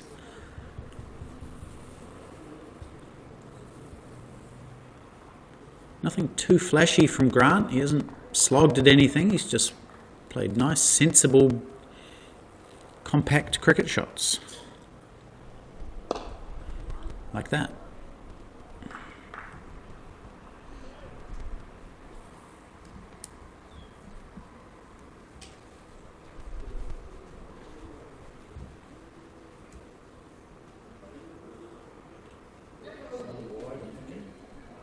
This is a wide, plus whatever they run, as Robinson wasn't able to snaffle that one.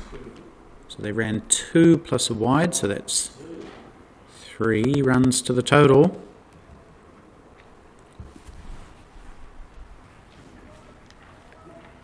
It's just getting easier and easier for New Zealand A against New Zealand. Who would have thought this before the series, that New Zealand could potentially be winless after 2 rounds? Another misfield. That was hit hard, admittedly, but it's gone through Andrew Hoare, and it's going to go out to the boundary for yet another 4. 13 fours. Damien Grant. Expensive over for Greg Stretch. How many off that one? 7, 11, 12, 14. Still got a ball to come. 17 ball to come. Wow.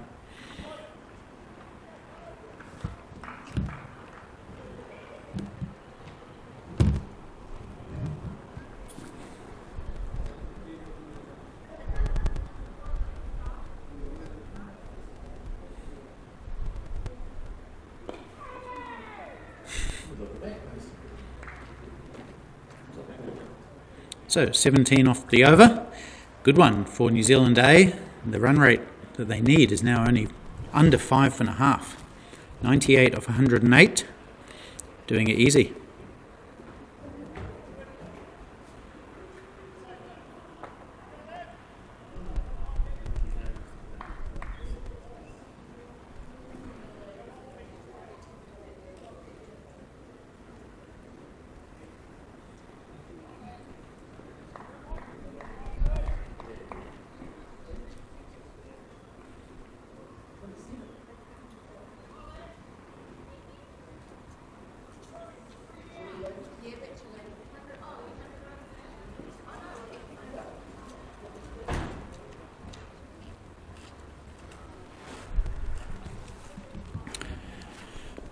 What have New Zealand got in reserve here?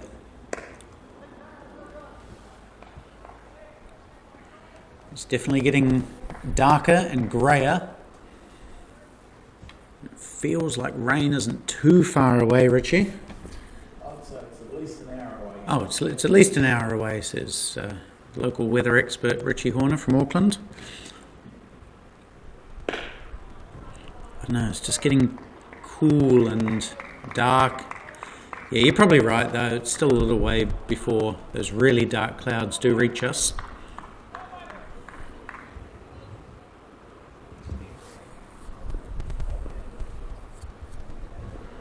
It's 4:38 p.m, Jim.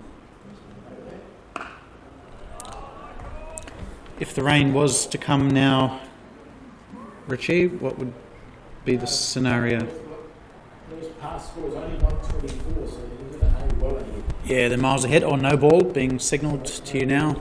It's no ball for some reason, which means that Wayne McKenzie will get a free hit. And I think he'll be eyeing up that leg side. There's some big gaps on the leg side.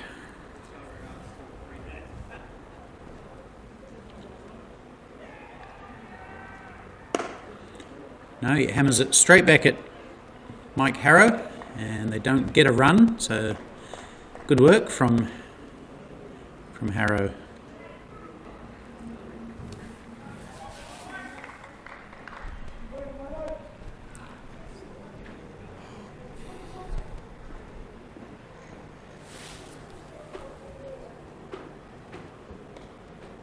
This one's swung away down to fine leg.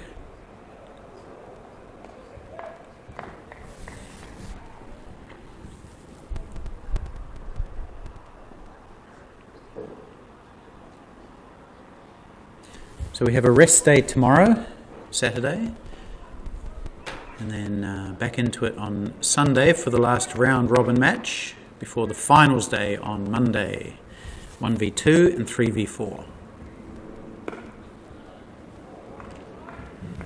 At this stage, Australia looking very good to be in the final. So the other 3 teams all vying to be that second team to join Australia in Monday's final.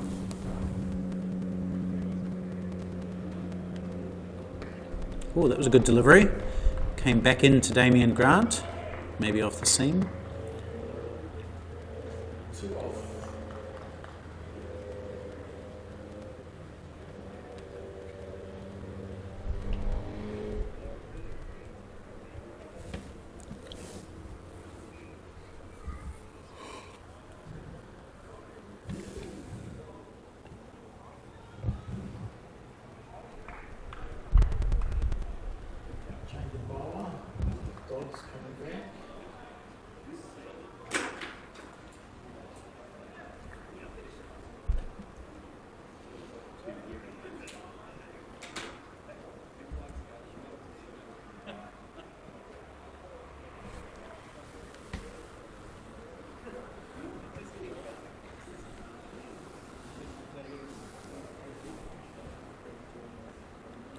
Greg Stretch's spell was expensive.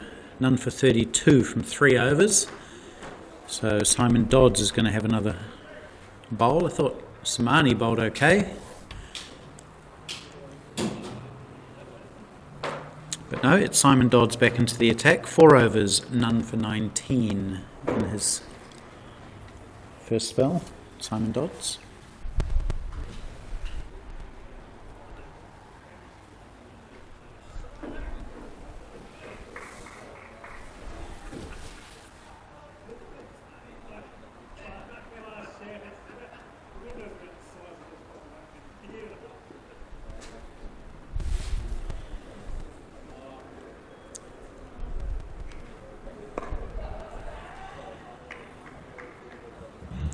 Batting looking very easy for these two. 137 runs is the partnership now.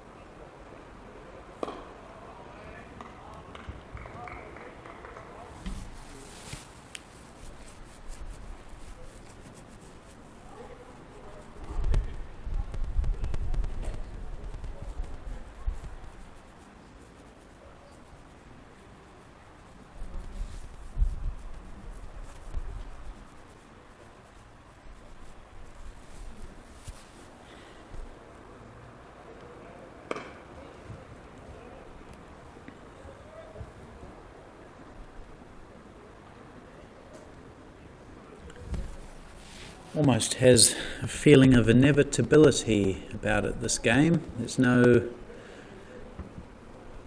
real threat of anything happening from a New Zealand perspective. They don't look like taking a wicket. They don't seem to have many ideas on how to take a wicket. Just almost waiting for something to happen. Almost happened there. Mason Robinson has been a shining light behind the stumps, probably the best fielder in the New Zealand side today. He's looked very sharp, but just a little bit toothless overall, the New Zealand bowlers and fielders.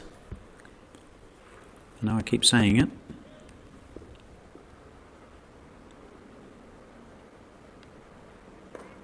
And then poor delivery, which is not taken full toll of, as Colin Owens is down there to stop the boundary, just one.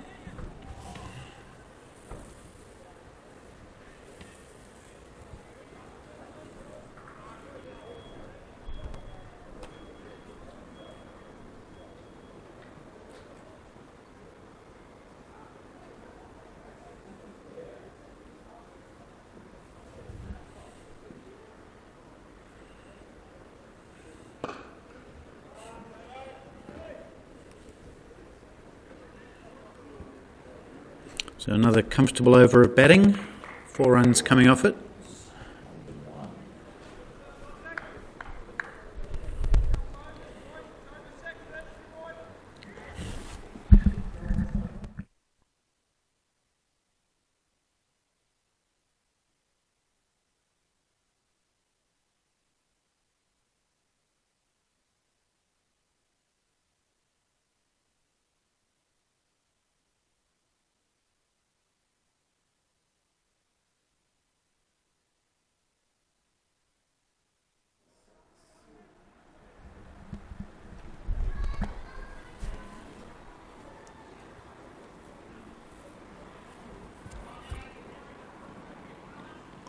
What other options does Samani have? I suppose Scott McCarty could have a bowl.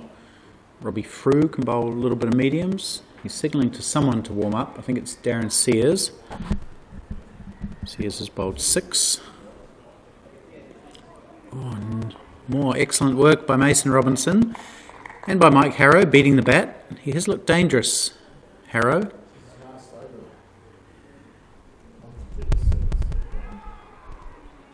Yeah, 1 for 36 from 8. That's good for a guy who was in hospital during the lunch break, thinking he had a broken finger on his bowling hand. That one's aerial. but no chance of a catch. One more to the total.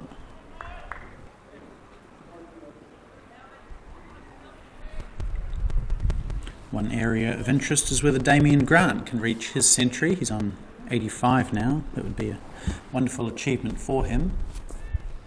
Even though these matches are not official over-50s internationals,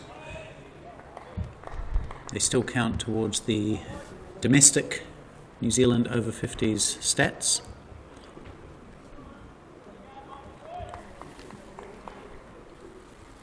And this is only Damien Grant's fourth or fifth match, I think. He did play in the IPT. It swung away nicely. I think this is going to be 4. It certainly is. Down to the aforementioned big tree, which has seen a lot of action today. And Darren Sears has to walk around the trunk onto the road into the gutter to pick up the ball. That's just the third boundary for Wayne McKenzie. In his 57, Damien Grant doing all the boundary hitting. He's at 12. McKenzie has hit a lot of 1s and 2s.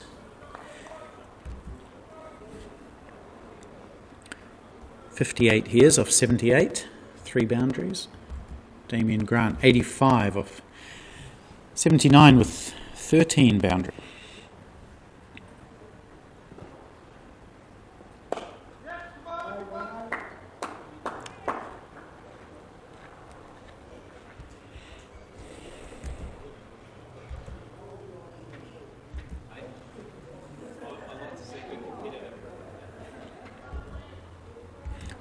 Both of these batsmen have faced the same number of balls, but Damien Grant has scored 26 more runs off his. But again, Harrow beating the bat. He really has looked the most threatening bowler probably on display in the whole match. And that is the end of his spell. 1 for 42 from 9 overs. And that will herald the second drinks break, the last one in this match today.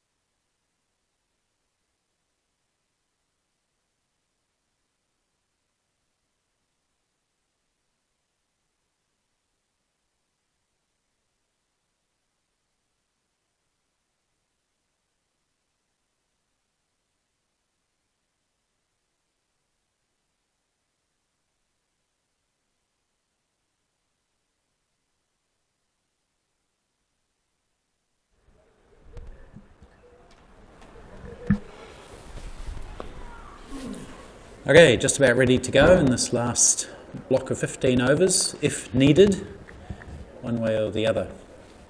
New Zealand A need 86 off 91. They have 9 wickets in hand.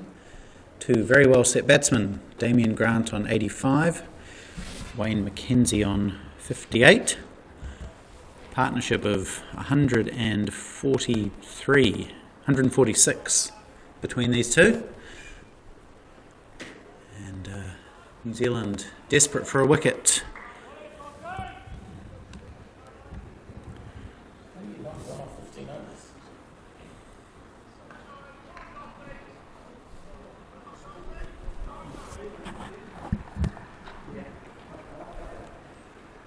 Simon Dodds, Wayne McKenzie. Oh, the big appeal has been given. So they did need that breakthrough straight away. Wayne McKenzie's arguing the toss, but he's been given out. I guess must be LBW. He's standing around gesticulating, but you don't want to do that. Yeah, tell your story walking, mates, but you're out just as well because it went for 4 off the bat. He's still standing around.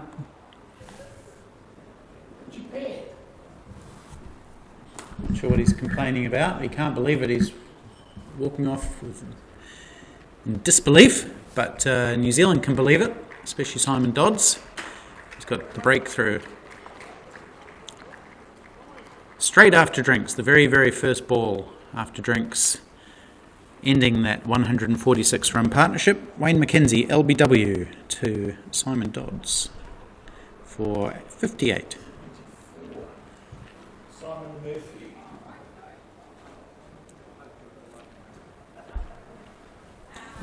So that's exactly what New Zealand needed. We were wondering where the breakthrough would come from, and it came from a full delivery.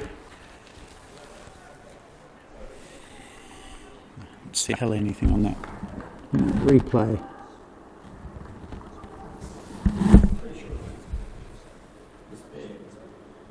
Yeah, it did seem to hit his pad, didn't it? Just whether it maybe hit his bat as well, I'm not sure. He was straight away. He was holding his hands up, as if to say, "What on earth could that be out for?" Does he think that he missed everything?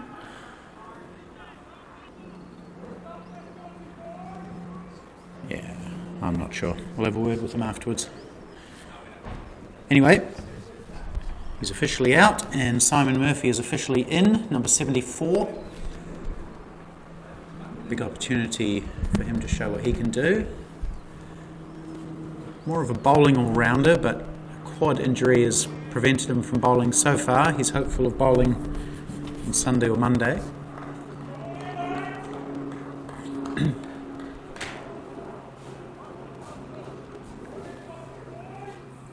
It's noticeably darker than it was 20 minutes ago.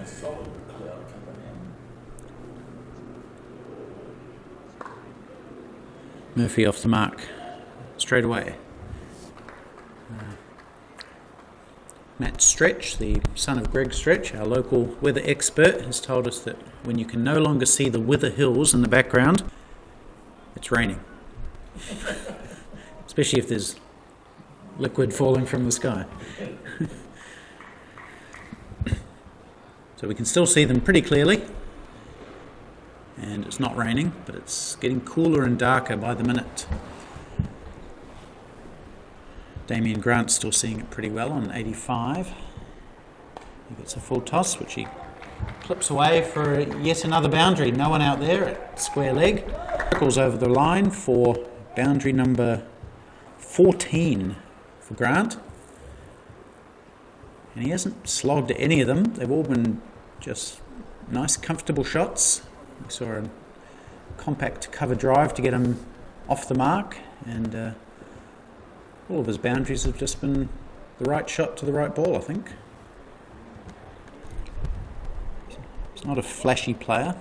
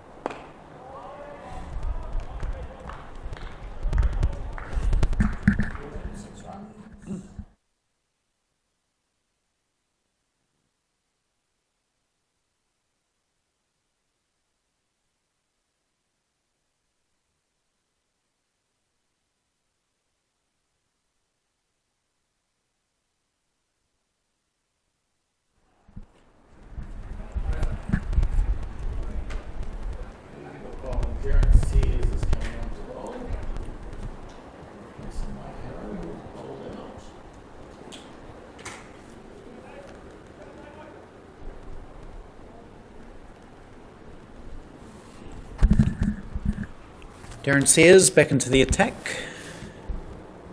replacing the bowled out Mike Harrow, number 32, excuse me, Darren Sears.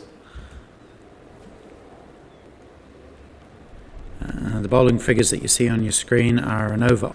Bowled 6 overs, none for 40.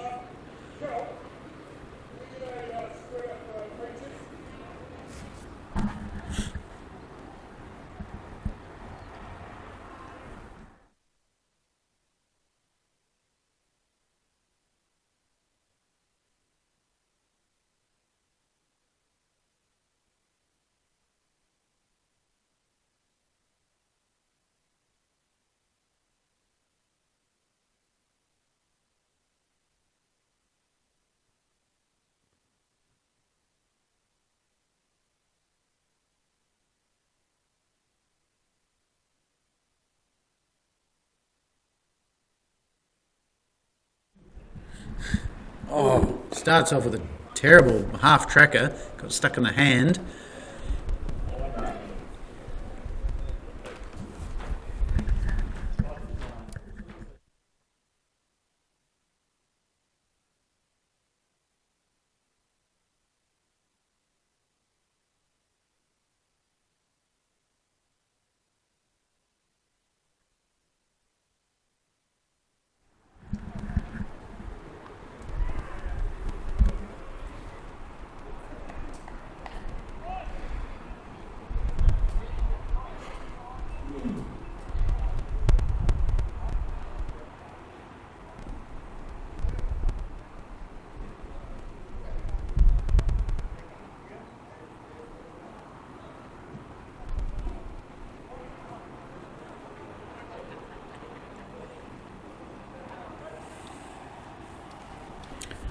.79 needed off 83. Here's Darren Sears, bowling to Simon Murphy.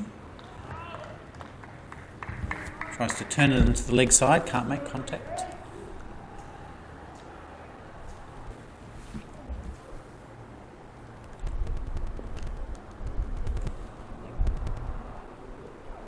That one's tossed up and driven for a single.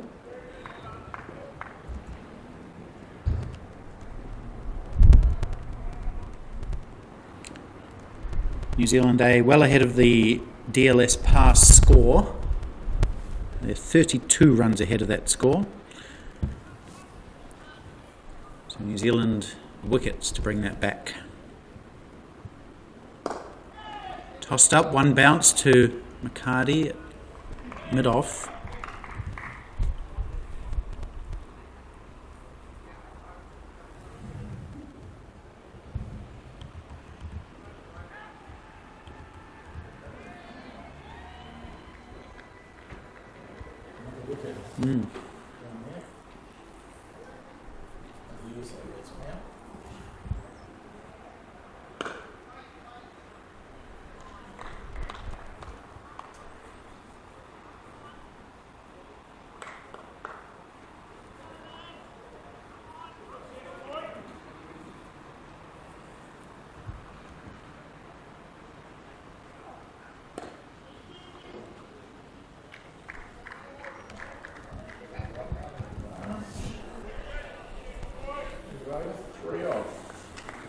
Just really nice simple batting from Damien Grant today. He's played the right shots to the right balls.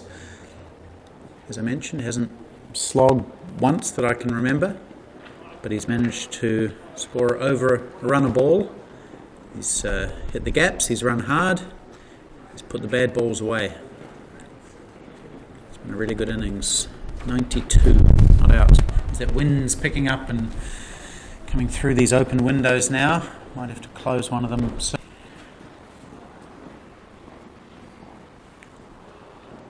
Yeah, it's getting decidedly dark and chilly.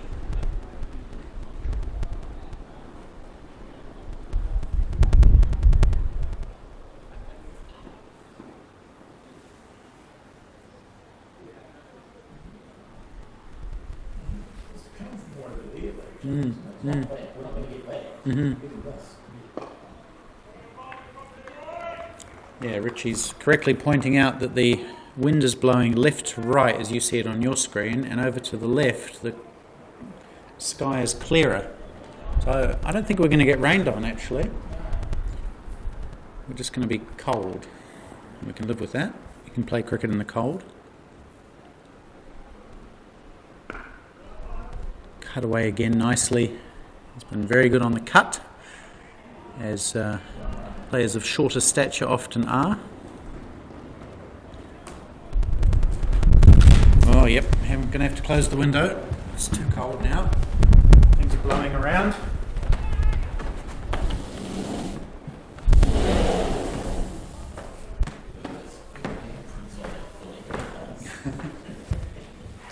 Hopefully that doesn't affect the visibility too much on the camera.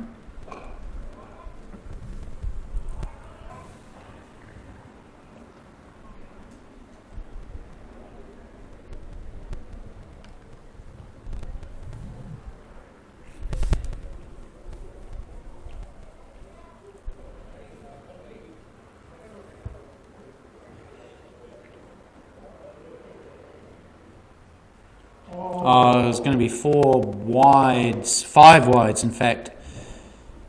Down the leg side, Simon Murphy swung at it, probably obscured Mason Robinson's view, went down the leg side, raced away to the boundary. 5 wides, that's the last thing New Zealand needed at this point.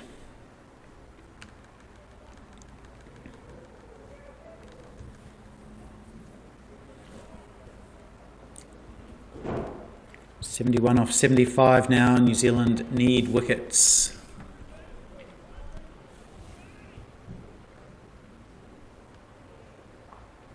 And that one swung away beautifully by Simon Murphy. 1 bounce for 4. Good shot. Oh, he's called it leg byes. Is that right? How do you get leg byes down to... That got down there really, really quickly. I don't know how that came off his leg. Well, he's changed his signal. Oh, he has? Yeah. Okay, good. Yeah, 4 runs. He pulled that powerfully. I don't know what he was thinking, signalling leg byes. There's no way you're going to get that angle. All that speed. All that speed, no. Anyway, so 4 to Murphy.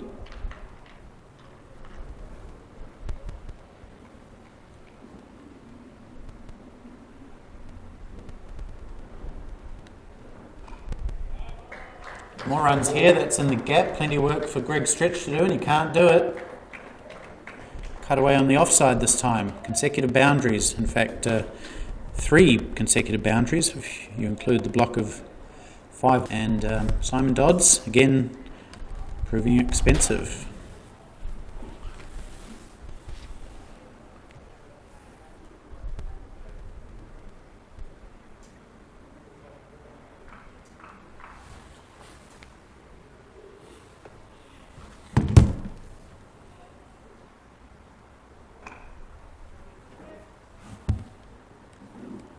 .200 up with that previous shot.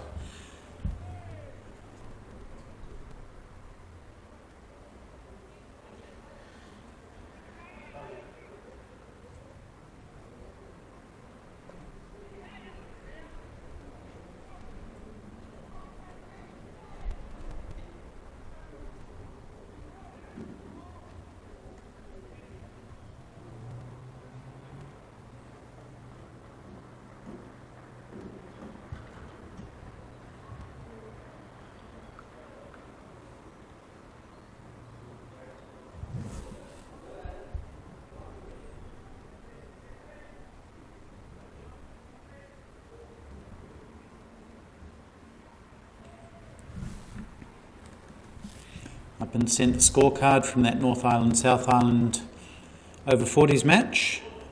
Looks like, I assume that's North Island. Scored 142 in 20 overs. Nigel Collins, 64 off 34 balls. And then I guess that's when the rain came. Leighton Johnston, 3 for 10. Here's Darren Sears. Swept away nicely, on it, straight to the fielder. Getting so dark I can't even see where the ball's going.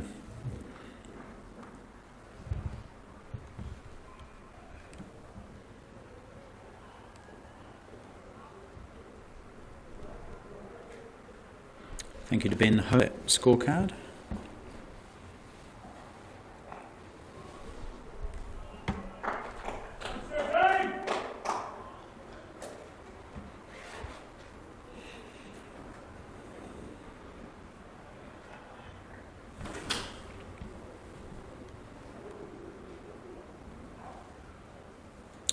Going to be more wides, I think, here. Won't be 5 of them. It'll be 2 plus the wide, so a total of 3 as Sears, again, missing his line. Sorry, what's that? Wide plus 2. Yes, 3 wides, yep. Sears has been a little bit all over the place today.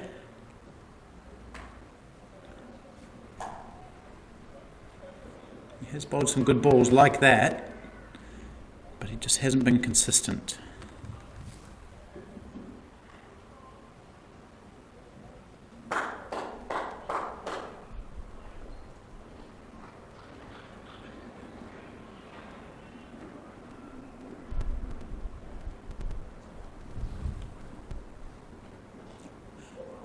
Wow, what a great shot from Simon Murphy. Goes right-handed, sweeps it away for 4. That's probably one of the first bits of real innovation we've seen today. It was a proper switch hit from Simon Murphy and played it as well as most right-handers would play a sweep shot. Really nicely played.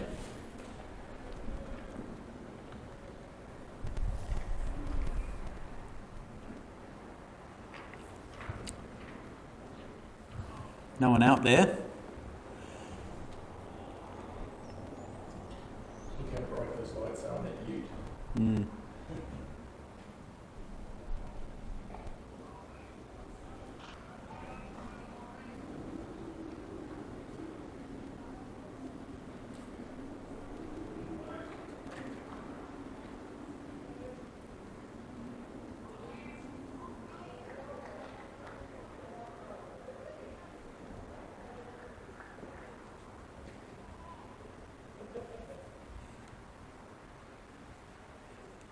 Tossed up, but made into a full toss by Simon Murphy, and another little fumble by Greg Stretch will allow a single. 8 off. 209. Damien Grant has been kept a little bit quiet recently. He's been in the early 90s for about, feels like 5 overs now. 93 he is. Hasn't had much strike.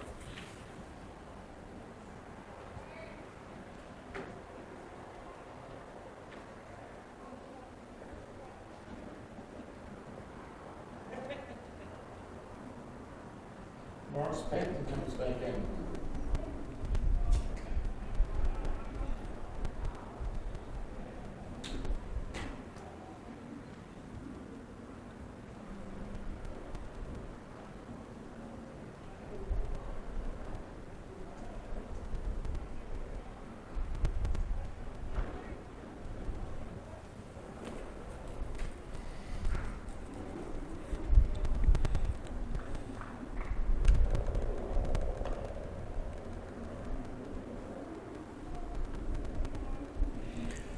Here's Morris Patton. He's got 3 overs left. None for 29 years from 6. Run rate required under 5.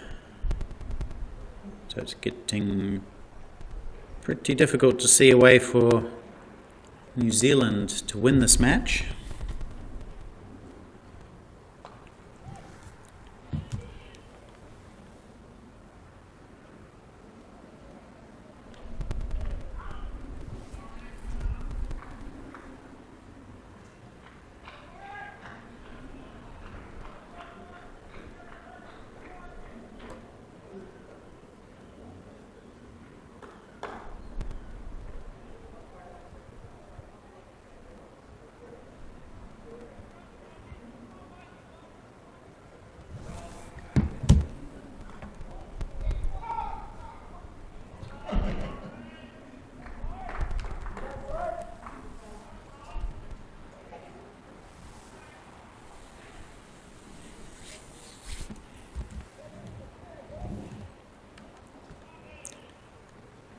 For the United States, Sanjeeva Weerasinghe has passed 100. He's on 120.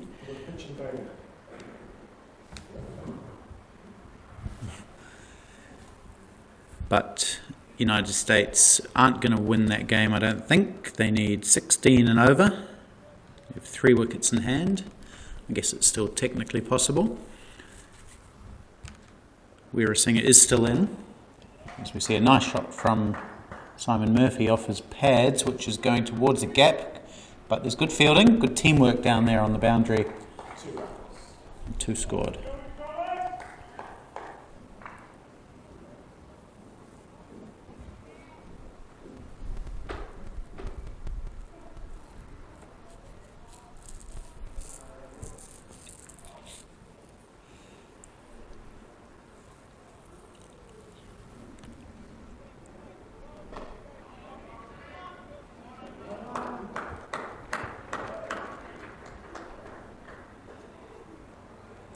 So among the concerning signs for the New Zealand side is their lack of ability to take wickets.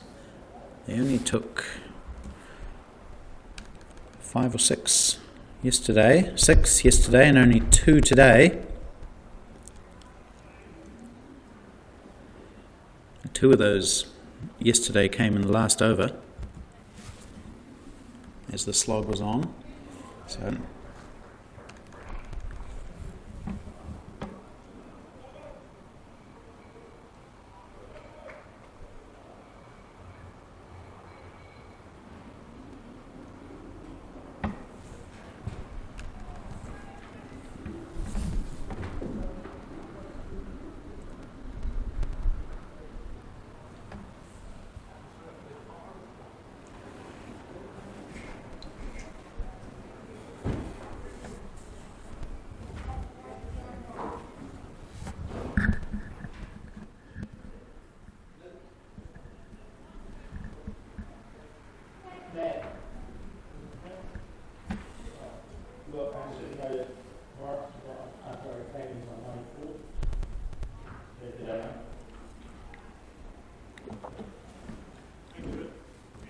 yeah.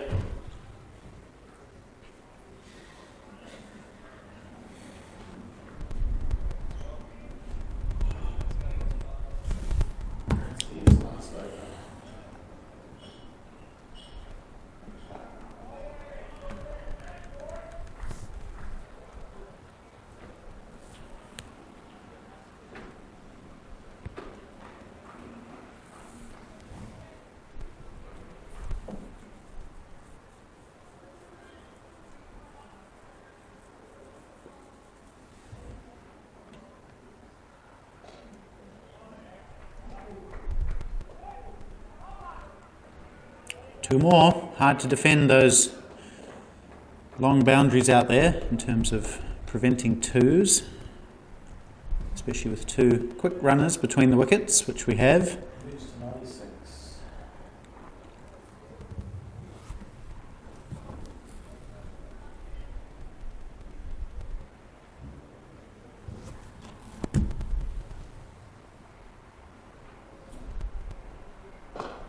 That's a beautiful shot to bring up 100, straight down the ground, to long off.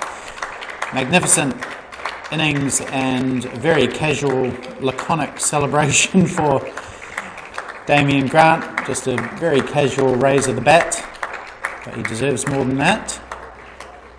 What a way to bring it up too, maybe one of the shots of the day. Just little tiny wicket and a crisp off drive, lofted down to long off. Congratulations, Damien Grant, first over 50s century. Very, very well played, sir.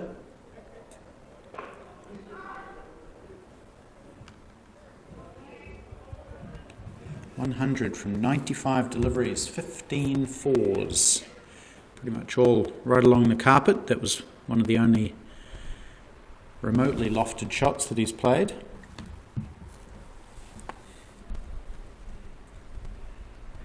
What a measured chase it's been from him. Right from the start, he's been scoring at least a run a ball, never been bogged down, been very composed, blocked out good deliveries, scored off the reasonable ones, and punished the bad ones.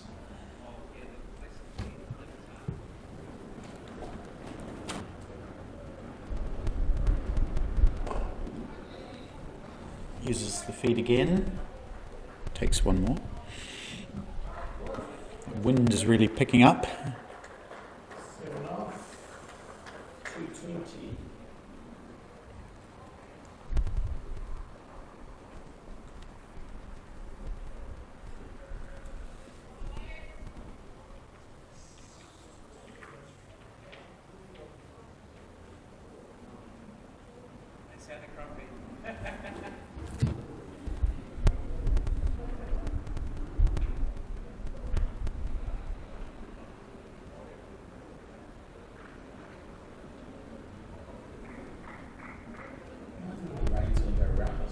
Mm.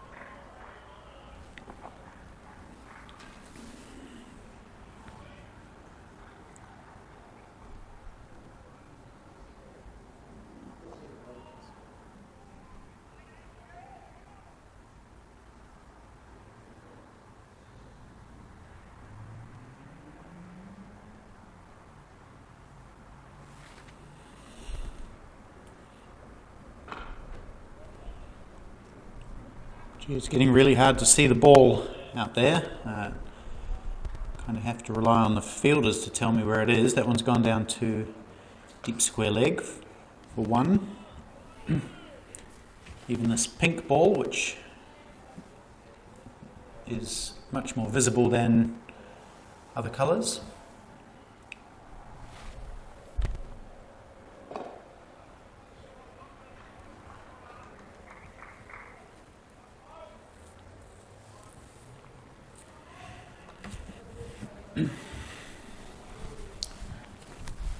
So we've had quite a few centuries in this tournament, haven't we? We had John Gary getting 161 yesterday, and Steve Mace as well.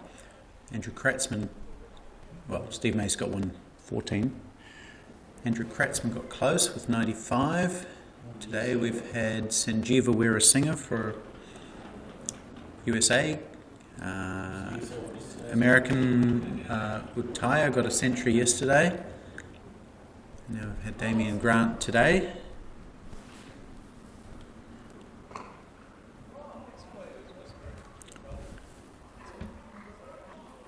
222 for 2. Richie?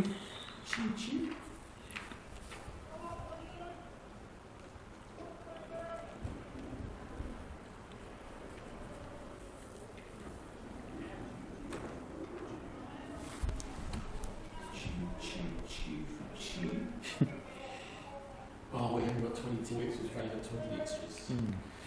Choo choo choo for choo, choo choo choo. You got Scott McKenzie.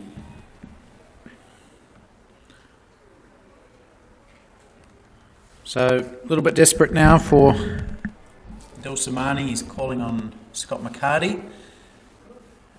Wouldn't have been in the bowling plans initially today. This bowls a bit of bustly, slow medium. Ooh. The rain's coming over the hills and a little bit down over the side. One tree.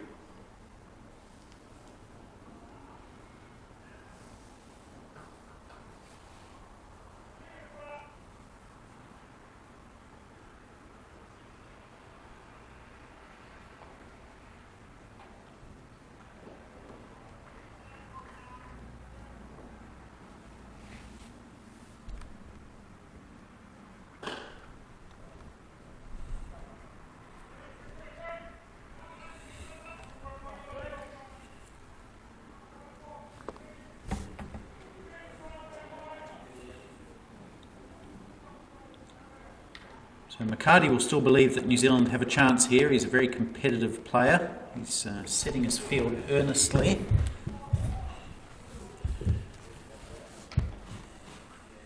New Zealand have to believe, really. They haven't got much other choice. If they lose today, they will be out. Maybe not mathematically, but to all intents and purposes. Run rate from yesterday, not good. Yeah, run rate not good. Yesterday, losing by 187 runs, as we see yet another half missed field. Lost today. They're going to get 3 teams, 1 win. It'll come to run rate. Run rate will be good. After 2 losses. And a big loss.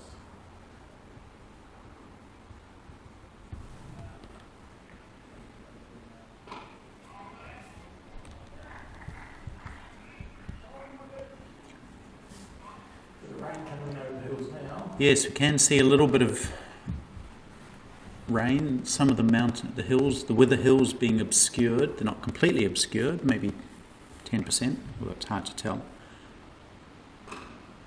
It's swung away by Simon Murphy to the mid-wicket sweeper for 1.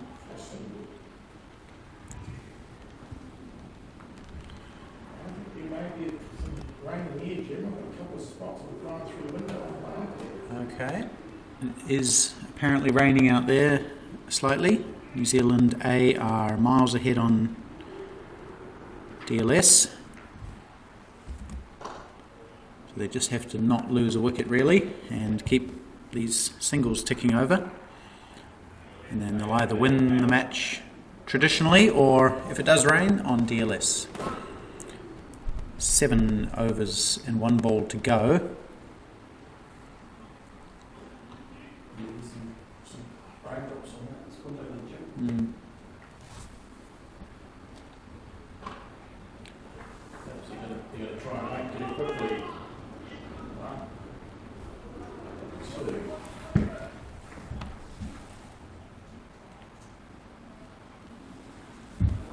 228.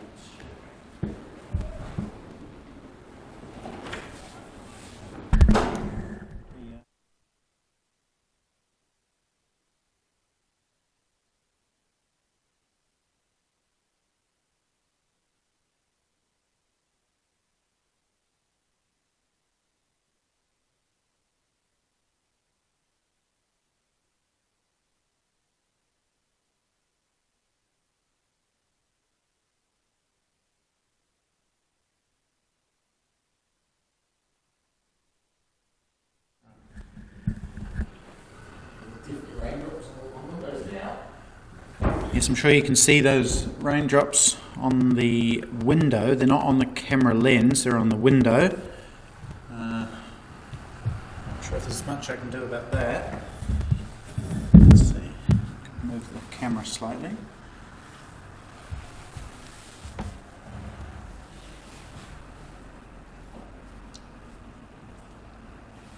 Definitely raining quite heavily. It's gone up in the air, but it's going to fall safely. Nobody really all that motivated by the looks of things to catch that ball.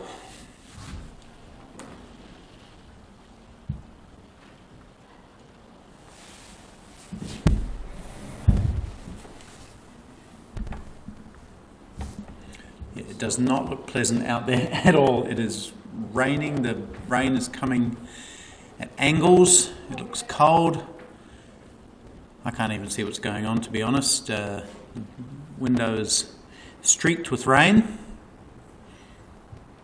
We've got the covers out ready. Players with the umpires, umpires are clearly coming off. Yep, bats. Simon Murphy's pretty keen to come off. I think that's going to be it. Players are taking the stumps. Someone should get those covers on, I reckon. Oh yes, they are working on that. You can see those covers coming on. So I'm going to say that that is going to be it. I'll be amazed if they get back on. The rain is obscuring the back layer of hills. There's just one layer of hills to go.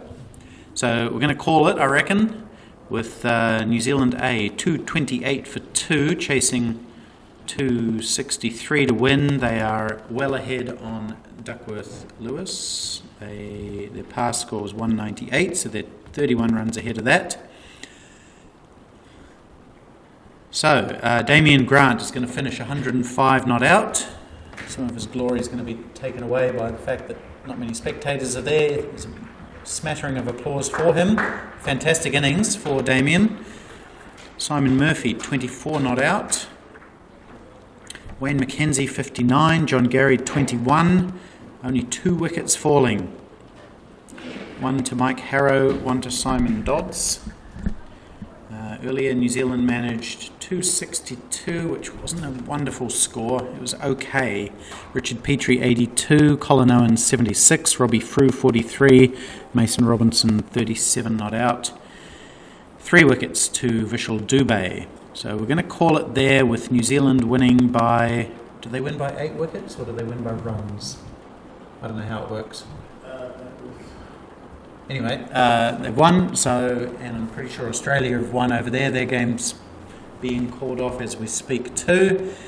So that means Australia will have 2 wins and no losses. USA will have a win and a loss, as will New Zealand A. And New Zealand will have 2 losses.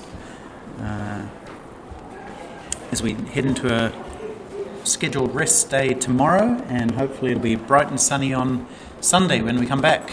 So we'll end the coverage there for this evening. Thank you for joining us, and join us on Sunday. Bye for now.